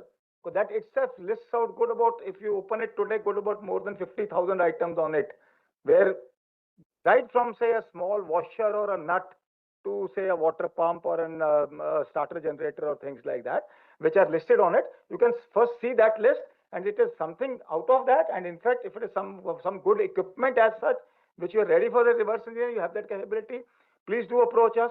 We are looking for those opportunities. We have also identified some of them. We are again going to be launching them through various routes. We'll see that how we get them actually reverse engineered. The first part, so shall I answer it? Or you'd like you? I'll request you to go there. The first part, what you said is that during trials, like 30%. Thereafter, what is required is 60% in the overall total. So, like what Jan Gupta also gave the example that maybe at the end, the final delivery, it may be amounting to even 80% indigenous content. But over the entire, let's say that quantity, while you would have started from 30, 35, 40, 45, but when distributed over the entire quantity, the average should come to 60% within that delivery period. And that's why the indigenization plan is also a mandatory requirement to be given in that. So that it is actually, that means you have gone through it, you have worked it out, and the feasibility of the indigenization plan is also vetted. Sir, if I may add on to the part of the reverse engineering, we are calling it competitive analysis. Yeah. and we've come out with a booklet on the guidelines, which has been shared with the three services as well. I'm part of headquarter IDS, and I'm in the indigenization directorate there. So we have formulated this particular booklet, and we have given it to the service headquarter also, which enables them and strengthens them to carry out this aspect of the reverse engineering. So we shall close the question and answers at this stage. Thank you, sir. Thank you, sir. May I now request Major General Rohit Gupta to present a token of appreciation to Major General C.S. Mann.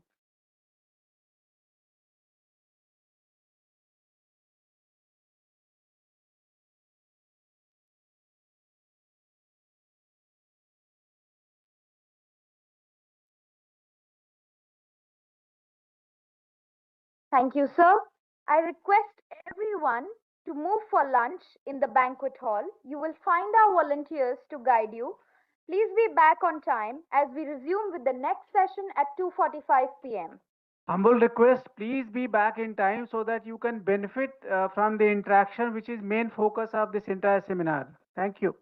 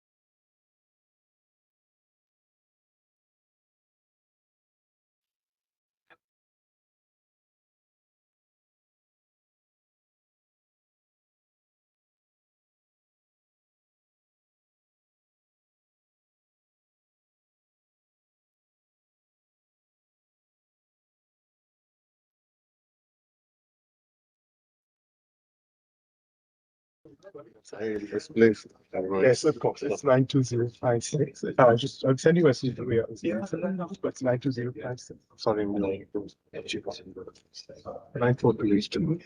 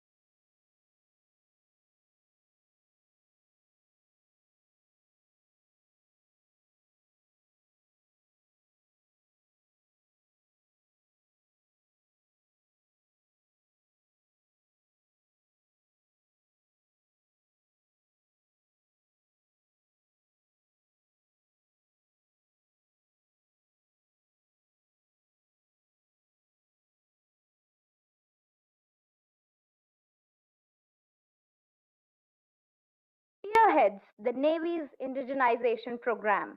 May I now request Commodore Sandeep Deshmukh to address the audience.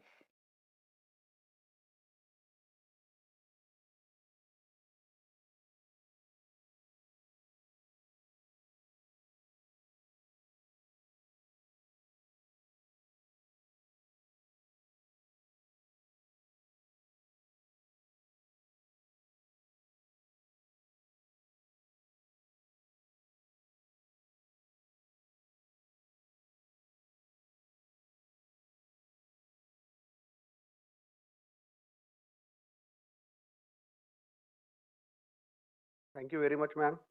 So at the outset, I thank the headquarters IDS and Cenjows for giving me this opportunity to come and share my views on this topic. I will be speaking on various MOD schemes on indigenization, particularly the MAKE, TDF, IDEX, and the revenue scheme. Some of the people whose hands I have held and taken baby steps in the Navy as well as in the indigenization field are sitting in the audience, and that makes me even proud to be speaking in front of them. Some of the slides in this presentation are also meant for a larger discussion, but we can discount those slides as we go forward. The scope of my presentation is as flashed on the screen. I know that the session immediately after lunch is the most challenging one for the audience as well as the speaker. I'll try to make it as brief, precise, and as interesting as possible. So this presentation or the talk will be covered under this following heads.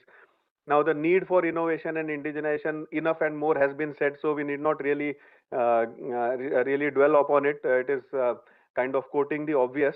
But while the real impetus to the innovation and indigenization activities started from 2014, 2015 onwards after the PM gave the clarion call of Make in India. But Navy has been on this path for decades. So Navy has a very, very effective and ingenious institution called Warship Design Bureau, where we have been designing our indigenous warships. More than, in fact, the 100th warship was recently, indigenously designed warship was delivered to the Navy. And I'm very proud to say this, that as of now, 46 platforms are under construction, and each and every one of them is under construction in Indian shipyard. So there is no order of Indian Navy for construction of new ships, which is there in any foreign shipyard. And each of these projects, some small, some large, goes into thousands of crores. And each and every one of you sitting over here will have some or the other takeaways from each indigenous shipbuilding program that goes on into the Indian shipyards. So there are certain guiding documents which actually guide this indigenization and innovation program. Two of them very famous, the Defense Acquisition Procedures and the Defense Procurement Manual. DPM 09, Chapter 15 used to guide this process since 2009 onwards. We underwent a lot of internalization, a lot of internal reviews. Threadbare discussed this Chapter 15, and I am proud to say that I was part of that team. And eventually, Ministry of Defense has come out with a new document called DPM 25, and Chapter 10 of DPM 25. I'll encourage all of you to read this chapter if you are going to be participant to this innovation indigenization activities under the revenue scheme. But at the same time, under the capital schemes, the DAP is the document which governs these activities, and these are all available on the internet. In addition, I would like to mention two more documents. Although there are multiple such guiding documents available, these two of course are primary, DAP and DPM. But apart from that, Navy has published one document called Swavalamban. The fourth version, Swavalamban 4.0, is in vogue right now, and it's there on the internet, on the naval website as well as the DDP website. This gives Navy's requirements for indigenization for next 15 years. And every year, some of them gets indigenized, we remove them, and some new requirement comes up. So this keeps getting updated, and the new version of Swavalamban, that is Swavalamban 5.0, is likely to be published in October 2026. So you can keep a lookout for that. But Swavalamban 4.0 is one which is available on the internet right now, and you can kind of refer to that. Anything which excites you, anything which is in your domain as to you think that you have the capability of developing these items, please do reach out to us. At the end of the presentation, I will also share the contact details of DOI as well as various professional directorates at the naval headquarters. But even if you don't want to really remember everybody's name or addresses or even the functionality, you can just remember Directorate of Indigenization, send a mail to us. 100% we will respond to your mail and take corrective actions to at least get you in touch with the concerned professional directorate. From thereafter, you can take it forward. Similarly, a naval aviation indigenization roadmap is also published and available on the internet. So I encourage all of you to go through it and pick up projects. Now, subsequently, we'll also see something called Srijan portal. So Srijan portal has also the requirements of indigenization by the Army, Navy, Air Force, and so on.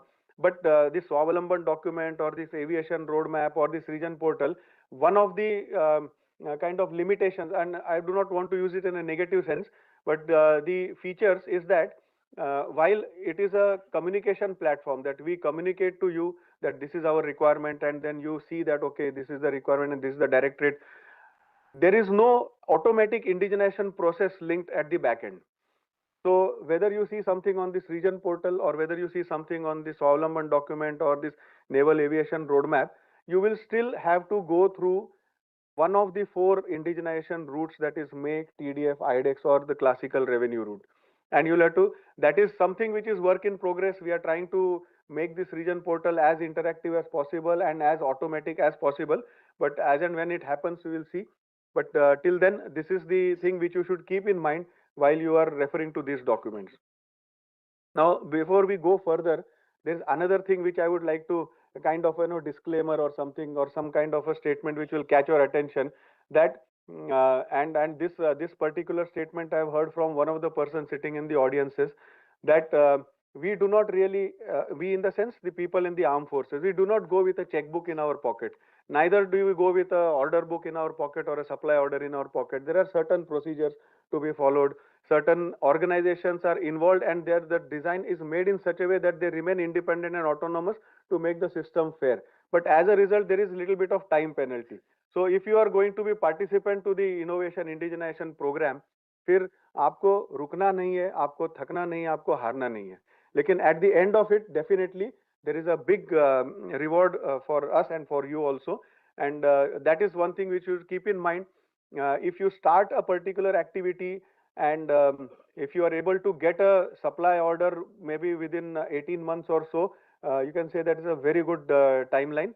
And the fact that 18 months we should actually come down to 8 and then 8 should come down to 80 days or so, that realization is there at our end, and we are working on that to how to compress these timelines, but this is what it is as of now. Now at NHQ, anyway, this is the naval organization. We will not dwell too much into it because our topic is to look after the indigenization schemes.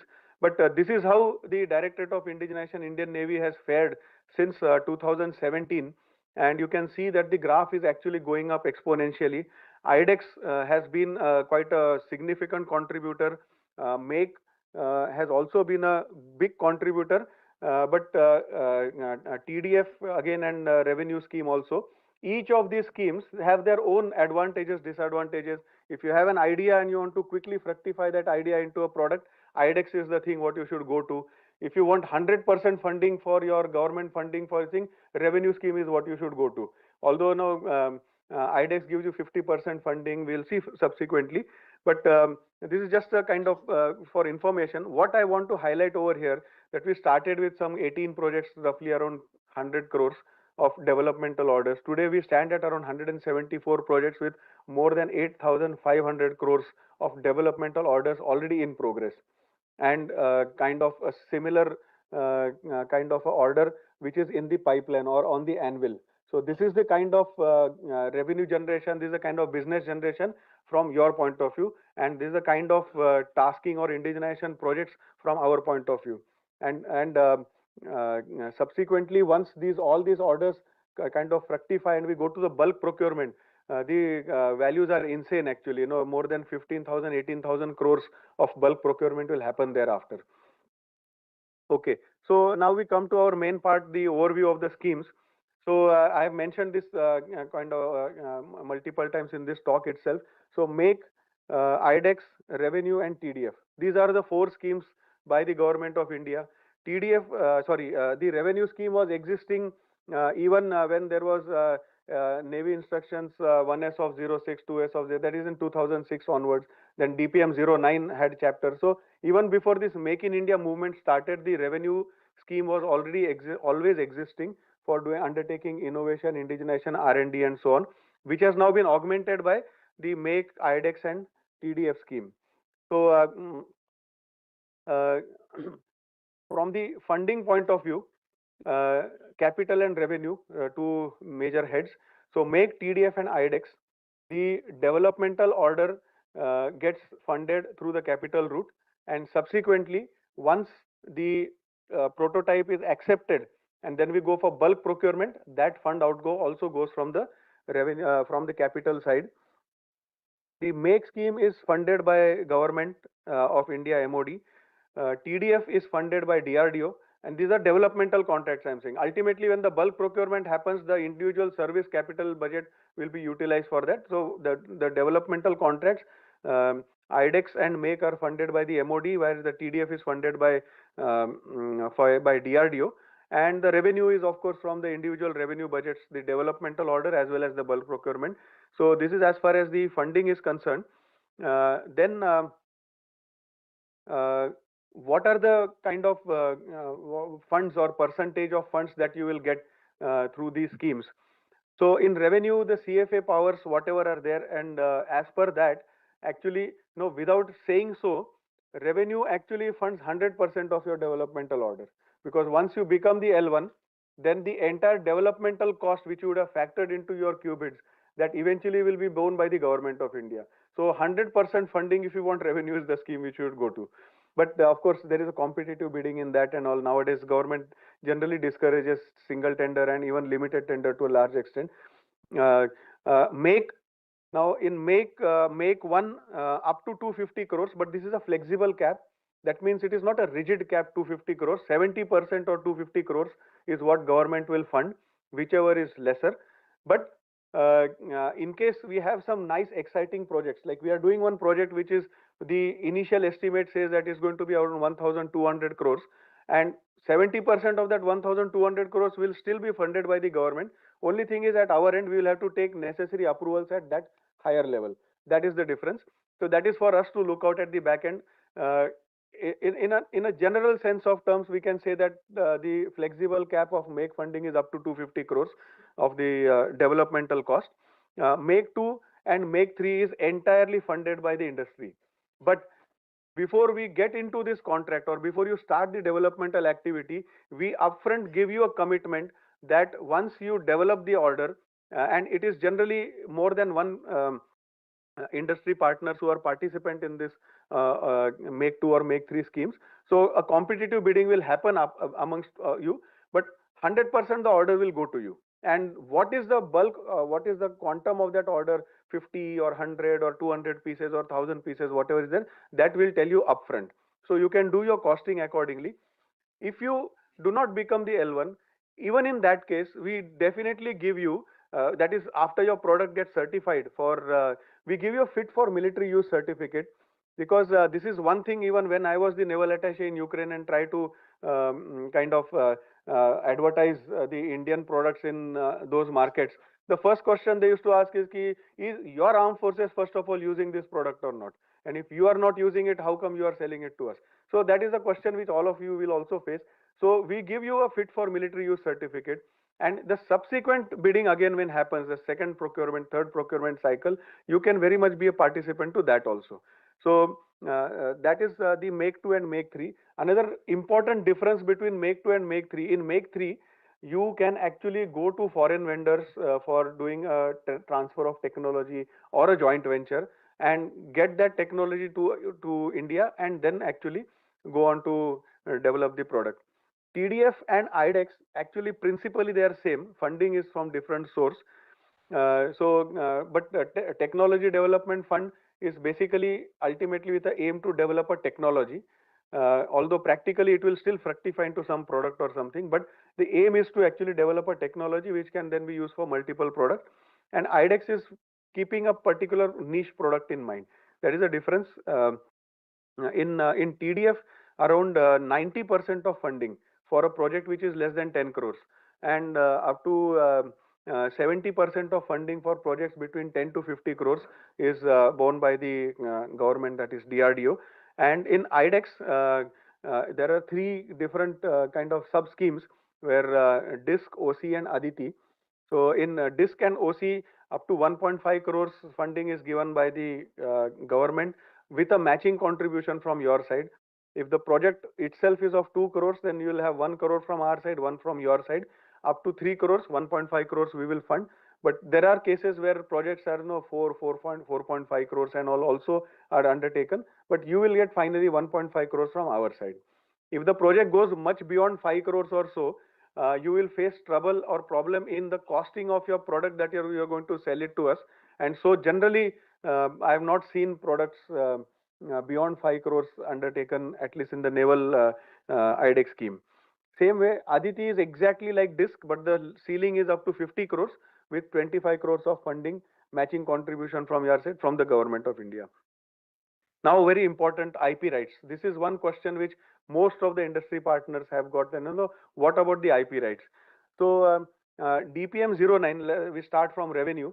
So DPM 09, 100% IP rights were with the government of India because we are funding the project for you. So at the end of it, you are required to submit your drawings, you are required to submit your design document, everything, the ownership will be with the government of India. This was the provision of DPM 09.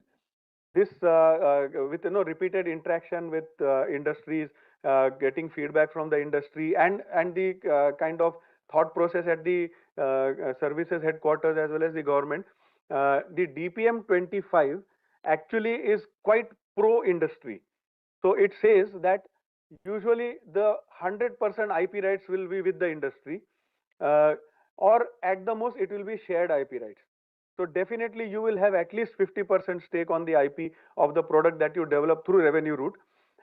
Whatever is going to be this share is usually going to be promulgated in the RFP that we upload on the portal on that basis. But generally the feeling has been that it is okay. You are finally, whether it's a government of India enterprise or a private industry, finally you are part of this nation and nation building team. So even if you own the IP rights, we are kind of ready to forgo that kind of a right. And but watch out for the details in the specific RFP. As I said, based on the DPM 25 clauses, at least 50% IP will definitely be there with you. Then coming to TDF, again it's a joint IP ownership in TDF. Now in make, it is little what do you call it? Not very little straightforward kind of a thing. So in make one, up to 70% and with big money, 250 crores and all government is spending. So government will have lot of kind of involvement in the product development as well as the developed product thereafter. So I encourage you to read the chapter 3 of DAP to understand this in finer details. But there are kind of lot of ifs and buts, if then else so kind of a thing. That is as far as make 1 is concerned. Make 2, by and large, you will own the entire product. Government will have margin rights. That means, suppose somebody develops a product for us and then you decide to probably sell it to Pakistan or China or some country which we would not like to. That is the place where government will come in and say, no, that is not possible. Apart from that, you will have the ownership of the product that you develop under make 2 as well as make 3. And IDEX, again, it is full IPs with the IDEX winner. So now going into the details, actually practically speaking, a lot of important details we have already covered in the slides which we have covered so far. But just to kind of for sake of completion, make scheme, make 1, make 2 and make 3, we have seen what are these schemes also. Chapter 3 of DAP is the governing document. So I encourage all of you to read. It's not a very exhaustive chapter as compared to the size of the entire DAP. That is make scheme. in which Make 1 we discussed up to 70% of funding with a flexible cap of 250 crores. Make 2 is industry funded with minimum indigenous content of 50%. But one additional qualifying criteria over here, that projects under Make 2 which are less than 100 crores are kind of exclusively reserved for MSMEs. And suppose we do not have any MSME coming forward for this thing, then it gets open to larger conglomerates or bigger industry. And Make 3 again, we said it's largely import substitution, where you are permitted officially to kind of have a joint venture or have a transfer of technology, and the minimum indigenous content in this particular case goes to 60%. That is one difference. Now, one small detour over here. Navy is progressing one Make 1 case quite successfully, and it has kind of made good progress in very short time. We recently had a review. One kind of a hidden advantage which I discovered during that meeting. So while you can also put forward a lot of suo motu proposals, and then you can maybe develop a product on your own based on your knowledge about armed forces industry and all, and then try to sell that product to the Navy. That route is always available, but always try to utilize some or the other scheme of Government of India to develop an indigenous product, even if it is kind of like Make 2, even if you are required to fund 100% of the developmental cost, but still it is good to first get registered into the Make 2 scheme and then develop that product. Why? Because while our interaction will be, we have a requirement of, let's say, 10, 15, 20, maybe 100, 500 MOQs, whatever, depending on the size of the product. But the fact that you have successfully developed a product under the MOD scheme gets registered into the diaries of the Government of India. And when the ministries, when they interact with each other, this information is shared laterally.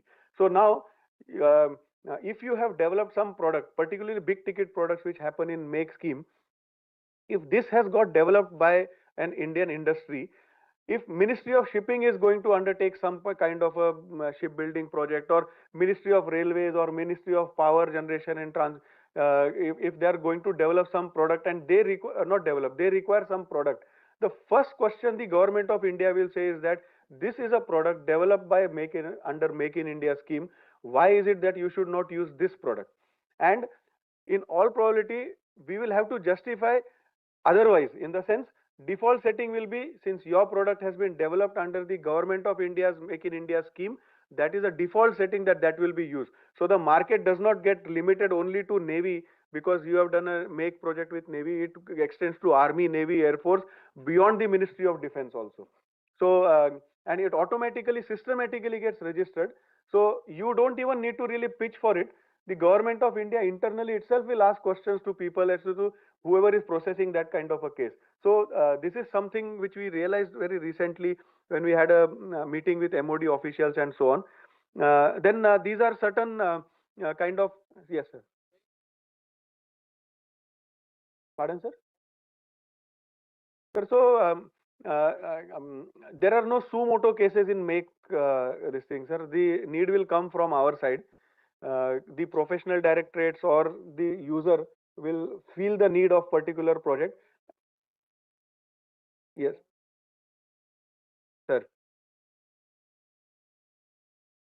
Sir, you can, but you can't initiate a product or development under Make 2. You can anyway funding either Make 2 or your own suo motu. Funding is going to be your own. But if it is under Make 2, then first of all, you have assurance from our side that once the successful development, we will buy from you. But if you suo motu start developing some product in anticipation that once it is successfully developed, I will be able to sell it to the armed forces, there is no commitment from our side in that particular case. And second thing is, so Make 2, what happens is a need is felt by the professional directorates or the field units, and then they at internally, like in Navy's case, DOI primarily guides that it should be taken up under Make 2 or it should be taken up under Make 1, or it's a fit case for TDF or a revenue route or whichever this thing. And then we approach the ministry for taking up so internally we discuss and decide that so and so product we need to undertake under Make 2. We take internal approvals and then we approach the ministry ultimately Secretary DP chairs a collegiate meeting in which he gives a AIP for developing a particular product under Make 2. Once that AIP is available, then the whole chain of event gets triggered. Then there is a feasibility study, then there is an expression of interest, which finally, after a process culminates into a RFP or a project sanction order. Sir. Yes, sir. Sir. So best thing is, sir, you approach DOI, or even Army has got their own Army Design Bureau, or Air Force has got their own DOI or DAD. You can so as far as Navy is concerned, just approach DOI. We will guide you. We will get you interact with the concerned professional directorate, and in multiple cases, it need not be only single professional directorate, sir. Like we have got submarine design group, we have warship design group, we have professional directorate of mechanical engineering, and so on. So we and any one of them, if shows interest, that project can take off, sir. So in fact, for ease of understanding, you can just say DOI is your one-man contact point as far as indigenization innovation is concerned. We may not have answers to all your queries, but we'll definitely get you in touch with the person who has all the answers, sir. So these are certain kind of timelines, but we all understand at our end also, even the integrated finance, and they understand that it's a developmental order. There are usually large number of uncertainties. There are a fair domain of unknowns in this whole thing, and so following these timelines always is not kind of possible. But definitely efforts are to kind of use this as a guideline to kind of keep ourselves on track. Now, certain products which we have developed under Make scheme, and I have deliberately kept products which are around 4 or 5 years old or little older beyond that, primarily to maintain the infosec kind of issue. While these products you can see, aim is not to show you the product, but aim is to show you the spectrum, that right from a smaller kind of a component to a large kind of equipment we have developed under Make scheme successfully, as well as certain things with respect to armament. Those who are in this kind of field will realize that the cost of the product is probably not as much, but the cost of testing itself is kind of exponentially larger than the cost of the product or even the bulk order. With all those kind of challenges with armaments, with respect to general service or electrical or electronic goods.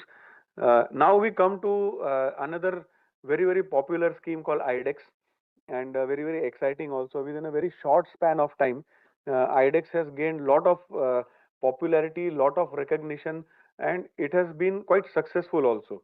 In fact, Navy is quite proud to say this, or that Honorable PM himself launched one of the IDEX challenge called DISC 7 with 75 challenges. Navy had proudly promised the PM that 75 years of independence, we will launch 75 challenges, and within 1 year we will try to kind of achieve the impossible within that 1 year itself.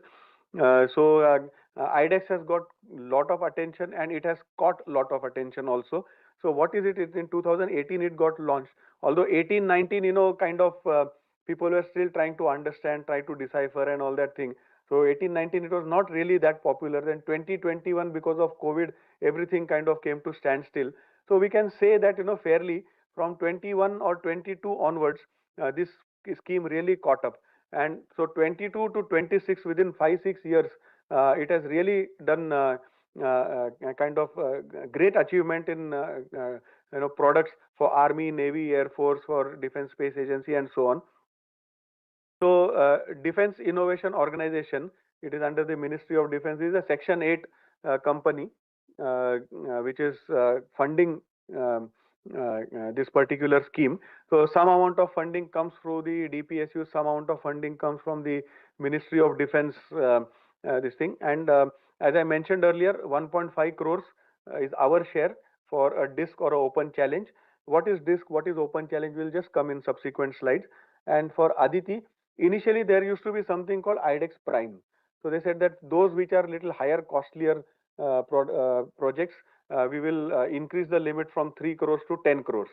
But then as things went by, they found that Prime is working quite well, but falling short of funding. So this Prime was then eventually replaced by Aditi. Aditi is an acronym, and the funding from the government side is up to 25 crores. So it is engaged with, and this 400 plus and 4,500 plus, I can keep saying, but 1 week later I talk to you and this value would have gone up. So that is the rate. There is already one disk challenge which is in vogue, is going on. We have launched up the challenge and we are waiting for proposals. In some cases we have already received the proposals also. So very dynamic scheme, and there are large number of prototypes which have got developed. Large number of bulk procurements have also got delivered at the end of this thing. This is the kind of journey, and as I mentioned, what is important is down below over here, that 2026 disk 14 was launched by Honorable Raksha Mantri ji, and Aditi 4 also was launched in 2026. Now this is the kind of overview of IDEX scheme. So on one side you have got services, DPSUs, others who are the users. And on the other end of the spectrum are the MSMEs. Okay, another important thing is this IDEX scheme is purely reserved for MSMEs. So larger units like Bharat Forge and L&T or Reliance or Adani Defense, they cannot participate in this. It's purely for MSMEs. So all those MSMEs on here can take heart that no large amount of competition is already out as far as IDEX scheme is concerned. So the other end of the spectrum is all MSME startups or the industry partners. Ministry of Defense Innovation Organization is there as one of the coordinating agency. And what is there on top is this blue arrows that shows the actually flow of the scheme. So when we talk about disk or Aditi, it originates from the user and we reach out to the industry partner. So what happens is the user first reaches out to DOI, then DOI collates all the requirements, take internal approvals, we reach out to MOD, DIO, and then in some particular forum, we actually upload this as a disk challenge. And in general understanding, launching of a disk challenge is something like uploading an open tender RFP onto the portal. So it is now there on the internet, and then people all across the country can view it, and then they send their response. So now they are responding to our requirements. So this is the flow. Now once you respond to us, we take cognizance of the responses received. Some amount of filtration happens at the preliminary level, then some little more filtration happens, and eventually a very niche group of maybe or a small group of about 4 to 5, and in some cases even we have gone up to 8 also. MSMEs are selected who are really very promising, and it is possible that there may be 3 or 4 people giving the same solution, but their approaches are different, and as a result of that approach you will end up developing a different type of solutions or different type of technology. So this particular fact is also taken into consideration. Although recently MOD has passed an order that so till now there are cases where we have given the IDEX developmental order to 3 firms in some few cases. In many cases we have given orders to even 2 firms who are then eventually competing with each other for completion. And of course every project has at least one winner. But now recently one order has been passed that amongst this selected group, eventually the L1 will get the order, and there is still a lot of manthan going on at our end, back and forth discussions that whether this L1 should be followed, should not be followed. And now whatever what is the views of each service headquarters have got their own views and different things. MOD, DDP has their own views, DIO, and so on. While I am privy to that, I will not definitely indulge into that over here, but definitely some kind of a thought process is going on at the back end. It may result into this order being revoked or may not, that only time will tell, but that is what it is.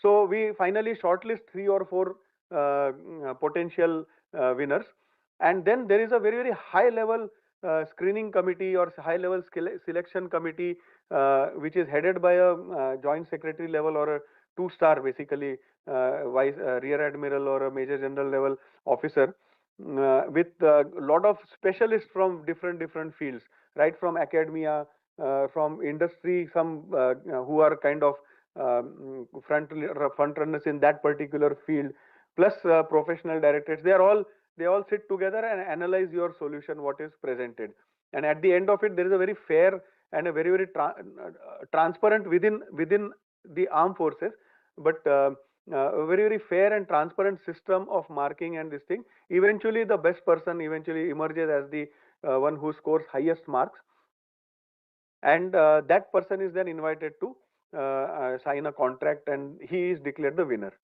Then his journey starts. You start development. There are 5 milestones, and those milestones are also by and large quite crystalline and defined, although not absolutely rigidly, but in a very broad sense of understanding, they are quite clear. And the kind of payment that you will get once you cross a particular milestone.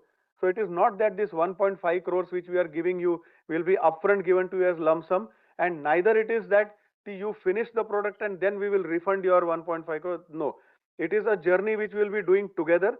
We will walk along with you, and in fact, in many cases, we will also be participant to your developmental process, so that we do not really go off track, to guide you as to what is our requirement and so on. So every milestone you cross, certain percentage, predefined percentage of payment you will get once the verification happens that you have cleared that particular milestone, and this eventually fructifies into your prototype being accepted by the Navy or by the armed forces, by the user. Once the prototype has got accepted, then the bulk procurement of that thing, the amount of bulk procurement what we will do is also told to you beforehand itself. Initially that was not the case. So we used to develop the item, and then somebody used to kind of lose interest, or technology has moved on, or that item is not required, and then people used to say, okay, token 5 kharid lo aur khatam kar do, and all that thing. Also to preclude all those kind of things, and to kind of put you into more comfort zone, to help you in doing your costing better, this minimum order quantity, and these are minimum order quantity, so that's not the end of it. And in fact, the DPM 25 will, in a very brief, we will cover DPM 25, all the good points that have come out for the industry in that also. So that enables the armed forces to go back to the same person who has developed the item through this entire developmental process, and buy the same item from you for next 5 years at least. So that is the journey of DISC or Aditi. The open challenge is the entire reverse process of this thing. So what happens is, you have an idea, you feel based on your exposure, your awareness, or maybe some person who was part of the armed forces is now part of your team, and he understands that this is the need of the armed forces or so. You have an idea and you want to develop that into a product and eventually supply it to the Navy. You can come up with a suo motu proposal under this open challenge. So that's why that arrow starts from the MSMEs or industry partners, and it travels to the services. Eventually that idea comes to us. We eventually consult with the professional directorates, and if the professional directorate, if it fits into their doctrine, if it fits into their bigger picture, so the idea which gets rejected, it's not that the idea is bad, it's just that it doesn't fit into our scheme of things. That is what we can say. So if it fits into our scheme of things, then we will reach out to you. Again, you will give a presentation of your entire solution, including your funding, costing and all, in front of this high power selection committee. Once if they are kind of convinced, then you will get into a contact, and thereafter it is same like the DISC or Aditi. So that is as far as IDEX is concerned. Again, while it's a very nascent scheme, but a lot of good equipments have already got developed under IDEX. And instead of trying to highlight individual equipment, what I'm trying to show is that the spectrum is quite large, and these are only naval products. You can, if you see the Air Force and the Army products, even more exciting to see the entire plethora of equipment which has got developed through this particular scheme. Now coming to the revenue scheme. Revenue scheme, as I mentioned, was existing even before the Make in India movement started. The Defense Procurement Manual 09 had a chapter on this. Even before that, individual services had their own Navy instructions and all. So this has been going on. Within this scheme, largely, since if you remember, the funding is from the revenue budget. So what happens is any innovative idea which you have, which you want to develop into a product which is not already there in the service, that kind of a project we cannot take through revenue scheme. It is, but you can use innovative solutions or R&D and innovation to develop a product which is going to be an import substitution. So it is going to substitute an equipment which is already in the service. So revenue scheme. But I said the biggest advantage is 100%. After you be declared as L1, 100% funding is from the government, unlike any of the other schemes. And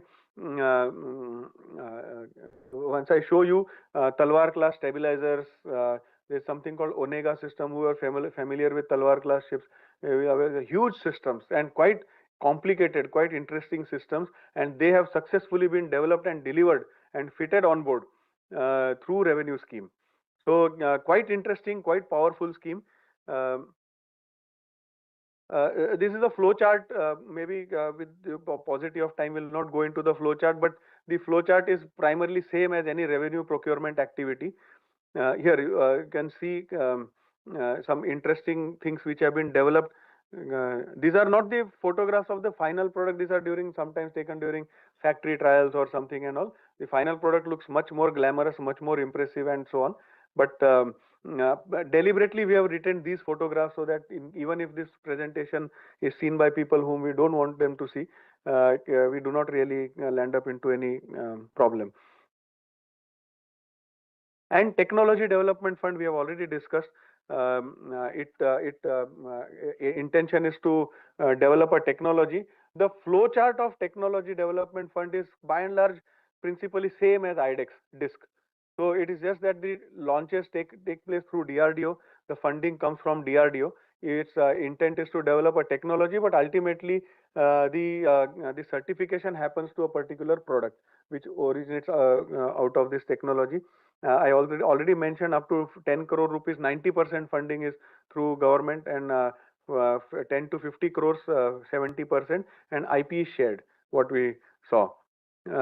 Again, some supporting slides, but due to the paucity of time, this presentation I have shared it with HQ IDS people and with Cenjows. So people who are interested can reach out to them and then take it. We'll rush through these things again. Some of the important, see, water jet propulsion system for FACs.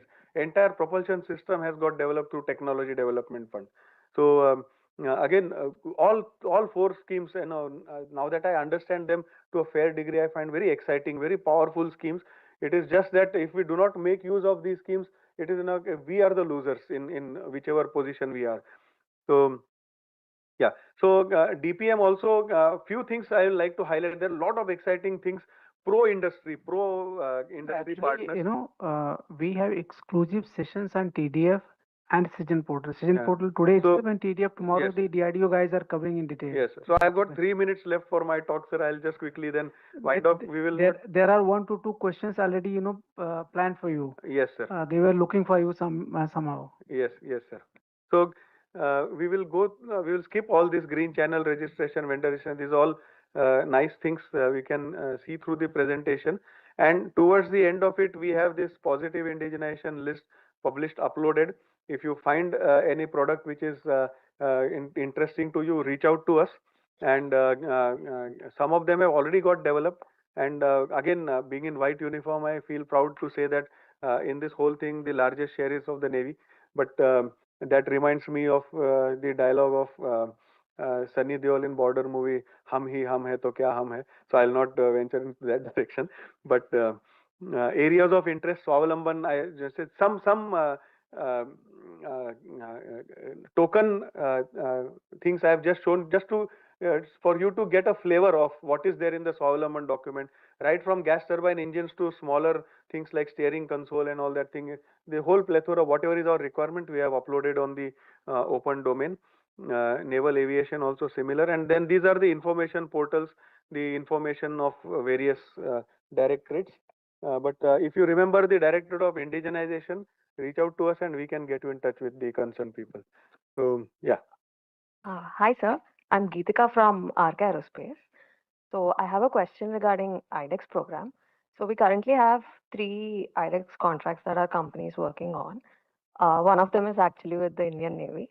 There is another disk challenge that we are working on, and like you were mentioning, there was a L1 concept that was introduced recently, and we got the project in 2021, and now that is affecting the now there are three companies that has received the project, and now they have told us that L1 and L2 only will be considered. So this, so the our company has raised funds. Of course, many other companies will raise fund basis these projects that we get. So how do we solve this issue? Because it's a It's a individual problem of your company, but there's a larger issue in this thing. So when I told you that there's a lot of kind of internal debate going on. So we know, first of all, this is only IDEX. Please sit. IDEX scheme is only for MSMEs. So that means you do not have deep pockets. Suppose a big company like L&T or Adani Defense, some project gets stalled for 4 or 5 years also. They can absorb that shock, even if it's a big shock. But even a minuscule amount of that for MSME becomes very difficult.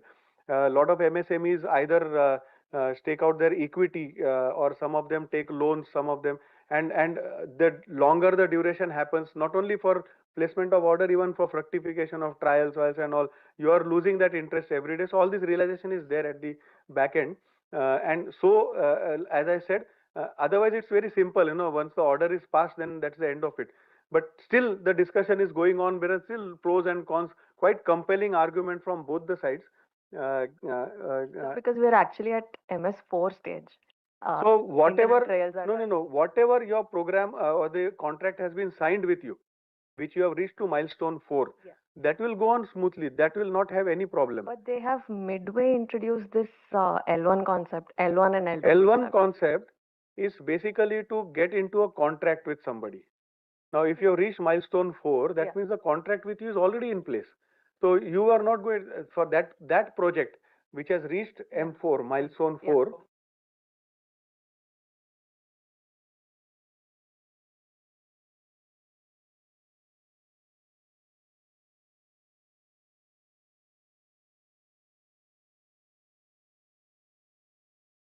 Yeah. So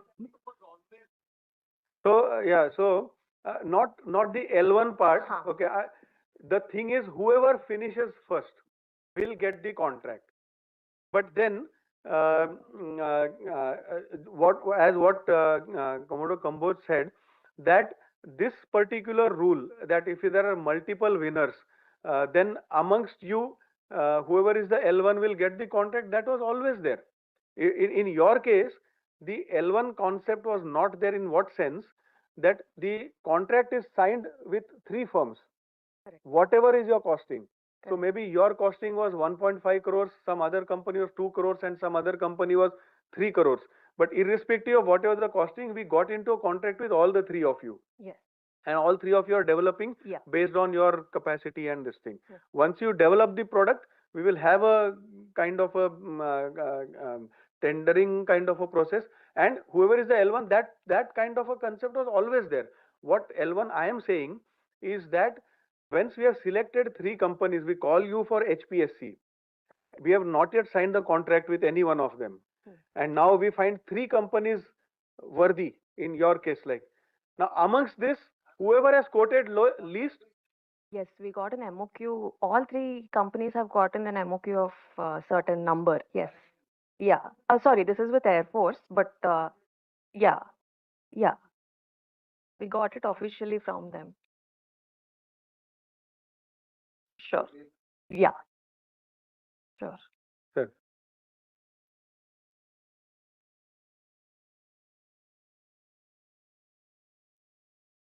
Yes. Yes. No. To L1 prices, that has to come to L1 price. So because the L1 discussion has started very recently. No. The L1, that's what the L1 what you are thinking of, and the L1 which I spoke is different. Okay. Your L1 is after the product has successfully developed. That means first we signed a contract with you, then you 3 of you developed the product, and now amongst these 3 companies who have successfully developed the product, who should get the order? Sir, That will that will be decided by L1. This concept was always there. What L1 I am saying is that we have still not signed the contract with any one of you. We have shortlisted 3 of you. Now we feel 3 of you are worthy of getting into a contract. In those days, we got into contract with all 3 of you. Now with this L1 order, we will get into contract with only one of you who is L1 in your budgeting. Sir, so we got a document. All 3 companies got a document. So what we can do now? Has been revised. Okay, so we will discuss. I am going to be here after this sure. thing. We can discuss this so that some more people get the chance to ask the question. Sure, sir. Thank you. Okay.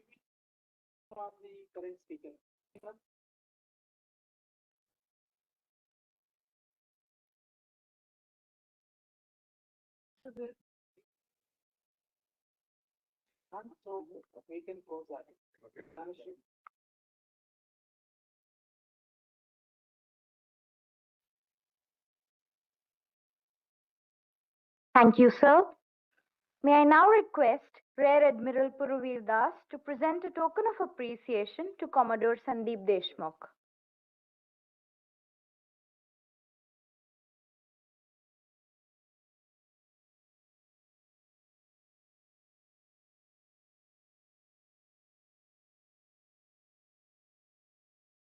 Thank you, sir. We now move on to Competency Mapping Portal by Captain Pankaj Yadav, Captain Indigenization, Directorate of Indigenization. He is an Executive Branch Officer of the Indian Navy, currently serving as Captain Indigenization at the Directorate of Indigenization, where he drives defense indigenization and industry engagement.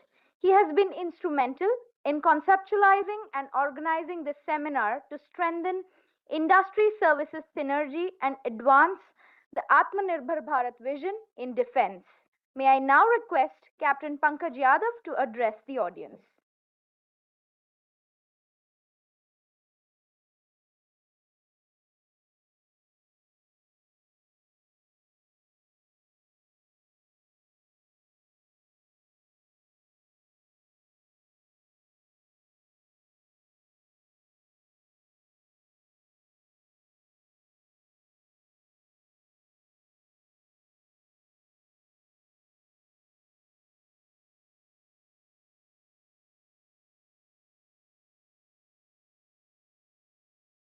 Very good afternoon to all ladies and gentlemen. So pre-noon session was all about capital acquisition, capital procurement, DA, and in fact effective, though slightly heavy dose of DAP. This will be lighter one, new digital initiative, and will definitely attract attention of startups, because primarily this portal, this digital initiative, what has been taken by Director of Indigenization, is aimed to capture, to get all the startups and their worthiness under one umbrella, that is competency mapping portal. So I'll bring out what, why and how is it there. Thereafter, I'll be discussing the functionality. My developer, it has been developed by KPMG, conceptualized by HQ Ideas, will be showing the functionalities of this portal. Any questions and queries regarding this portal we'll be addressing after the functionality demo is over. This portal not only brings out the inventory of startups, MSMEs, and the leading players in defense ecosystem, but it also brings out, it also has got a repository of R&D papers, testing facilities, and in future, we have plans to integrate it with Region Deep portal, where the functionality will even more be expanded to give authentic source for items which have been indigenized from the PIL list. So now coming to the what, why, and how. Basically, there are startups somewhere around 2.23 lakhs and around 8.6 crore of MSMEs developing a lot of material, right from nuts and bolts to rockets, all there, and everything is being required. But what has been the problem is visibility and opportunity, especially for the startups. Everybody comes and says that I can develop this, but how should I approach the headquarters, or how should I approach the defense services? Who is my user and what will be MPQ? So here it is two-way basically. Now other side, I'm talking about users perspective, where armed forces They also need the same things, basically few things which are in dual use, things like normal nut bolts, washers, very basic need activities.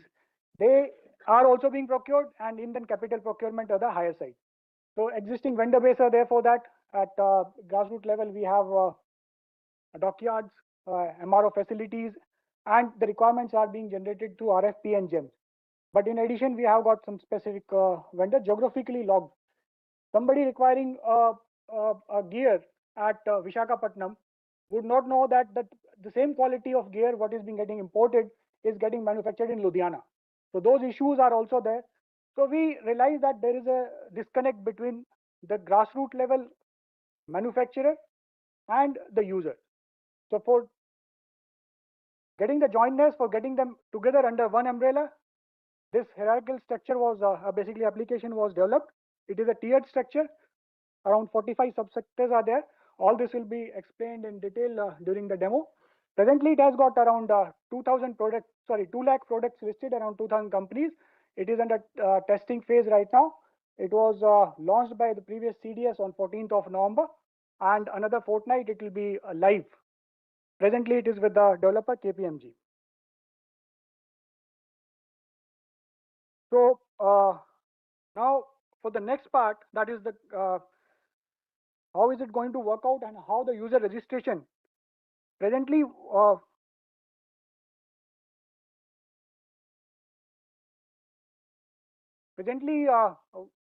the industries which are registered on and available with the website on internet have been, the information has been taken and has been collated in the Busbis portal using the AI model.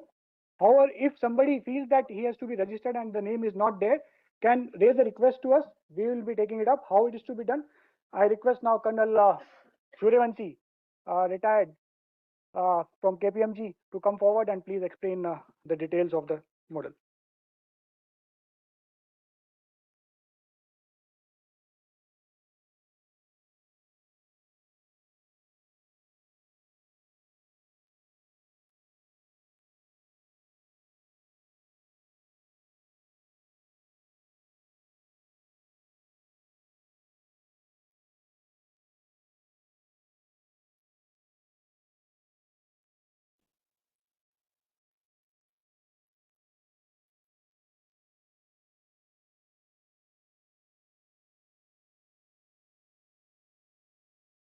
Good afternoon, everyone. Thank you so much, first of all, for this opportunity. And sure, sir.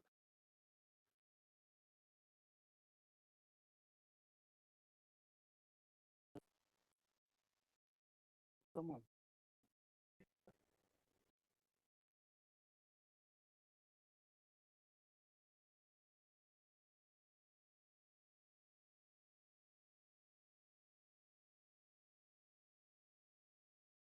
Thank you, sir. Thank you so much.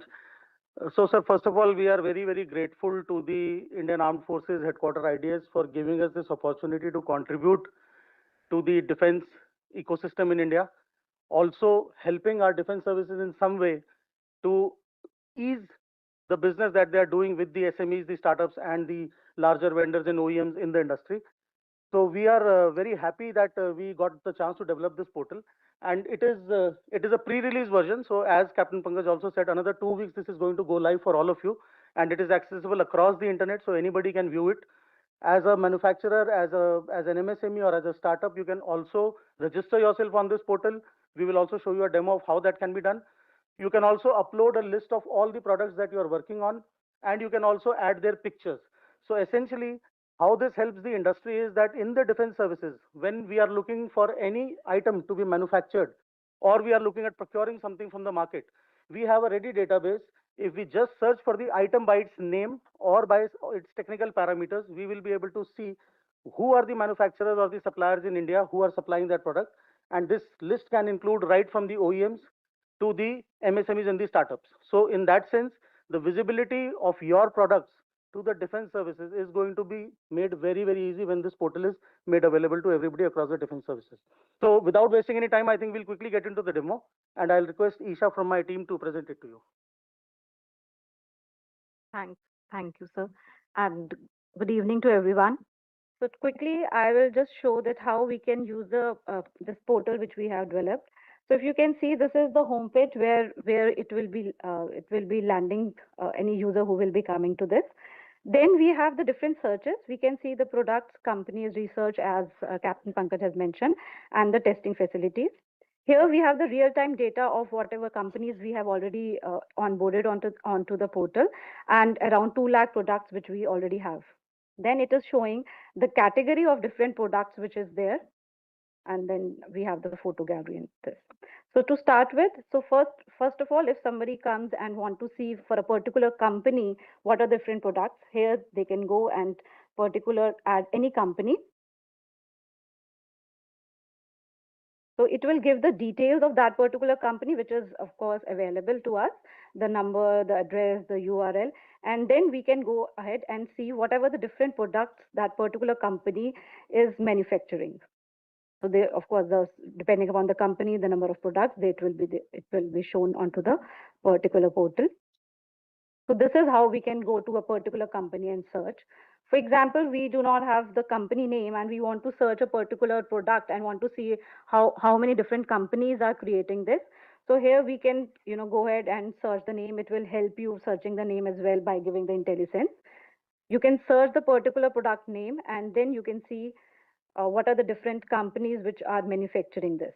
So it will have the details, the URLs will be there, whatever the information, all the information will be visible on this particular thing. Now this is the part which is already onboarded on the portal.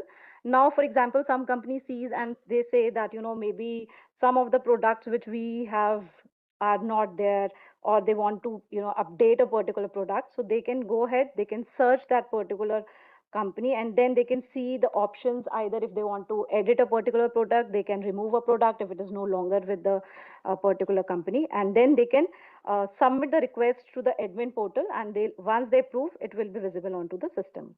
Similarly, this is for the edit of the products which are already there.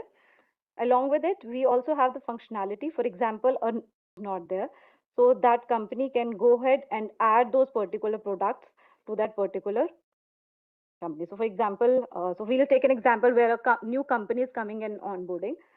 So if we just add a new company, it says the company doesn't exist, we can add a new company there. We can add those details. So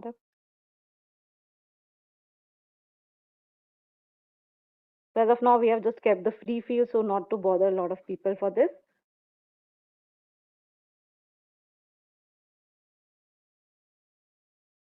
So that's a new company will be saved. Then we have the product. So now, suppose they have started creating a new product, they can go ahead and add that product details in the system.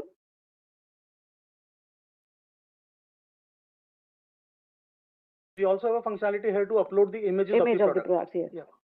So we can go ahead and select a particular image, and then we can save it.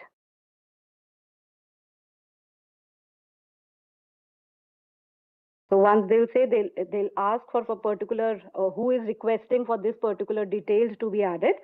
So this information they will be capturing, and these requests will be going to the backend for the approval. So the admin will log in. So that is the backend process which is there. So they will approve it, and then that particular company and that particular product will be visible on the system itself. So I think our admin is doing it. Thank you, Sahani, for this.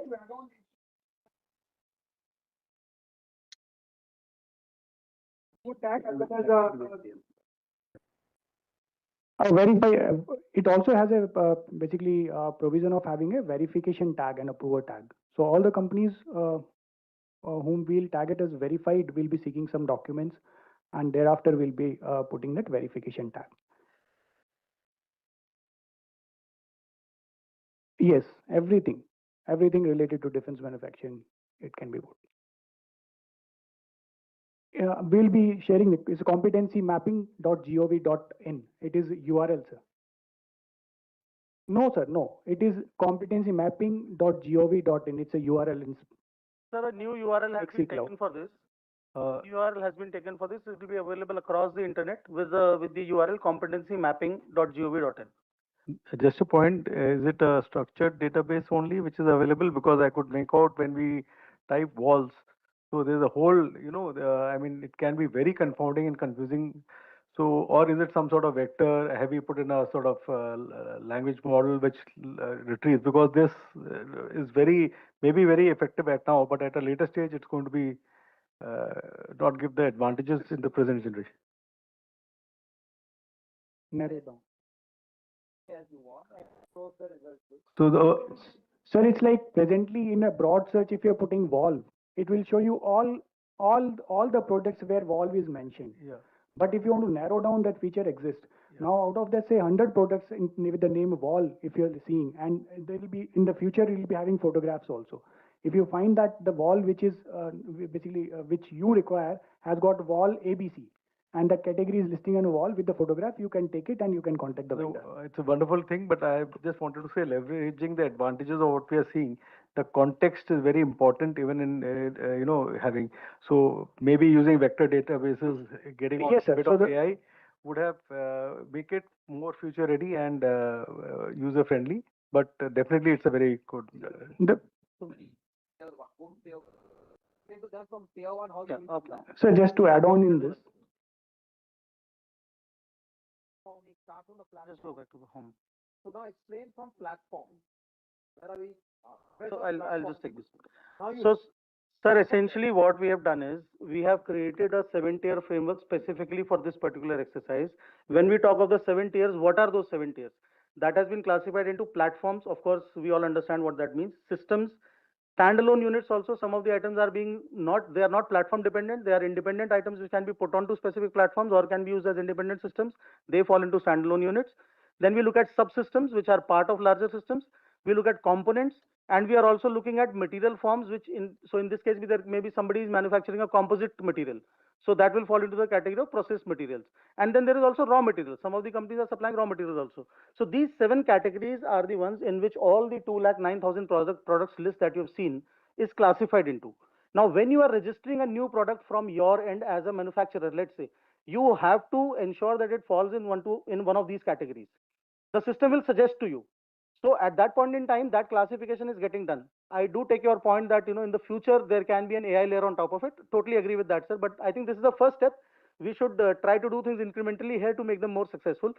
Now within that, what we have done is, for example, now if you see, we have selected platforms. Now when we talk of land platforms and vehicles, these are the product classes that we are talking about. So amphibious land vehicles, artillery land vehicle, etc., etc.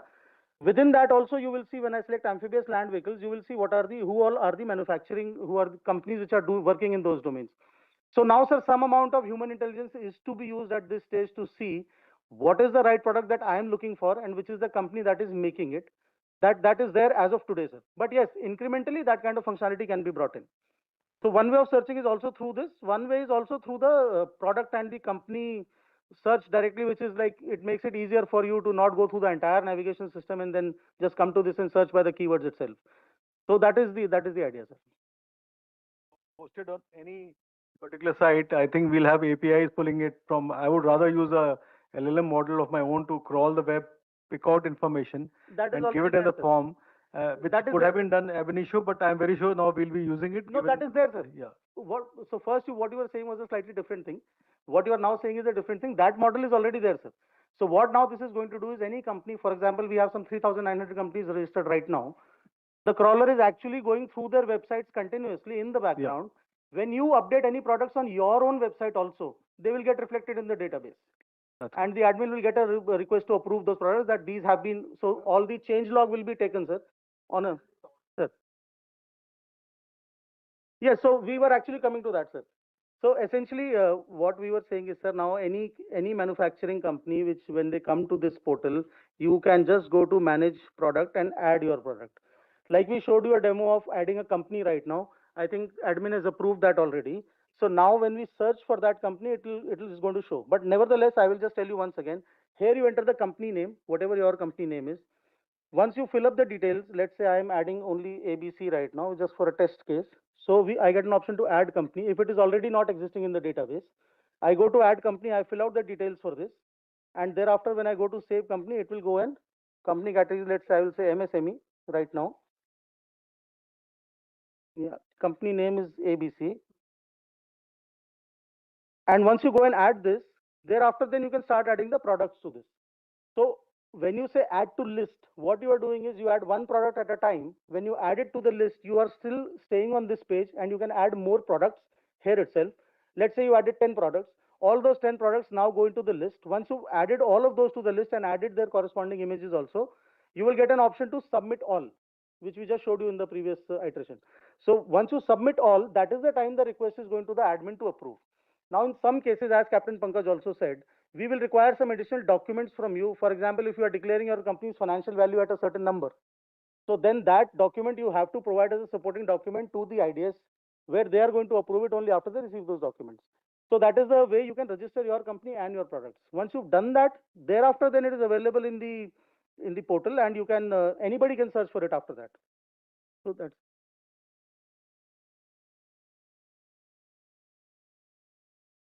offering a design services, it's only about product, right? Sir, as of now, we have not placed any sort of a restriction on you putting in a service also. Okay. We are calling it a product because this was aimed at the manufacturing industry, but then services can also be brought onto the portal. As of now, there is no restriction on doing that. So if I have to put mine as a design service, so I go into that product category. Yes. And then Yes. I just put my design services. In your whatever product activity. name, you say that you are going to provide whatever service you will provide. For example, it's a consultancy, for example, sir. You say consultancy services for preparation of DPR for IT solutions, let's say. Okay. You can add that as a solution, not a problem. All right. Yes, sir, we will show you.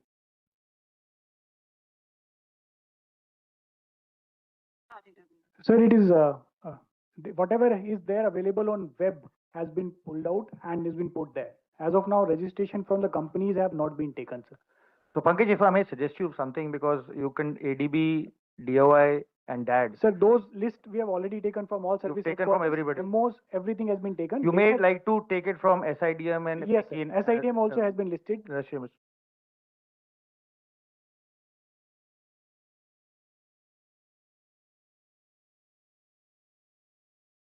So I want to recommend this because I think LinkedIn is a very professional platform, and I watch it very interesting because I never knew such a thing like existed. So maybe DPR or somebody can issue as a thing, because I don't think this is. So there was a post on 14th of November for this, and once it goes live, there will be again a PIB and a post social media. You may like to see LinkedIn as a platform to. Definitely will take it on, sir. And just to add on, sir, the question which was raised regarding the product specification, even we are looking for if we have got a part number for the product, whatever you have listed as a vendor, as a partner on the site, on your website, will be as such listed, and even the pattern number also will be added, so that even services, the user side can match it with the pattern number and can contact the company. Yes, please.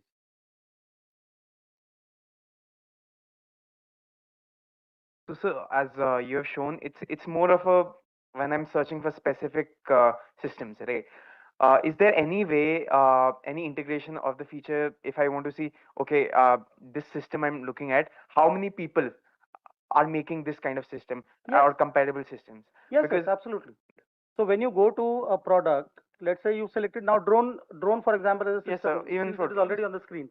So it will show you, you will see there is Tata Advanced Systems also in that, there is ADPM also, No, there is that, BPCL that is who all are making it. Yeah. What I mean is, in a tabular format, that okay, so many companies are making this as a numbers based thing, right?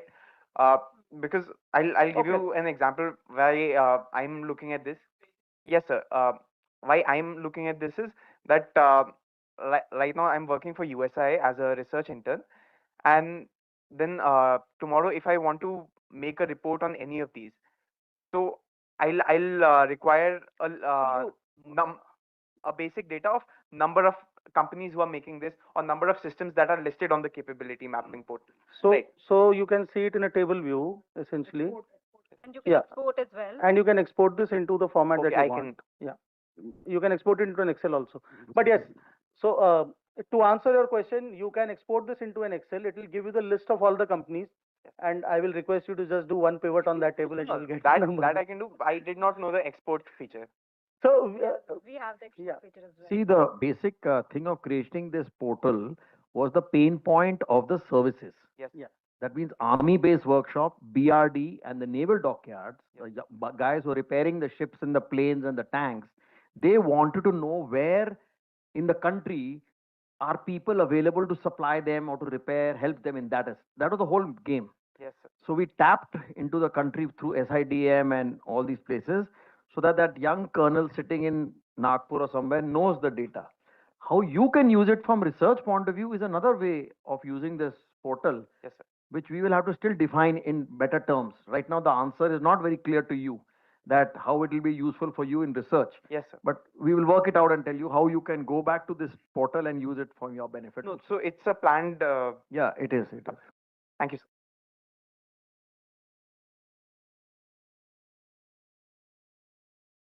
Show one light on the research papers. Can you show one link there? Yeah, sure, sir. Sure, we'll do that. Just quickly do it in 30 seconds so that they Yeah, can sure, move ahead.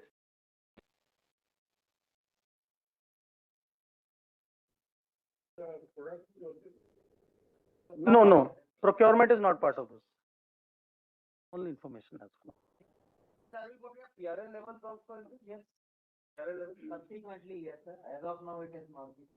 But competency, so competency will come out either in the number of orders or TRLs or. It will be there, sir. One more small input, sir. Like all MSMEs and startups, when getting registered to Ministry of Corporate Affairs, they are given an indicator.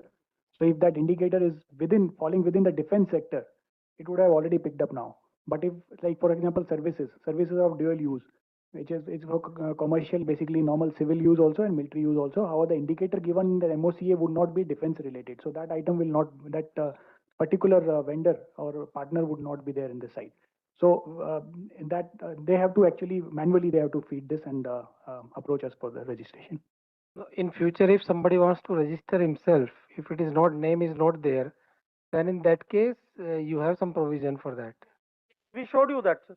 We showed you how you can do that. The only thing is it has to be approved by the administrator at the back end once you've submitted all your. That registration will be chargeable or is No, sir, it's all free absolutely of charge. free. Absolutely. So I mean, that decision is not. no, it is free of charge. I can tell you right away. There is no charges for the same. Now, more importantly, that we are expecting this portal to be launched in a week or maybe 2 weeks time maximum. And once it is live, it will be almost in a probation stage for at least a month. So I would request all of you present here, maybe you can have a look at it. You can give your suggestions. We are going in for a fresh contract subsequently, wherein we are defining the scope of further work to be included in that. Your suggestion will be actually helping us in formulating the scope of work for the next set of upgradations which we are requiring. We'll be very grateful. Yes, sir. Yes, sir. It is that way only. So that is why presently the products, if at all they are listed, they are having a representative graphics. Not every product is also having a representative graphic. We intend to capture the actual graphics also in the next upgradation. So similar like any suggestion, like some of them already have come so far. Yeah.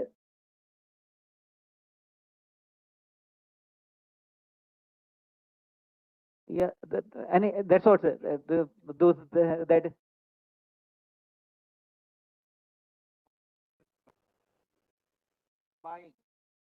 No, when you say, sir, it's a competency mapping portal, so you might as well say it is a mart, defense mart.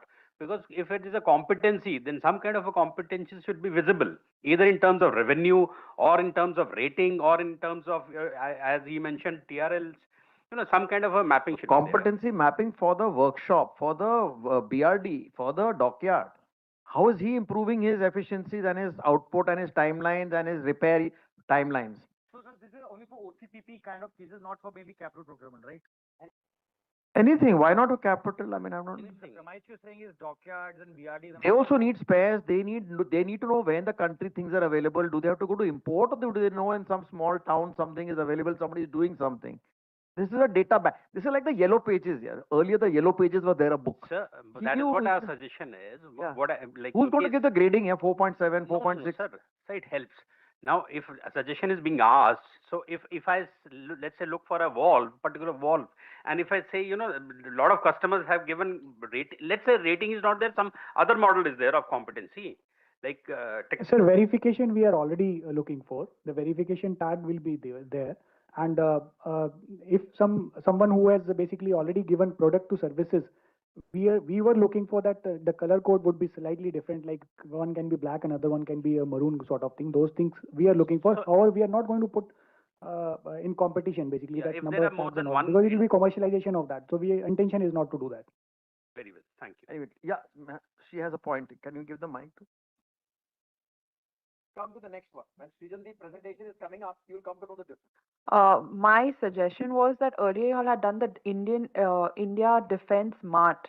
Something from MOD was started which had similar land platforms and tiers, and they made all the MIL vendors register on it. So you all could use that. And since they're talking about ratings and everything, you all can try and see from GEM if you all can get the information, because a lot of people would be registered there. So if you can use an AI software to get information from that also, it will help you all.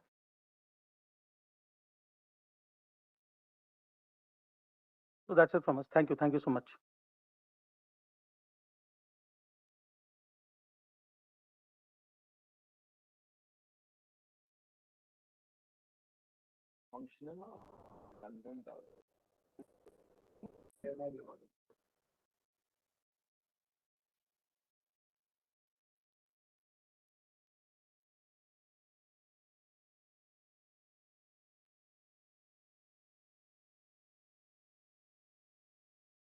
Thank you, sir.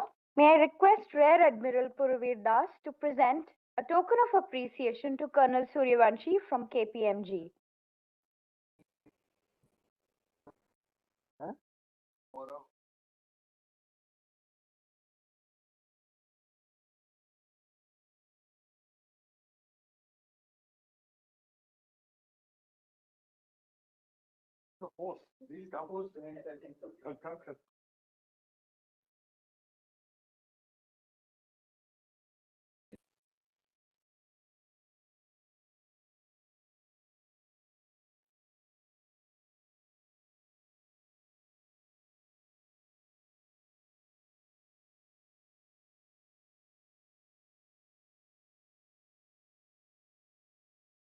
Thank you, sir.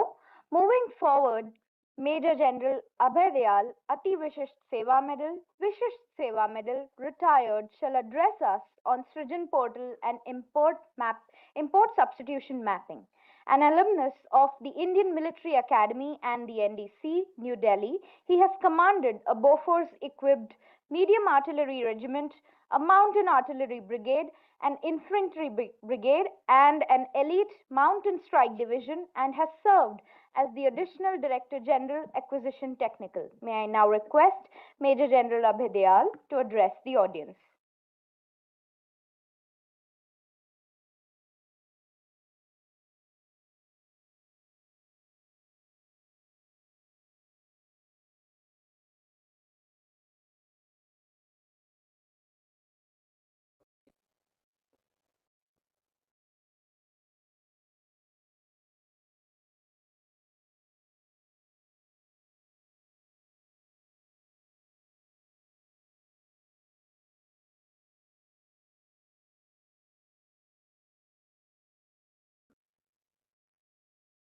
Good afternoon, ladies and gentlemen. Pleasure to be here, and I thank Cenjows, sir, for having given me this opportunity.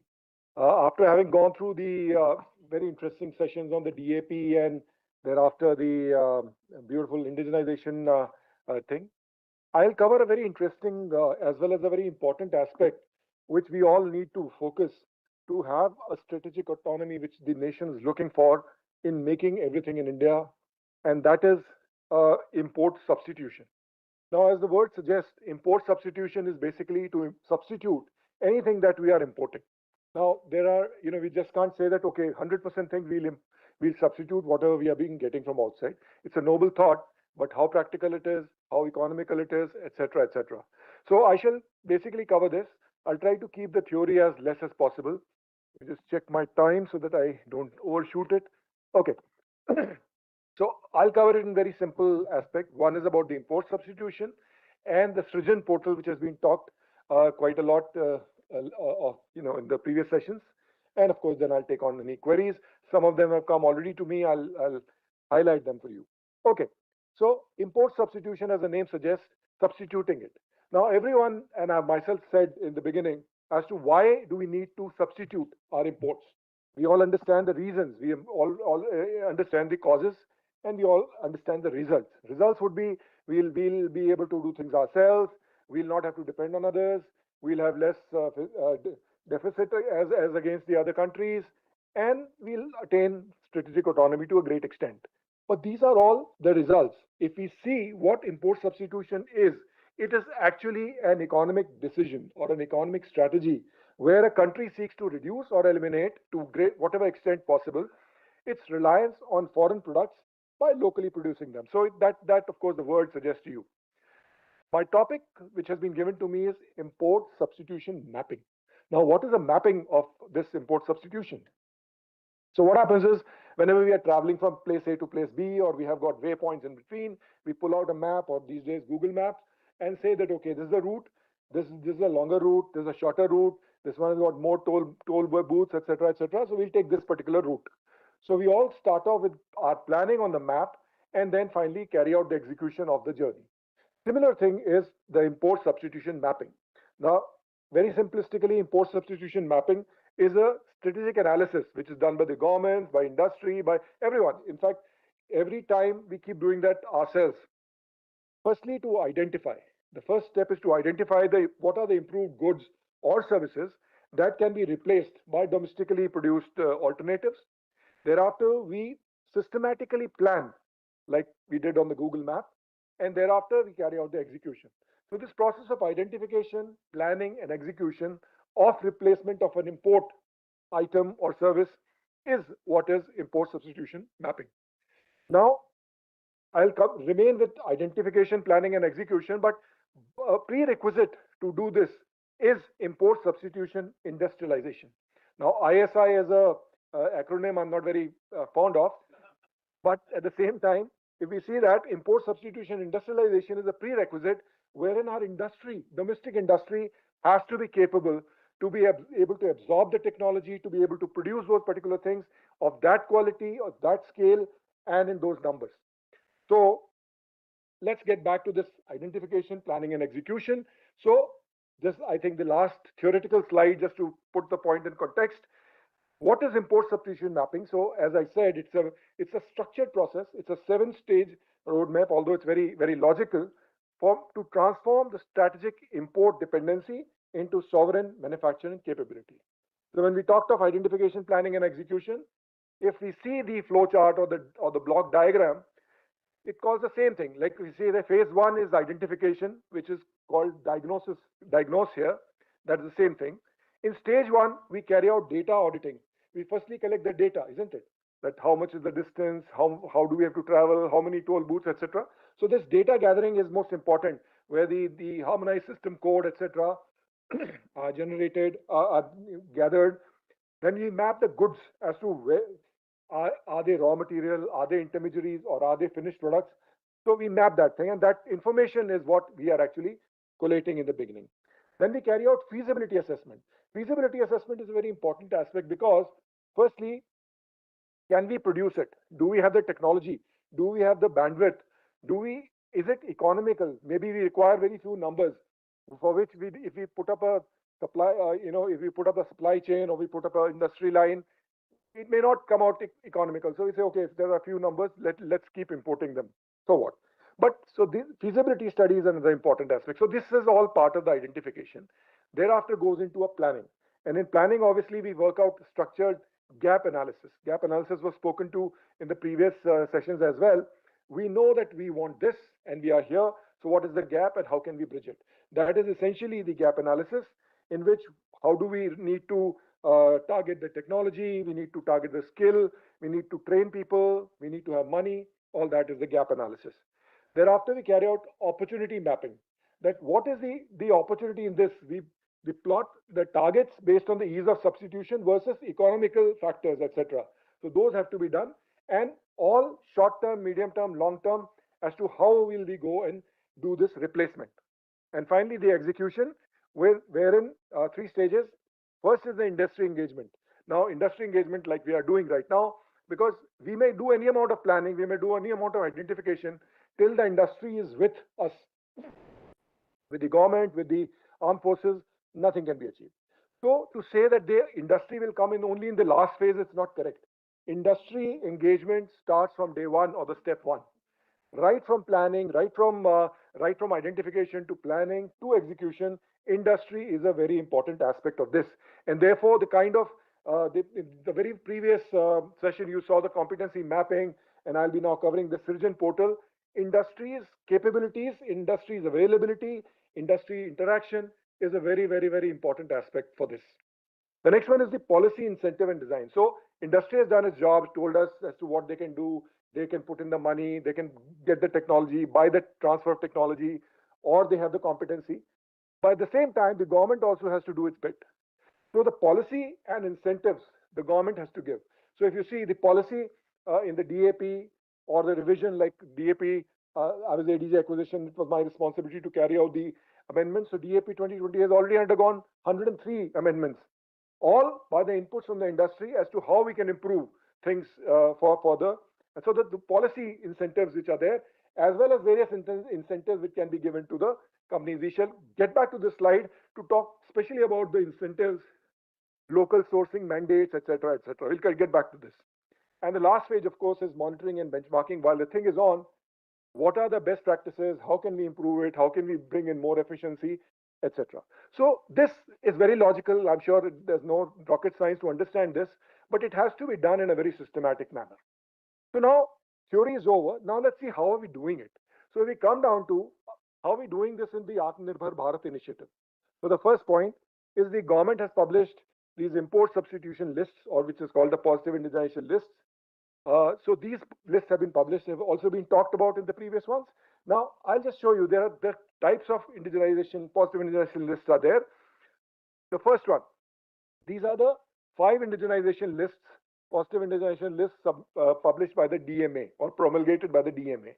Now, if you see the numbers, there are 101, 108, 101, etc., etc. So total 509 items are there, which are there, and a timeline for each of them has been given that by what time will it be indigenized. So if we say, okay, for example, let's say NAM is whatever it is, it will say that, okay, by December 2027, we should indigenize it, something like that. So, of course, I have listed only 7, 8 of each of these lists, important ones. But what you see from this is that these are all fully formed platforms, equipment, systems, basically fully formed systems. Similarly, 5 indigenized lists have been also promulgated by the DDP. Now, these lists have got 5,012 items. Now, these are not fully formed equipment, weapons, and platforms. These are systems, subsystems, assemblies, sub-assemblies, etc. Just remember this figure 5012. I'll show you where to link it with Srijan. You can see the data. Now, the point is that this data is of June 2024, 2 years back. We are in June 2026. Yet you see the remarkable achievements which have taken place. Over 36,000 items have been listed there. The DPSUs have placed orders worth, 7,500 crores, etc. So all this thing is happening, which is there for import substitution. Now getting back to the same previous slide, all ministries map these specific items, including dual-use items, something which can be used in medical field, can also be used in the military or pharma and agriculture and military, whatever. Also, production-linked incentives, the PLI schemes, which are there, they are linked directly to categorize the identified through this mapping. Now, you would realize, ladies and gentlemen, that for defense specifically, Ministry of Defense has not taken out any of the PLIs. But we have certain PLIs which are there, you would see, by other ministries, which can also have relevance in defense. Like for the 2 of them are for the drones, which can also, the Ministry of Civil Aviation has taken them out, but for the military drones, these PLIs can also be utilized. The next 3 is for steel. So specific steel used in defense platforms, then super alloys like titanium, etc. We can have lighter and more stronger guns, etc. Similarly, for cells, for military grade communication, for medicines for army and paramilitary. We can also have for guidance system for missiles and all. So these PLIs are there. So basically, these are incentives and policy decisions which the government is doing. Now, there are many areas which we can go in for import substitution, but some of them I have listed here on the screen, like the semiconductors for defense electronics. These are the ones which we are importing in a very, very large number, but we need to do something ourselves. EOIR sensors, radars and RF modules, aerospace material, propulsion systems, UAV subsystems, defense grade batteries, electronic warfare equipment. This is what just came off the top of my head. This list is not exhaustive, as I said, but there are many more things which we can definitely go in for import substitution. Okay, now you are aware about whatever I'm covering on this slide, that these are various things which are already existing in the ecosystem, like the import embargo positive indication list I just showed you. These are for assured domestic demand. That the industry has been told that yes, you have got assured this thing that these items or these platforms or these assemblies will not be imported. What does that mean? That this is an opportunity for the Indian industry. Therefore, the assured demands which are there in the Indian industry, IDEX schemes have been talked of, TDF has been spoken of, grant-based fundings, etc. Make 1 and Make 2, which are prototype development support. Of course, Make 1 is the government funded one, and the Make 2 is the industry funded. Make 3 is specifically for import substitution, where you can go in for JVs, etc. Commodore Deshmukh just covered that. Defense industrial corridors, basically infrastructure support for testing and other similar ecosystem which is developing next to you. You can take the supply chains become shorter and things like that. Then defense offset policy is basically to make a ecosystem. It did not succeed to a great extent, but at the same time a great idea. Then the DAP itself, you have seen the categorization and the priority in the categorization, wherein Indian vendors are given higher priority. So the DAP itself is a very important policy document which does that. And Srijan portal, where import substitution opportunities which are there. And with this, I'll come down to the Srijan portal itself, because I've been mandated to cover Srijan portal, how it is linked to import substitution. Okay, so now let's talk about Srijan portal. Some inputs have been coming in about Srijan portal. I'll cover in a very, very broad detail. So Srijan is a portal which is there on the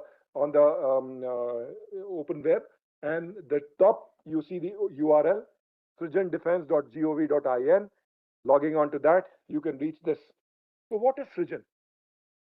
Srijan is a one-stop digital portal developed by the Department of Defense Production to facilitate indigenization of imported defense items. That's what we are talking of right now. Now, important thing that it allows the Indian industry to identify the products. You see, the most important thing is the visibility as to, I am the industry, I want to know, I want to do import substitution, I want to indigenize a few things which are being imported by the country, but I don't know what are these items. So basically, Srijan portal gives you a visibility as to these are the items. 5,012 items which I mentioned to you are in the positive indigenization list. There are many more items which are there. I'll show you over 30,000 items which have been listed there. So the DPSUs, the visibility is there. DPSUs, armed forces, and the industry can interact. It's a non-transactional kind of a website, but information visibility is the most important aspect. Okay, now why Srijan was required, or why is it required, and why we need further improvement to that. One is that if we go to the strategic context, India has traditionally been importing a large number of things. You know that we have been importing spares, components, subsystems, LRUs, raw material, then specialized electronics and ammunition for imported weapon systems. Now, you see, import is a trap. If I have an imported weapon system, I have to buy ammunition throughout the life of that equipment. If I have an imported weapon system or an equipment, I have to buy spares. I have to go in for MRO from them, excuse me, for the entire life of the equipment. So this is what we are trying to say, okay, there's a capital cost gone towards buying a particular equipment. By the same time, for sustaining it over its life, the whole life of the equipment also gets affected because we have to do this. And this buying or purchasing from outside has created supply chain vulnerabilities because we know, like for example, we got a lot of stuff from Ukraine, a lot of stuff from Russia, Israel. They're all embroiled in war right now. So our supply chains have definitely got impacted. We are not getting the spares, we're not getting the ammunition which we are supposed to get from there. Okay, foreign dependency, of course, is there. Then high life cycle costs, I just mentioned about them. Delayed maintenance and upgrade because these are the people who are going to do it. Sometimes it takes maybe, we send out an aircraft to XYZ country. They take 2 years to do that, or maybe a ship goes for an overhaul. Now, of course, as has been mentioned, most of the things are now being done in India. So these timelines for it to travel to that place, get into a queue, then get overhauled, etc., and come back takes a lot of time, and we can save that. And unreliable supplies, like I just mentioned, with the countries themselves in war, requiring most of the defense equipment themselves, will not be able to make our demands complete. Okay. Now, this one slide is very busy slide. I don't like to keep busy slides, but this is verbatim from the portal, that is the Srijan portal. When you go to the home page, it is given. So now I just highlighted the blue things, just read them. Opportunities for Make in India Defense. Main objective of the portal is to partner the private sector in indigenization efforts. Portal is a non-transactional online marketplace platform. We are not doing any transactions here. It is just transaction of information, what is being done here. The Indian industry is able to show their interest if they have a particular thing. So there's a way you have to just fill in a form, it automatically goes there, and maybe then you establish a communication. The concerned DPSUs and SHQ can interact with the Indian industry as well as vice versa. So the Indian industry can also interact in turn with the DPSUs or the services. So this is what is the whole Srijan portal about. Now, so this is very logical that the vision thereafter is, therefore, is to create an ecosystem where Indian industry develops indigenous defense technologies. Imports are progressively replaced. We don't want to do it in one day. Defense supply chains become self-reliant. MSMEs and startups become integral defense partners. India evolves from being an importer to becoming an exporter. So that's the next step of it. And of course, the key objectives to promote import substitution, encourage domestic design and development, provide visibility of indigenization opportunities, facilitate industry DPSU collaboration, reduce foreign dependence, enhance defense manufacturing capabilities, and support defense exports. Okay. Now, you remember those 5012 items which I had mentioned to you. So now if you go to, I'm now coming to some screenshots and some video grabs of the Srijan portal, because I did not know if we have a live internet here. So I thought I'll just do a little bit of, otherwise I could have gone through a real-time demo on it. But anyway, so if you see here, this is the dashboard. You see on the top of it, okay, maybe there's a data wallet, the thing will not show, but on the top, if you see, the fourth thing is the dashboard. I've started with the dashboard because this is the dashboard. If you see, pages given are page 1 to 101, and this is page number 1. If you see on the left, second column is the DDP, the PIL. That means you remember those 5 import substitution lists which have been given there. So DDP PIL number 1 has listed these items which are there with a link, and these are the organizations, that is the say AVNL for T90 tank, T72 tanks, etc. You see that the indigenization timeline, and you see the status. So all these items of IPL1 have already been, or PIL1, sorry, IPL is in the season, so PIL1. So these items have already been indigenized, if you see. And some of them have been done in-house also. If you see the serial number 3, where the heavy vehicle factory, Jabalpur, has already indigenized it for the AVNL. So that's an in-house development. So DPSUs are doing it, private industry is doing it. If you see there, the number 1 has been done by some private industry, Keynes technology, etc., etc. So that's the status in the end. And after skipping all the pages, maybe we go to 101 page, you see here the DDP PIL number 5 is listed because that's the last one, and various items. Now you see the timelines of indigenization, like I was mentioning, there are 2028, 2029, etc., etc. And if you see serial number 5011, the thing has been already indigenized 4.5 years ahead of the schedule. So these are the kind of things which are there. So this visibility available to you can make you go through doing this. Now, this is, of course, the dashboard. What has happened, what is happening, etc., etc. Now, how do you have a particular interest in a particular technology or in a particular field like electronics or anything? Can get into this by search processes and thereafter reach your interest, subject of interest. So now this, of course, 5012 is the number I told you to remember. So basically, where these items are listed, the things which are there is item description, images if it's available, technical specification, what is the import value that gives you an idea as to how much revenue can you generate by doing this work. Then import quantity, what is the user organization, status of indigenization, who is the contact point for this, and various expression of interest mechanism. All these details are already existing there. So I'll show you a screen grab of whatever I was doing on a on the portal. For example, now if you see I've gone to the marketplace. Here there's a listing of what you see 3,364 products. Okay, so you can go to scroll through them, but scrolling through 3,000 products, let's say, okay, we select one of them. For example, the rightmost one, the watertight headlamp. Now, item description, whose BEML is requiring it, what is the OEM details, watertight headlamp, then it's a Czech Republic item we are importing from Czech Republic. Technical specification, physical, electronic, everything. Image is there. Who's the quality agency? You will remember that trial, etc., has to be carried out. What all have we imported? From year 2019, we have had so much of import. Who's the contact person? Mr. So and so from this factory in.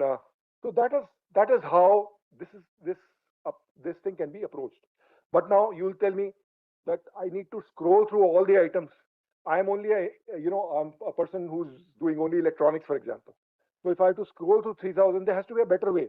So if you see on the left hand side, you got all these domains, etc. So let's see another option wherein I go to the marketplace.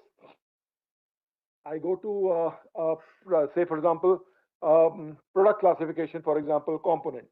Okay. Thereafter, industry domain is let's say electronics. Okay. Okay, let's say electronics. Then we say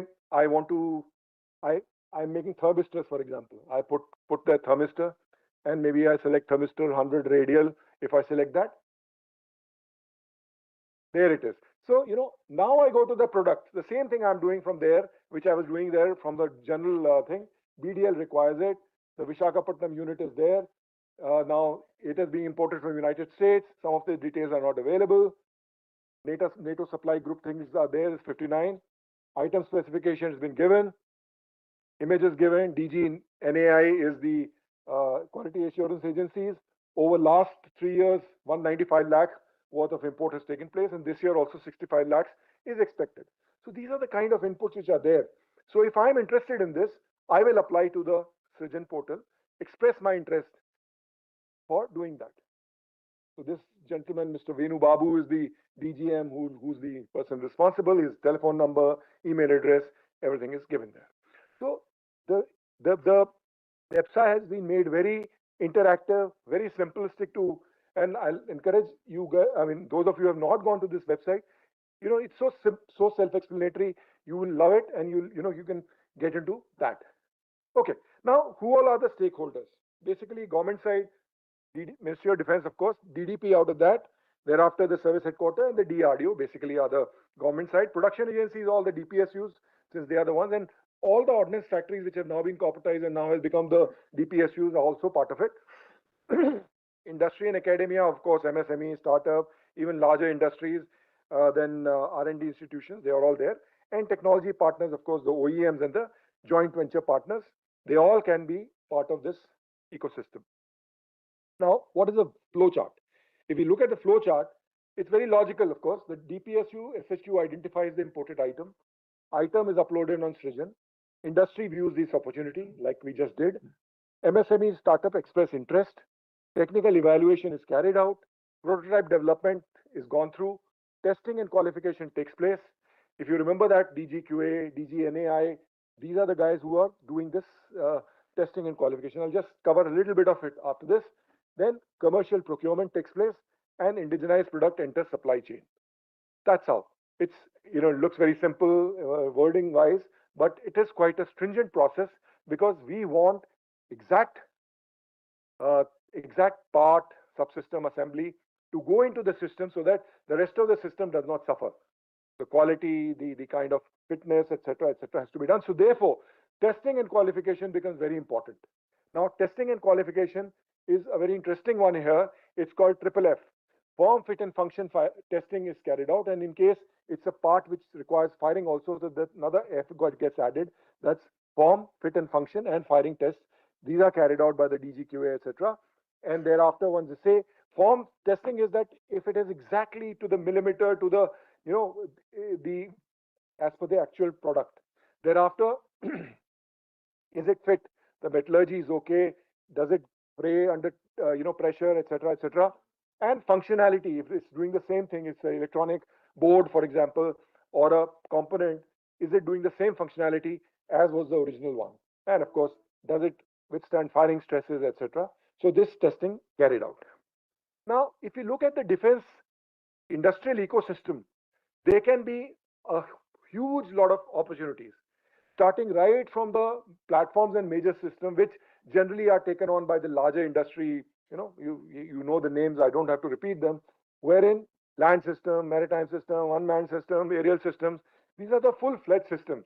You develop an aircraft, you develop a tank, you develop a submarine or a ship, those come under this one. But component subsystems and spares can be handled because they don't require that much of an initial investment and can be done much easier, much faster. So electronics, material, propulsion, etc., etc. Similarly, is technology innovation, services, defense exports. All these are the opportunities which are there. Of course, these are just representative.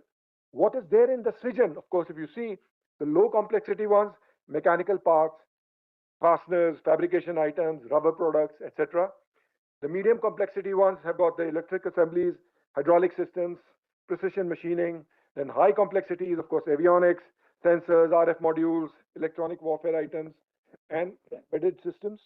Also deep tech opportunities like the AI, autonomous systems, etc., etc. So whole lot of them are possible to be approached through the Srijan portal. Okay, now what are the why it matters to say MSMEs and startups? And as I understand, most of the people sitting in this hall, and of course many of them have left, are from MSMEs and startups. Basically, it gives a business advantage, and also it gives innovation opportunities. And the list, of course, I don't have to read it out. They are very self-explanatory to you. The visibility of demand is there. The assurance of it to be manufactured in India is there. The most important thing. Now, of course, you have to compete with each other, but at the same time, some or the other Indian industry will get this order, and so on and so forth. Reverse engineering was being talked of when we were when the previous one. So reverse engineering is very much part of it. It was given a very beautiful name. I forget the name, Pankaj, if you can. Sorry? Competitive analysis. I'll remember that for my future lectures. But at the same time, reverse engineering is a very important aspect and a very, it's a very, ethical way of doing a thing. I mean, I don't see anything unethical about it. Various other things, AI-based things, etc., etc. Okay. Now, somebody also spoke about Cenjows-Hq, and as I understand, as what Captain Pankaj was mentioning, that it will be linked, the one which we, competency mapping thing which was done, will be linked with Cenjows-Hq. Is it correct? Yeah, okay. So Cenjows-Hq is basically, is also being made by the, this thing, the Defense Establishment and Entrepreneurs Platform. Basically, it's a database wherein the data, the competency, the field in which a particular vendor or the industry partner is working in is captured here, so that the linkage between the two becomes that much simpler.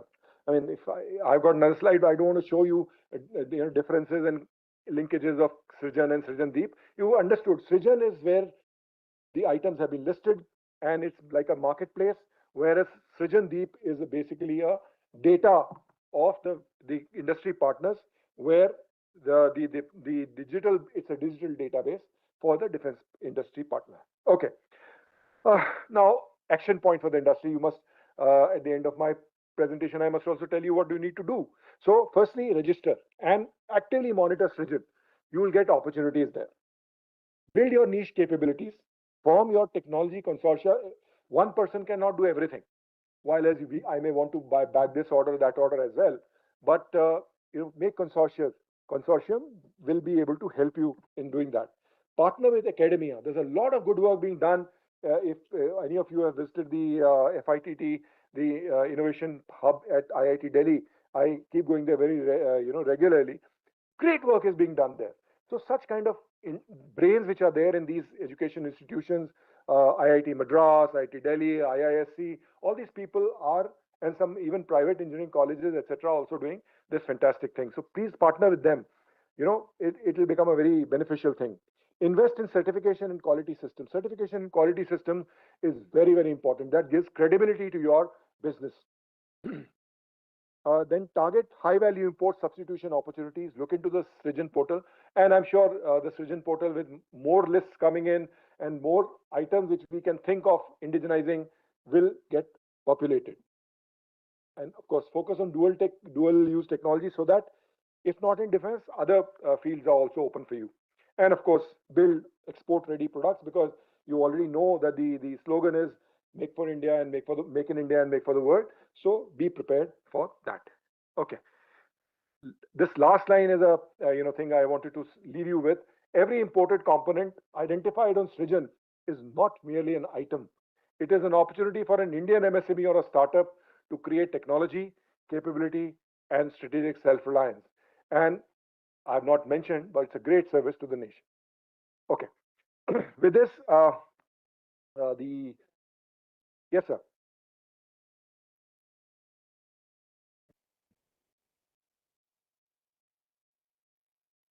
I have one question. When you are talking about reverse engineering, and that to a very specific part, and you want it exactly the same, the IP rights would be with the the original equipment manufacturer. How you are handling that?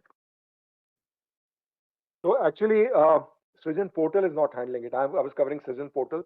The people in the DIO would be able to answer this better. But at the same time, the IP right for that component is there. You are making a similar component. You're making a similar component for which you can be having the IP right. That's what I understand. You see, the point is that when China takes an aircraft and replicates it, nobody asks him, where's your IP? Because this IP was of Lockheed Martin or something. Have you asked, or has America asked China?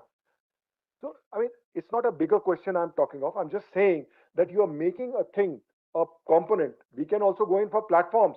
We can go in for weapon systems. But right now I'm talking of, say, okay, what happens is that some of my vintage equipment, for example, we have got very old air defense guns in the Indian Air Defense, Army Air Defense. Now, those companies which were making those guns and their spares have been shut down ever since. So those guns I have to repair somehow.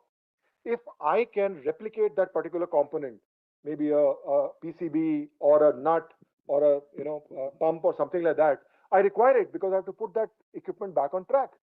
So if I make that by reverse engineering, because what I have is a reference which is there in the equipment. So do you think it's wrong that I want to put my equipment back on track? So while I understand where you're coming from on the IP aspect of it, but when I talk of reverse engineering, and they've got a beautiful name for it, so the point is that the ethics and the requirement, we have to balance them out. Okay, fine. So my question in any is case, regarding next session is on the IP itself. Yeah, So you there's a can session on IP. recheck that at that point of time. Yeah, that'll be a great thing. So my question is regarding now the business case. Yes, sir. Yes, sir. So Mike, so generally it's been seen that the Srijan portal, sir, a larger number of items, does not make any business sense because of the volumes involved. So has the Srijan portal, have we done a study as to which are because I've interacted with HAL and all those things also, even the DPSUs are trying to indigenize light of items. So has a study been done ki bhaiya, this cannot be done, it's not business friendly for the business and this cannot be done. Do we have a data on that aspect? Sir, I would not possibly know this, because has a study been done firstly, or do we have a data? I would possibly not know, but maybe we can get back to the DDP and check, because it comes under their domain. But at the same time, what you're saying is absolutely right. So the answer to your question is that I don't know. But what I also know is, and I've been mentioning also in my presentation, is that yes, some of the, like even the example I showed you, 195 lakhs over last 3 years, but it was a small item like a thermistor, But there are larger items, of course, it makes business sense, but smaller items, it may not make business sense in case we have to have too much of effort, put in too much of effort, but are not able to, get too much of revenue out of it, because we would have spent much more in possibly in establishing a assembly line or things like that. So those things definitely we need to have some support from the government, because the government wants it indigenized, but it is not generating adequate interest because it's not generating adequate revenue. So those are the things which we need to do definitely. And I, I wish to believe, and I think the DDP would have done some study on it, but it's worth checking from. So why I'm saying this is because a lot of items some may be critical, which are low volumes, So we need to identify, and maybe which cannot be indigenized through Srijan, maybe just remove them totally so that your database also looks whatever. And whatever critical from a critical technology point of view, you could go in for some other kind of procurement. Sir, this point, what you said, low volumes, this was very, very relevant when the entire R&D cost and entire developmental cost was funded by the industry, sir. And to cater or offset this problem of low volumes is what government has come up with all these schemes where up to 90%, in some cases 100% of funding is given by the government. So even if your volumes are, let's say, 20 items, the entire R&D and entire developmental cost is borne by the government, with the complete knowledge that you may end up failing and still we are funding that. And at the end of it, if you produce 20, you still get that 20 as a business. And also, once you sign a contract with the government, the kind of intangible benefits that you have in the other fields that you already know best known. So this argument that volumes are very less, this was relevant when the funding was done entirely by the industry, sir. But now that kind of a thing is not really very. Hello, sir. Query, sir. Is there a policy on the subject that in case an item has been indigenized, then it would be only ordered. There will be no imports which will be done hereafter. That is one. Maybe related to Srijan portal PLI or not. If there is an item which has already been indigenized, whether it should find the way into the system or not, and for how long it is going to be sustained. Is there a policy? And if it is not, then is there a case in having a policy on the subject? Because inadvertently, I assume that the import substitute would be costing less. Okay, wonderful question. And starting from behind, there has to be a policy for this. And therefore, there is a policy. The very fact, the starting point of it, those 5,012 items which are there, are from positive indigenization list. What is that? It's a proclamation of saying that these 5,012 items we have identified so far will not be procured from outside. So that is the QED, that yes, these are the ones which will be procured from within India if the indigenization has taken place. And if you see, it's been if you go through all those 101 pages of the data, it's very heartening. That's everywhere, almost everywhere, the indigenization has taken place before time.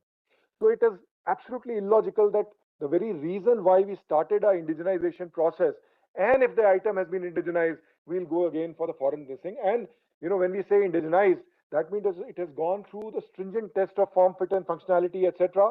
And then only the item has been declared fit as indigenized. So it is just logical that it will not be imported from outside. Okay. Yes, sir. Thank you very much, ladies and gentlemen. Pleasure. Thank you, sir. May I now request Rear Admiral Purveer Das to present a token of appreciation to Major General Abhay Dayal.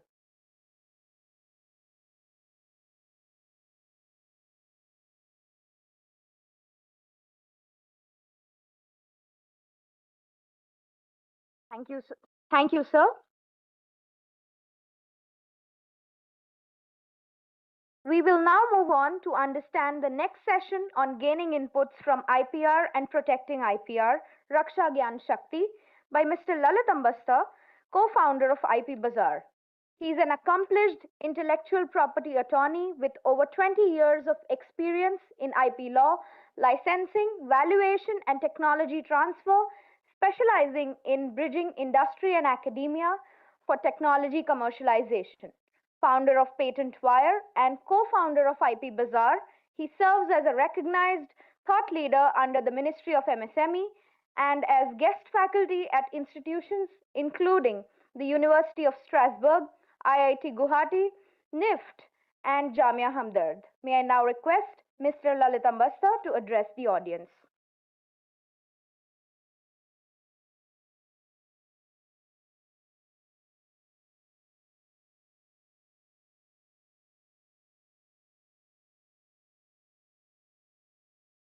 Good evening and Jai Hind to everyone.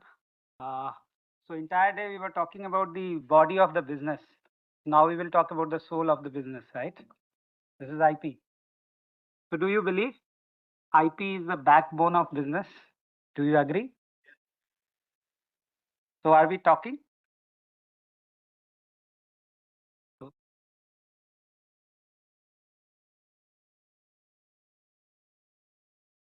So I have prepared a slide. This slide is based on the first fact, divided into three parts. One is what is IP, obviously the basic aspect. Obviously you guys are aware about each and every aspect, but I will touch upon certain attorney part, certain outcome part, and then how you can acquire these IP and what is the relevance with this session, how you can harness out of these when you acquire the IP. So this is all about. So IP as a business strategy for all CXO. So I believe each and everyone is CXO, right? So founder, co-founder. So why Apple is big? When Apple iPhone launched in 2007, they have already filed 73 patent applications.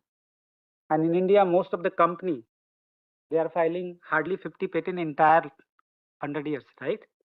So when they have launched, they have filed.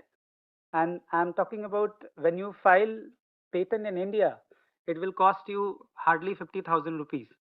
Because you know in India, we believe in L1 also, right? So we go for the cost. So Indian IP cost is 50,000. What about US patent filing cost? Somewhere around $10,000, $20,000 for one patent application. And they have invested 73 such patent, right? And then currently they are having how many patent applications? In just iPhone, 38,000 patent applications. So how they are competing with the business? The competitive analysis, how they are doing? They are negating their own patent in each every day through their R&D team. How? They are filing and they are filing again. So that the people will, the other competitor cannot file, cannot even think. And in this way, they are leading the entire world. So I'm talking about the intangible asset. So whenever we are talking about the total asset or total value of any enterprises, two things we calculate. One is tangible, one is intangible. In India, we believe in tangible, right? Mostly. So this part, if I say Apple is, these are all intangible. If you see, they have filed more than 48,000 patent applications. They are not just into the mobile, they are into many other things. They have design also. They have more than 2,000 plus trademark application and copyright also, trade secret also. And apart from that, there are various critical intangible assets that we are aware, customer data, and obviously these are billion of worth. So that is why Apple is Apple. So if we wish to go bigger, we have to think big, right? But whether we are in line, that is also a question mark. Because whatever I will talk about the database, what database source. Because patent database, what we are using, it's not Google, it's a patent database of somewhere around 192 countries. You search and you can gaze easily that how many patent applications we are filing. Many times we are saying that we are not filing because we are from defense. There are certain critical aspects, there is no need to file. Then why Israel is filing? Then why Russia is filing? Then why US is filing? If there is possibility to do the reverse engineering, suppose AK-47, I can assemble and again reassemble, right? Then there is no need to keep trade secret. You have to file. You are bound to file because anyone can reproduce. If there are possibility where there is no possibility of reverse engineering, then only we are hiding. And that is why Coca-Cola is a trade secret. So when we are saying that, we are not filing because people will get to know this is not the right answer, right?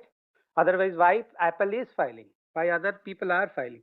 So coming back to basic aspect impact of IP. What is the impact of IP? Why I'm saying loudly, right?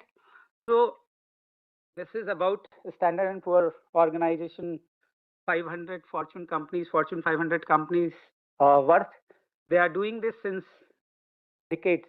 So in 1975, when Fortune 500 companies listed was something else, they have calculated the tangible versus intangible, and they have listed the current day. The Fortune 500 company list is entirely different, right? So 17% here is about worth of their intangible asset out of their total asset. After 10 years, the intangible asset converted into 32%, and then after 10 years converted to 68%, and then 80%, and 2005 it converted to 84%, and currently it is 90%. So now you correlate with any of your Indian company, whatever company, right? We are patent attorney, we are filing many of big players patent application, and for your information, for many of big players, we have filed their first patent application recently. Recently, we have filed their first patent application. I'm talking about Fortune 100 or 50 companies of India. So why? Because we do business in an entirely different manner. So if you see how it is coming out, how they are filing, why they are filing. So it's all about the leadership. It's all about the broader mind. So for your example, GE, the founder of GE is, who is the founder of GE? Thomas Alva Edison. Thomas Alva Edison. So currently GE is having, I think, more than 75,000 patent applications. And if you see, this is a top five company in 1975, and GE was on third. After 10 years, GE is on fourth, and then third, and then first. Until 2005, GE was on entire world topmost. So what leadership Thomas Alva Edison has given to their entire team. After IT revolution, obviously they are among top 20, still they are, and they are into defense. They are still manufacturing bulb. But apart from that, they are manufacturing everything. So it's all about your vision. So that is why this lecture is about CXO. So what is your vision, and the same vision will go down, and the company will run. This is the ideology behind the IP. Correct me if I'm wrong. I'm saying right thing. Coming out well. So obviously you guys are aware about IP. So IP, when we say IP is always international law. And in IP, there are types of IP. And internationally, we are part of TRIPS. We have signed the agreement, WTO agreement in 1995. As per TRIPS, before signing the TRIPS, we were having just two IP law. Because of TRIPS, signing WIPO agreement, WTO agreement, we were bound to implement each and every law, and because of that TRIPS agreement, we have implemented entire law within 5 years. Till 99, we have implemented all 7 types of IP. One IP type we have not implemented yet. So if you see what we are doing through our intellect, whatever is coming out from our intellect is a part of IP. So through our intellect, what we are doing, we are creating Google, we are reaching to moon, we are also writing a script, lyrics, whatever things that we are doing through our mind, this is part of under the intellectual property. But the irony is, most of the time we are not teaching it in many curriculum. Whatever is coming out, we are not teaching at our curriculum. Even in law, IP is always an optional paper, right? So if you see, what are the types of IP? One is trademark, design, copyright, SIC layout, semiconductor integrated circuit layout, patents, plant variety act, and then geographical indication and trade secret. Currently, we do not have an act for trade secret. We are still doing through our civil procedure part. Apart from that, we have a separate act for each and every types of IP. So when we say IP means These are the IP, and we are IP attorney. We are handling all these aspects. And whenever we are talking about any technology or any product or any company, we are talking about their entire different types of IP. It might possible sometimes we confuse. We are talking that we wanted to file our brand name as a patent. Now days change, right? Since last 5 years, we are not talking in this way. Now we are talking very sensible that we wanted to file design. We wanted to file trademark. So India is also evolving. This is also required. So if I say what is the relevance of defense? So if you see trademark, there are Tejas, we are talking about BrahMos, we are talking about, these are what? These are brand or certain intangible aspects. So these might be a trademark, right? And then when we're talking about patent, we are talking about jet propulsion, and there are technology involved, radar. These are what technology. When we say copyright, then there are software. There are several software. Then when we're talking about SIC layout, then we are talking about the semiconductor integrated circuit. And then we are talking about design, then we are talking about the design of the, or the look. So there is a difference between patent and design. So whatever we are seeing through our eyes, this is a design, like tank, T90 tank, right?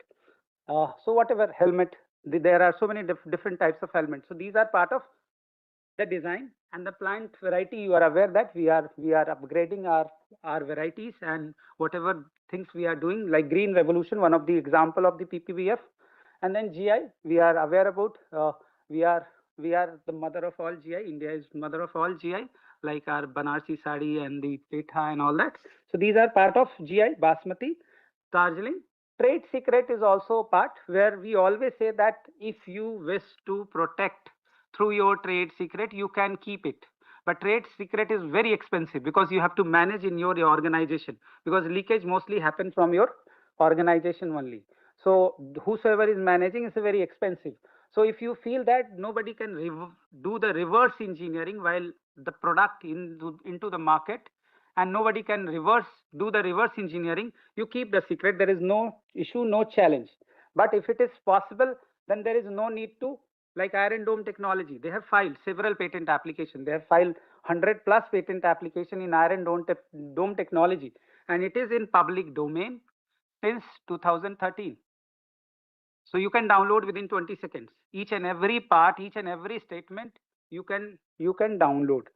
So I will also go through how patent system is working, how information is we can get, how we can improve from the patent, and how we can evolve from the patent, and how ethically we can use. And the question the same, whether if we are making a copy of the patent in through our Indian sources, whether this is an infringement or not infringement. We will also check, right? So I'm coming back to patent system, because there are several types of IP, but patent system is more lucrative in terms of the business aspect. So when we file patent system, why patent the different why patent system legislation evolved? What was the requirement when they have introduced, and then what happened? So if you go back to 1612, West has introduced the patent system. The ideology was that during war and all that, our history, when you go back during Mahabharata, we were having the knowledge of entire technology, but we have not documented. Guru Dronacharya has not documented how to drive the Brahmastra, right? So they have evolved through a new concept. Why not to ask each and every entrepreneur or intellectual people to disclose your idea in such a manner that we can reproduce directly the same thing. So suppose if we have to drive the Brahmastra and there are so much stanza of Om, then you have to disclose each and every stanza of Om in such a way that anyone after the expiry of that patent can actually drive the Brahmastra. This is the idea behind patent document. So when you read the patent document, you are actually visualizing the product in right manner. Like we are writing patent documents, so we are aware. We are asking each and every information, how the system is talking with other system, how subsystem is working, how it is working in ecosystem. Everything we are disclosing in the patent document. So when I am saying that Iron Dome technology is available, I'm not saying that this is available. If you are a learned people, you can actually evolve through the technology, and you can also design around. But the question is whether this is written in plain English. This is written in techno-legal language. So if you know the techno-legal language, and for learned like you, it will take hardly 1 hour to understand the techno-legal language. It's a jargon that we are using because obviously we have to also run our business, right? But this is a 1 hour session. You can take and you can understand patent document easily. Where to read, how to extract, how to go through, and how to evolve, right? So this is the criteria. So when we are saying that I'm going to file patent application, we are actually providing them actual recipe of the patent. And then legal exclusivity when we are filing and getting a grant, that means I have a monopoly. I have government has given I have built a road and government has permission that only you can go and you will allow the people will go. Nobody else will go. This is the beauty of the patent system or IP system. This is called negative right. In any other law, this is not the provision. In IP only we have a provision. This is called negative law. I have a monopoly till 20 years as per patent law. So I have filed and I have a 20 years I can use, though there are certain provision for defense, because for defense only, for government only, not from any other people, right? But there are legal exclusivity, and then there is an innovation incentive. What is innovation incentive? If I have a 20 years timeline, I can make money. I can make money out of that. For your example, do you know who has invented dynamite? Alfred Nobel, right? Alfred Nobel, the Nobel Prize is actually from the Alfred Nobel. He has donated entire amount that he earned in 19th century, and he has donated entire amount, and by that amount still we are paying that Nobel Prize. So this is the beauty of harnessing the money. So Alfred Nobel was inventor, and so in the similar way, if you use patent as a knowledge access, because whatever database we are using is a very huge. So we are having access of 192 country database. I can see, I can check. If you file patent application, government will not give you a grant. There is a provision of publication. They publish first and then they grant. So you can check before grant. So whatever document we are checking, we can also check that somebody has steal my idea and file the patent application, but it's still under the grant stage. I can oppose. There is a provision. Just like we are publishing in PIB and all that, we are involving public at large. If you wish to oppose, you can oppose. That is the idea behind publication of each and every patent application. That means even Thomas Alva Edison bulb patent you can access. You can download directly without paying any penny. So in the similar way, whatever technology you can download, and this is not that you are stealing some idea. You can control over each and every document. You can download, you can keep, you can evolve. This is the beauty. And then strategic intelligence you can use, and then technology advancement as per, because this, if I say patent document itself is a gold mine. If I am stuck at certain place, I can go and I can check how NASA is doing, how US Department is doing, how they have disclosed, how they have filed. And these are not like a standard document where these are locked, where you have to pay. You can download easily within 20 seconds. And then you evolve and you advance through that knowledge. This is the beauty of the IP. Right? Any doubt? So these are some national security provision. So suppose, like you said about the patent aspect, right? That whether if the requirement is such that the OEM is not providing certain parts, and because of certain part, my product is facing a challenge, then what I will do? Government or defense has power as per the act, and these article or these even as per the article TRIPS, under TRIPS 73, they are saying that for exceptional reason, for security and sovereignty reason, you can use a patent and nobody will challenge. There is also a provision how, apart from the government and the defense people, how other people can use. There is a terminology called compulsory license. If some certain body has taken a patent but they are not doing anything, and there is a requirement under COVID or whatever, we can file a compulsory license and we can get.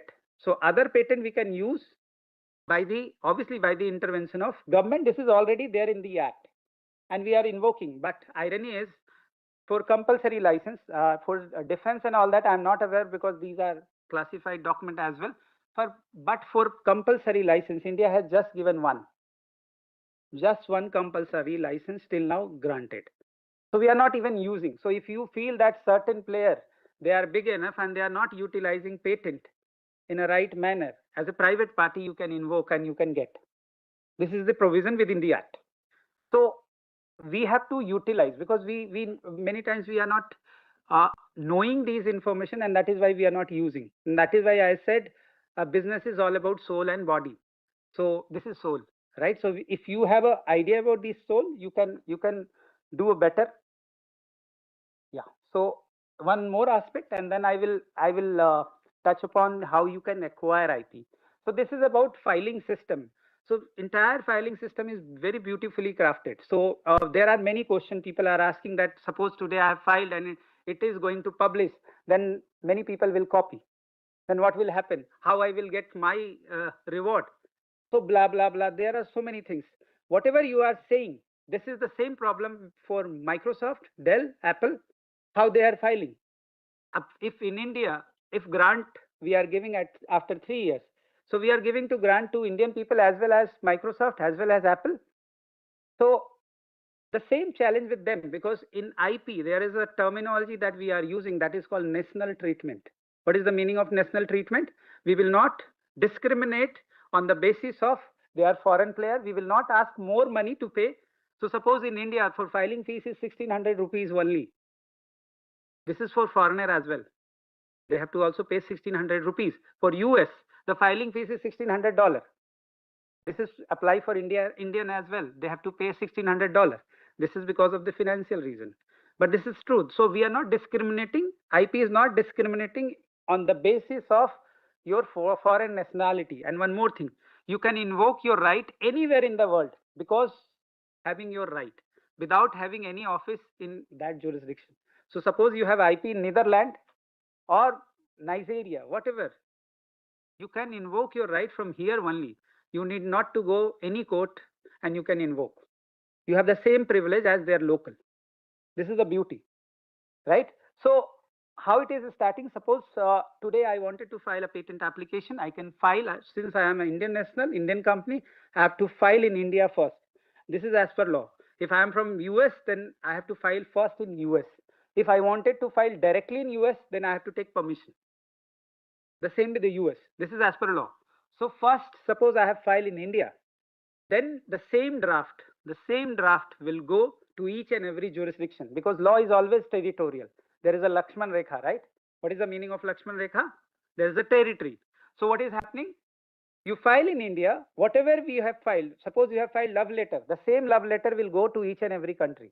So that is why there is a beauty that when you are crafting your patent, you have to craft in such a way that it will qualify in US and Europe in equal manner. So your drafting must be tight and as per the standard, so that when it will be examined in US and Europe, it will be having the same quality.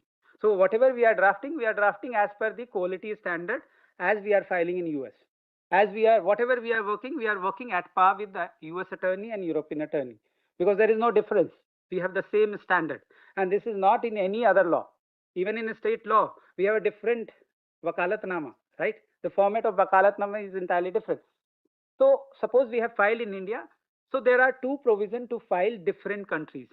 There is a practically impossible aspect that we have a global patent. There is no term global patent, because nobody is interested to file in 192 countries, right? So how they are filing in different countries? Suppose I have a need to file in 10 countries only. Then we have two provisions. One is called Paris Convention. Within 12 months, you have to file in entire 10 countries.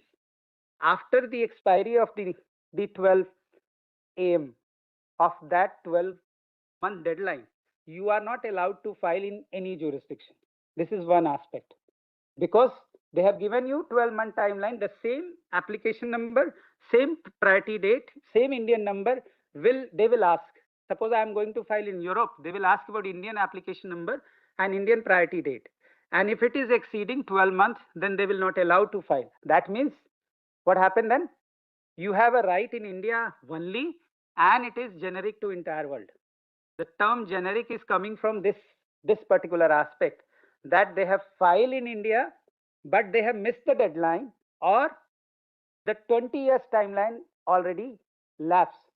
So generic term is coming from the two term, and many times we are confusing. We are confused on generic. What is generic? Generic means free to use. How it will be done?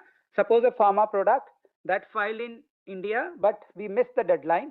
That means in entire world except India, my technology is generic. Or after 20 years of expiry, if I suppose I got the grant, then it will be generic, right?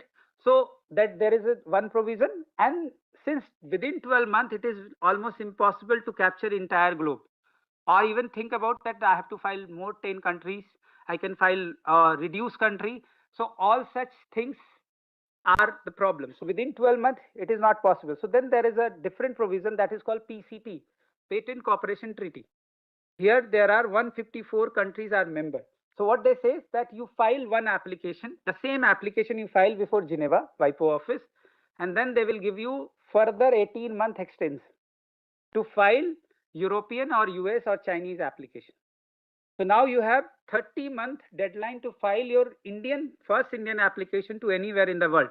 After 30 months, it is generic in entire world except wherever you have filed. So now consider, Germany is filing 90,000 patent application in a year. Germany, because we are very blind about the German technology, right? So they are filing 90,000 patent application. In India, each and every year, they are filing hardly 1,000 patent application. Hardly 1,000. That means what? After 2 years, the same 89,000 patent application is generic for Indian territory. You can use as it is. You can copy as it is. Nobody will touch you. Why? Because they do not have right in Indian territory. Whether we are doing like RF, SDR, whatever technology, you just check whether they have filed or not, whether the timeline already lapsed. If lapsed, they have not filed, copy each and every word, produce your product because it is written in such a way, and then excel. But whether we are aware, because we are talking about ethical. No, this is not right. We can't do this, but this is ethical. This is as per law, right? Any question? Any doubt? And if you are, suppose you are searching and you found certain technology related to your, and trust me, I can give you a letter that this is not filed in India and you are free to use. Nobody will touch you, right? This is as per law, and this is very ethical. So next part is how. So now coming to how we can acquire these IP. So IP in terms of like this is about semiconductor. In Rafale, in Tejas, there are so many semiconductor aspects: power, processing, communication, sensing, intelligence. These are different domain where semiconductor is applying. So these are where we are there. This is written. So I'm also highlighting the patent number because we have access, and whatever data I'm giving is a real. So 90% correct. So if you see in power and all that, we have 2040 patent total. I'm talking about India. So the best picture you can get from here, in semiconductor defense aspect, there are patent from US, I checked, more than 1 lakh patent application. China, more than 1.5 lakh patent application in semiconductor only. In India, this is the scenario. Total 400 to 700. In India, we have filed. Indian have filed. Semiconductor is also defense aspect. We wanted to hide many things, but why they are not hiding? China and US. And these are available for you. 2.5 lakh patent application you can download, you can replicate if it is not filed in India. Right? So obviously, IP, India is precision IP, but not yet a scale IP in semiconductor. This is one domain. There are so many other domains where we have a very less presence in terms of the technology. Again, So make in India, obviously, when we say make in India, that means assembling. Design in India means developing. Patent in India, protecting.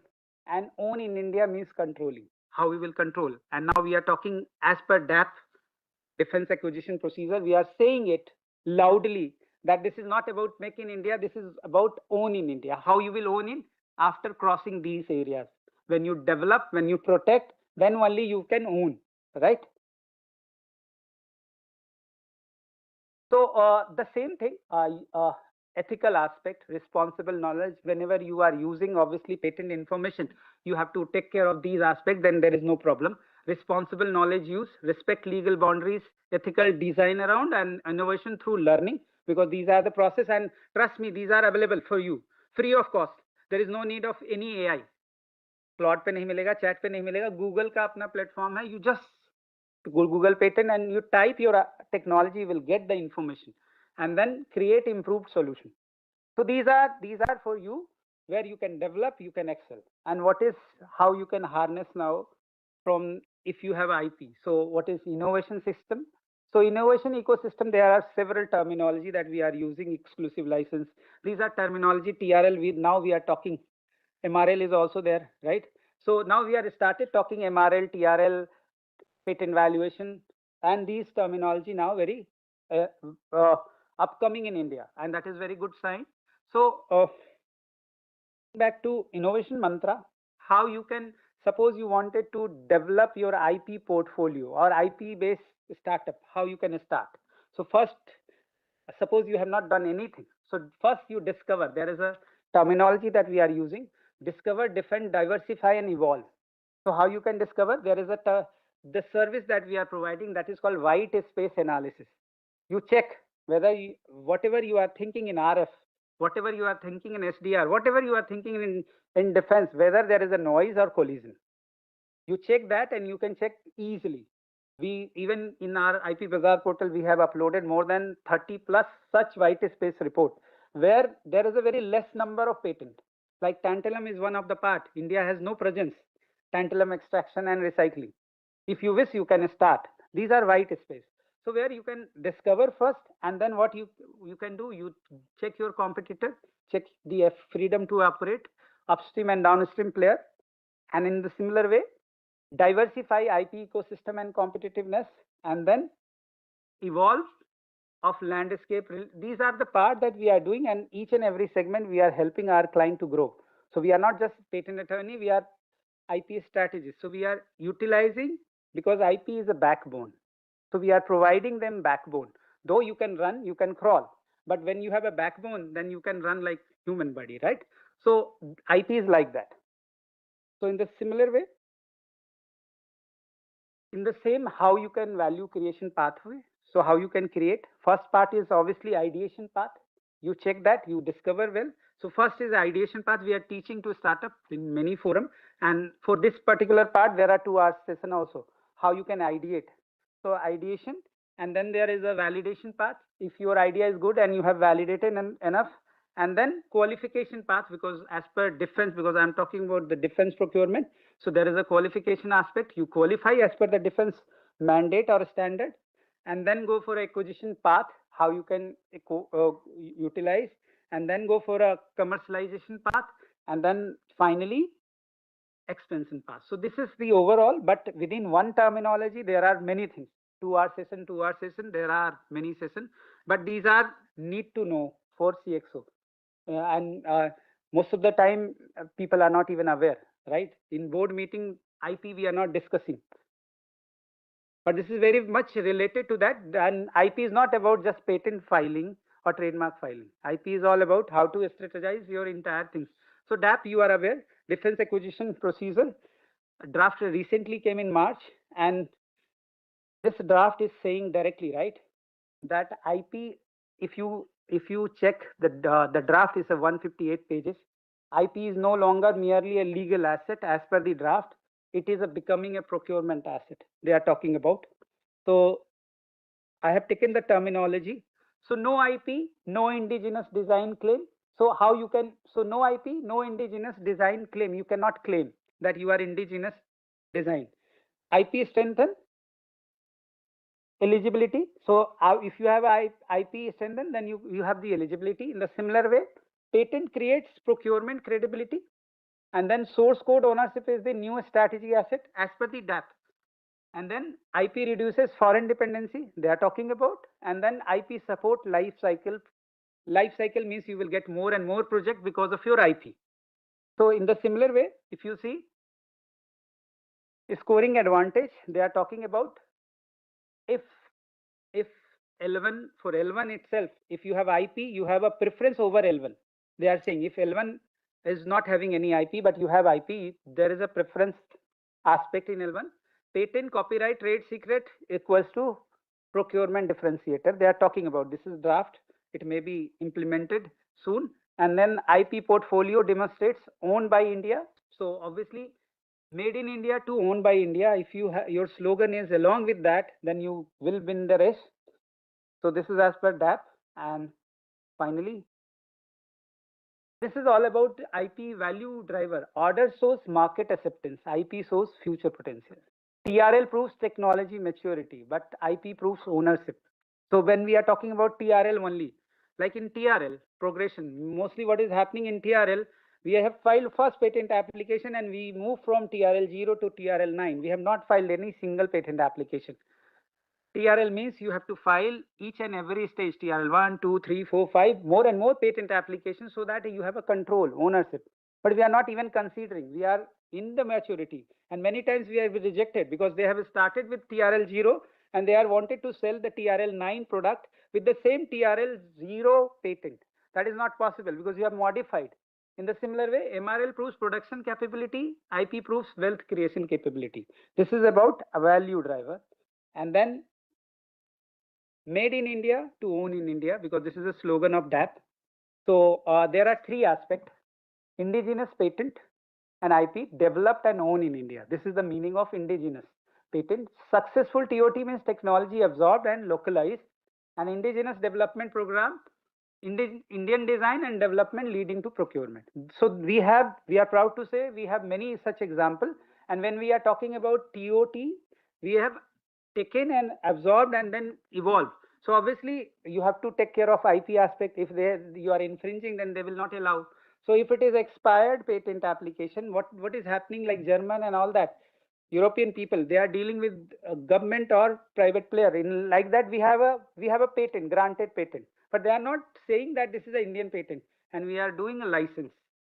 Though this technology is no meaning in India, but we are signing and we are giving all sort of money without even checking the patent document. Because whether it might possible, in the patent document itself, the recipe is already given. Why we are buying the product, why we are dismantling, and then we are evolving. Just check the patent document, it will cost 0. And then develop. If it is not possible, then buy the product. This we are doing many times. We are buying a product. So if you see, these are our proudful moment, like Akash Air Defense System. This is a part of indigenous patent, and these are from successful TOT BrahMos, Sukhoi, T-90. These are part. Some are the indigenous stages and all that. So these are our part, and we are proud of that. But we need more and more such example. And many times I ask that in the conference room, what technology we are using that is of Indian origin. We hardly say one technology, even the watch, the specs, whatever, right? In Indian origin technology, we are struggle to find, and that is the problem, right? So this is all about. This is with the quote that license production create factories, because you can take Rafale and AK-47, it will create factories. Technology transfer creates capability, because now you have a capability. But indigenous IP create a strategic autonomy, export, recurring revenue, and long-term national wealth. And this is the idea that we are telling, that IP is the backbone and the soul of the entire business body. That's all from my side. Thank you so much. So we shall take two questions, but before I open that to the audience, I must tell you the knowledge, technological knowledge which is available in the IP, which is easily available for all of us to copy, has got so much wealth, you cannot, appreciate that. Any organic R&D which will take a decade can be done in 2 years' time. Anything which you can do by organic R&D in 3 to 4 years can be done in months. And we have taken two test cases on the software-defined radio and tantalum, this thing, and proved, and therefore a policy decision has been taken in DRDO, at least in their 82 labs, that the IP examination is going to be a fundamental process before they invest in R&D. So even if you are a startup or MSME, if you are going to research on a particular project, yeah, want to develop a particular project, please examine the IP based data available. Maybe at your end you may not be able to decipher the entire content. Maybe if there are some Chinese patents, some infractuous inputs are given which you need to verify through the lab testings. But the western portions, from US, European countries, most of the IP filings have got the accurate details, near accurate details, and most of your work is already done. And then Indian Patent Act 1970 gives you option for the defense domain working, that anything can be, copied or reverse engineer or whatever with the latest term that can be done. There's just no legal restriction of any kind. So this is just a thought I wish to leave before you ask questions. So we will just take two questions because of time. Anyone? Lalit, I firstly for a very good presentation here. I'm here. Okay. Yes. So you said that having an IP could also lead to something in the DAP procurement. So is this just a hunch, a perception, or is it documented in the draft DAP document? So in what terms would preference be? Like you have a QC-based system in terms of percentage, something, what additional marks? There are 158 pages. I think you can also go through that. They are saying that if you have IP, because when they are saying that you are indigenous company, right, developing technology, you must have IP. So they are asking that what are the IP document that you are providing us? If there are two company competing together, then IP, whosoever having IP, they will give the privilege. So these No, kind of, see, in a bid you have a technical bid and a commercial bid. Yeah. So my question is it going to be used for the technical vetting, or would they have a commercial component as well? So I think they are talking about both aspect, technical as well as the commercial aspect, because they are also saying that if L1 is coming and they are not having any IP, but you are having IP, so they will provide you the privilege on that L1 aspect as well. I think, Manik, there is another aspect to this. Let's say, suppose you say, ki, I have got, 60% indigenous content. Now, how do you justify, So if you have already filed IPs by yourself, or let's say there is an IP filed by anybody, Indian company in that particular component, then you can say, okay, these are the, things, and this is the Indian owned thing, whether by me or by this thing. So the authentic declaration of the indigenous component has got a direct connection with the IP linkages. Lalit, I would like to tell you each LinkedIn post, there are two hashtags, technological sovereignty and owned in Bharat as my this thing. And thanks for a lovely presentation. Thank you.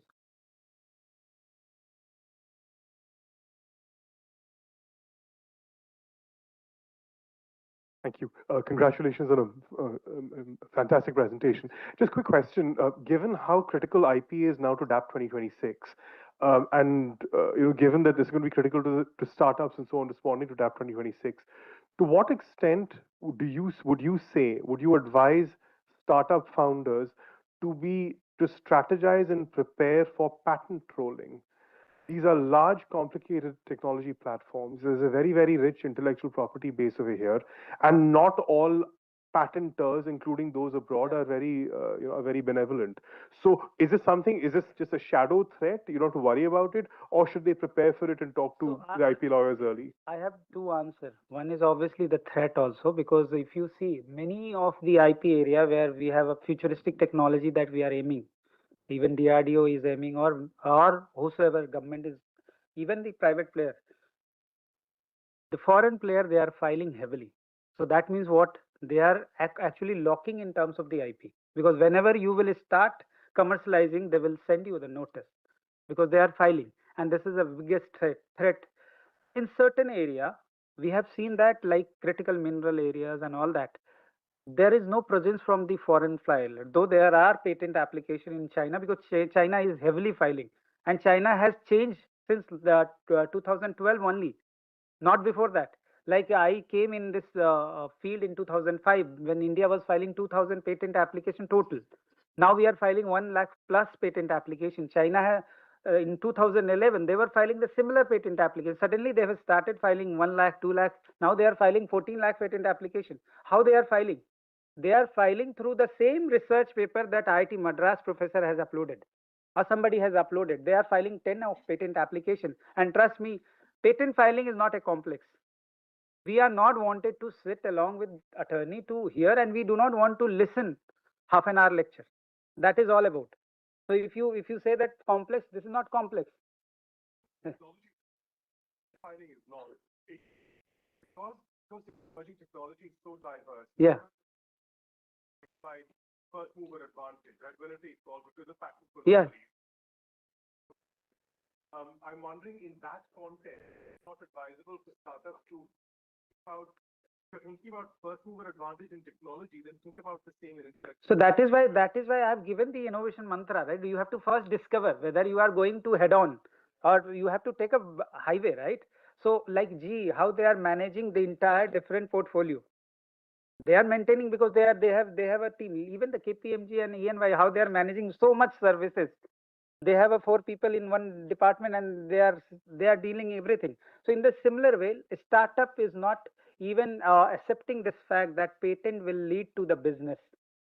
That is the mindset that we are facing, because I am discussing with many of the startup. They are bluntly saying, Lalit, patents in a business nahi milta.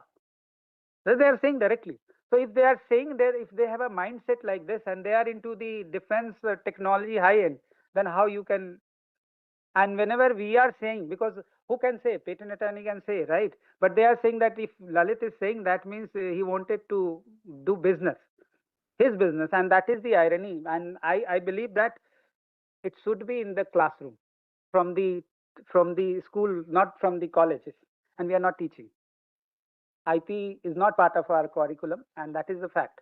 And that is the reason that whosoever is our founder, they are not even aware that this is a requirement. Yeah, and I don't think that anything is complex. I said about patent drafting itself. 1 hour you devote, you will learn everything. But whosoever, we don't want it to learn. Yeah. Please. Yes. Yeah, yeah. No, I just wanted to ask that because you mentioned for defense procurement and especially for indigenous, content measurement, IP is considered. But for most of the companies, especially, space tech and everything, we are generating a lot of IPs on a day-to-day basis. But filing and being granted would take time. So I wanted to ask from people, whoever is the concerned people here, that let's say, we have some competitive, another entity for a given service, and we have filed the IP, it's in process, but haven't been granted. Then how is it measured, or this competition is broken? That is in DAP itself, they are saying about the granted and the under the prosecution part, right? And if you say India has changed, so now they are giving you grant within a year also. I have given a grant within 6 months also. Earlier it was 8 years, and trust me, for doing business, there is no requirement of grant certificate. If you have a technology, you have filed, you have protected, then you can stop competitor. That is a requirement. Why 90% of a startup is failing in India? Because we are not protecting our IP. Everything we are creating and creating a generic aspect. We are giving to entire world that you copy. And then we wanted to that and we failed, right? So protection is requirement. And even TRIPS says that whosoever will file first, they will get the patent. This is the law, right? So you file first, forget about the grant. It will take time and it will come to you. And you have each and every right. I mean, time is fine. I wanted to know about the people how they consider it when it is still in the process. No, they are given the certain mathematics. I have not gone through the entire 158 pages, Okay, yeah. but you can check. Sure. And I think this is a draft, so I think there is a requirement of more and more addition also. I think you can also comments, and then they can check Understood. that. Thank you. Thank you. Thank you so much.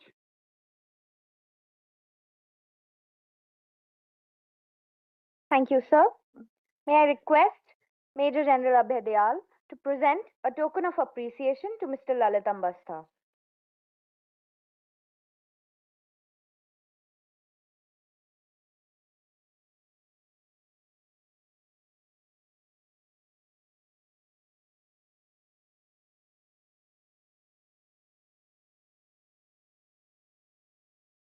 Thank you, sir. Thank you for your gracious presence and valuable engagement throughout the deliberations of day one. Your participation has truly enriched the depth and quality of this dialogue, and the points that emerged will be carried forward to the decision makers. We look forward to having you with us tomorrow for the final day, day 2 of the workshop at 8:30 a.m. as we turn our focus to understanding IDEX, testing certification and quality assurance. The day will also witness the presence of 18 venture capitalists offering you a valuable opportunity to connect and engage with them. Should you wish to submit the feedback, please use the QR code displayed on the screen or the one included in the booklet provided to all attendees. Thank you and Jai Hind.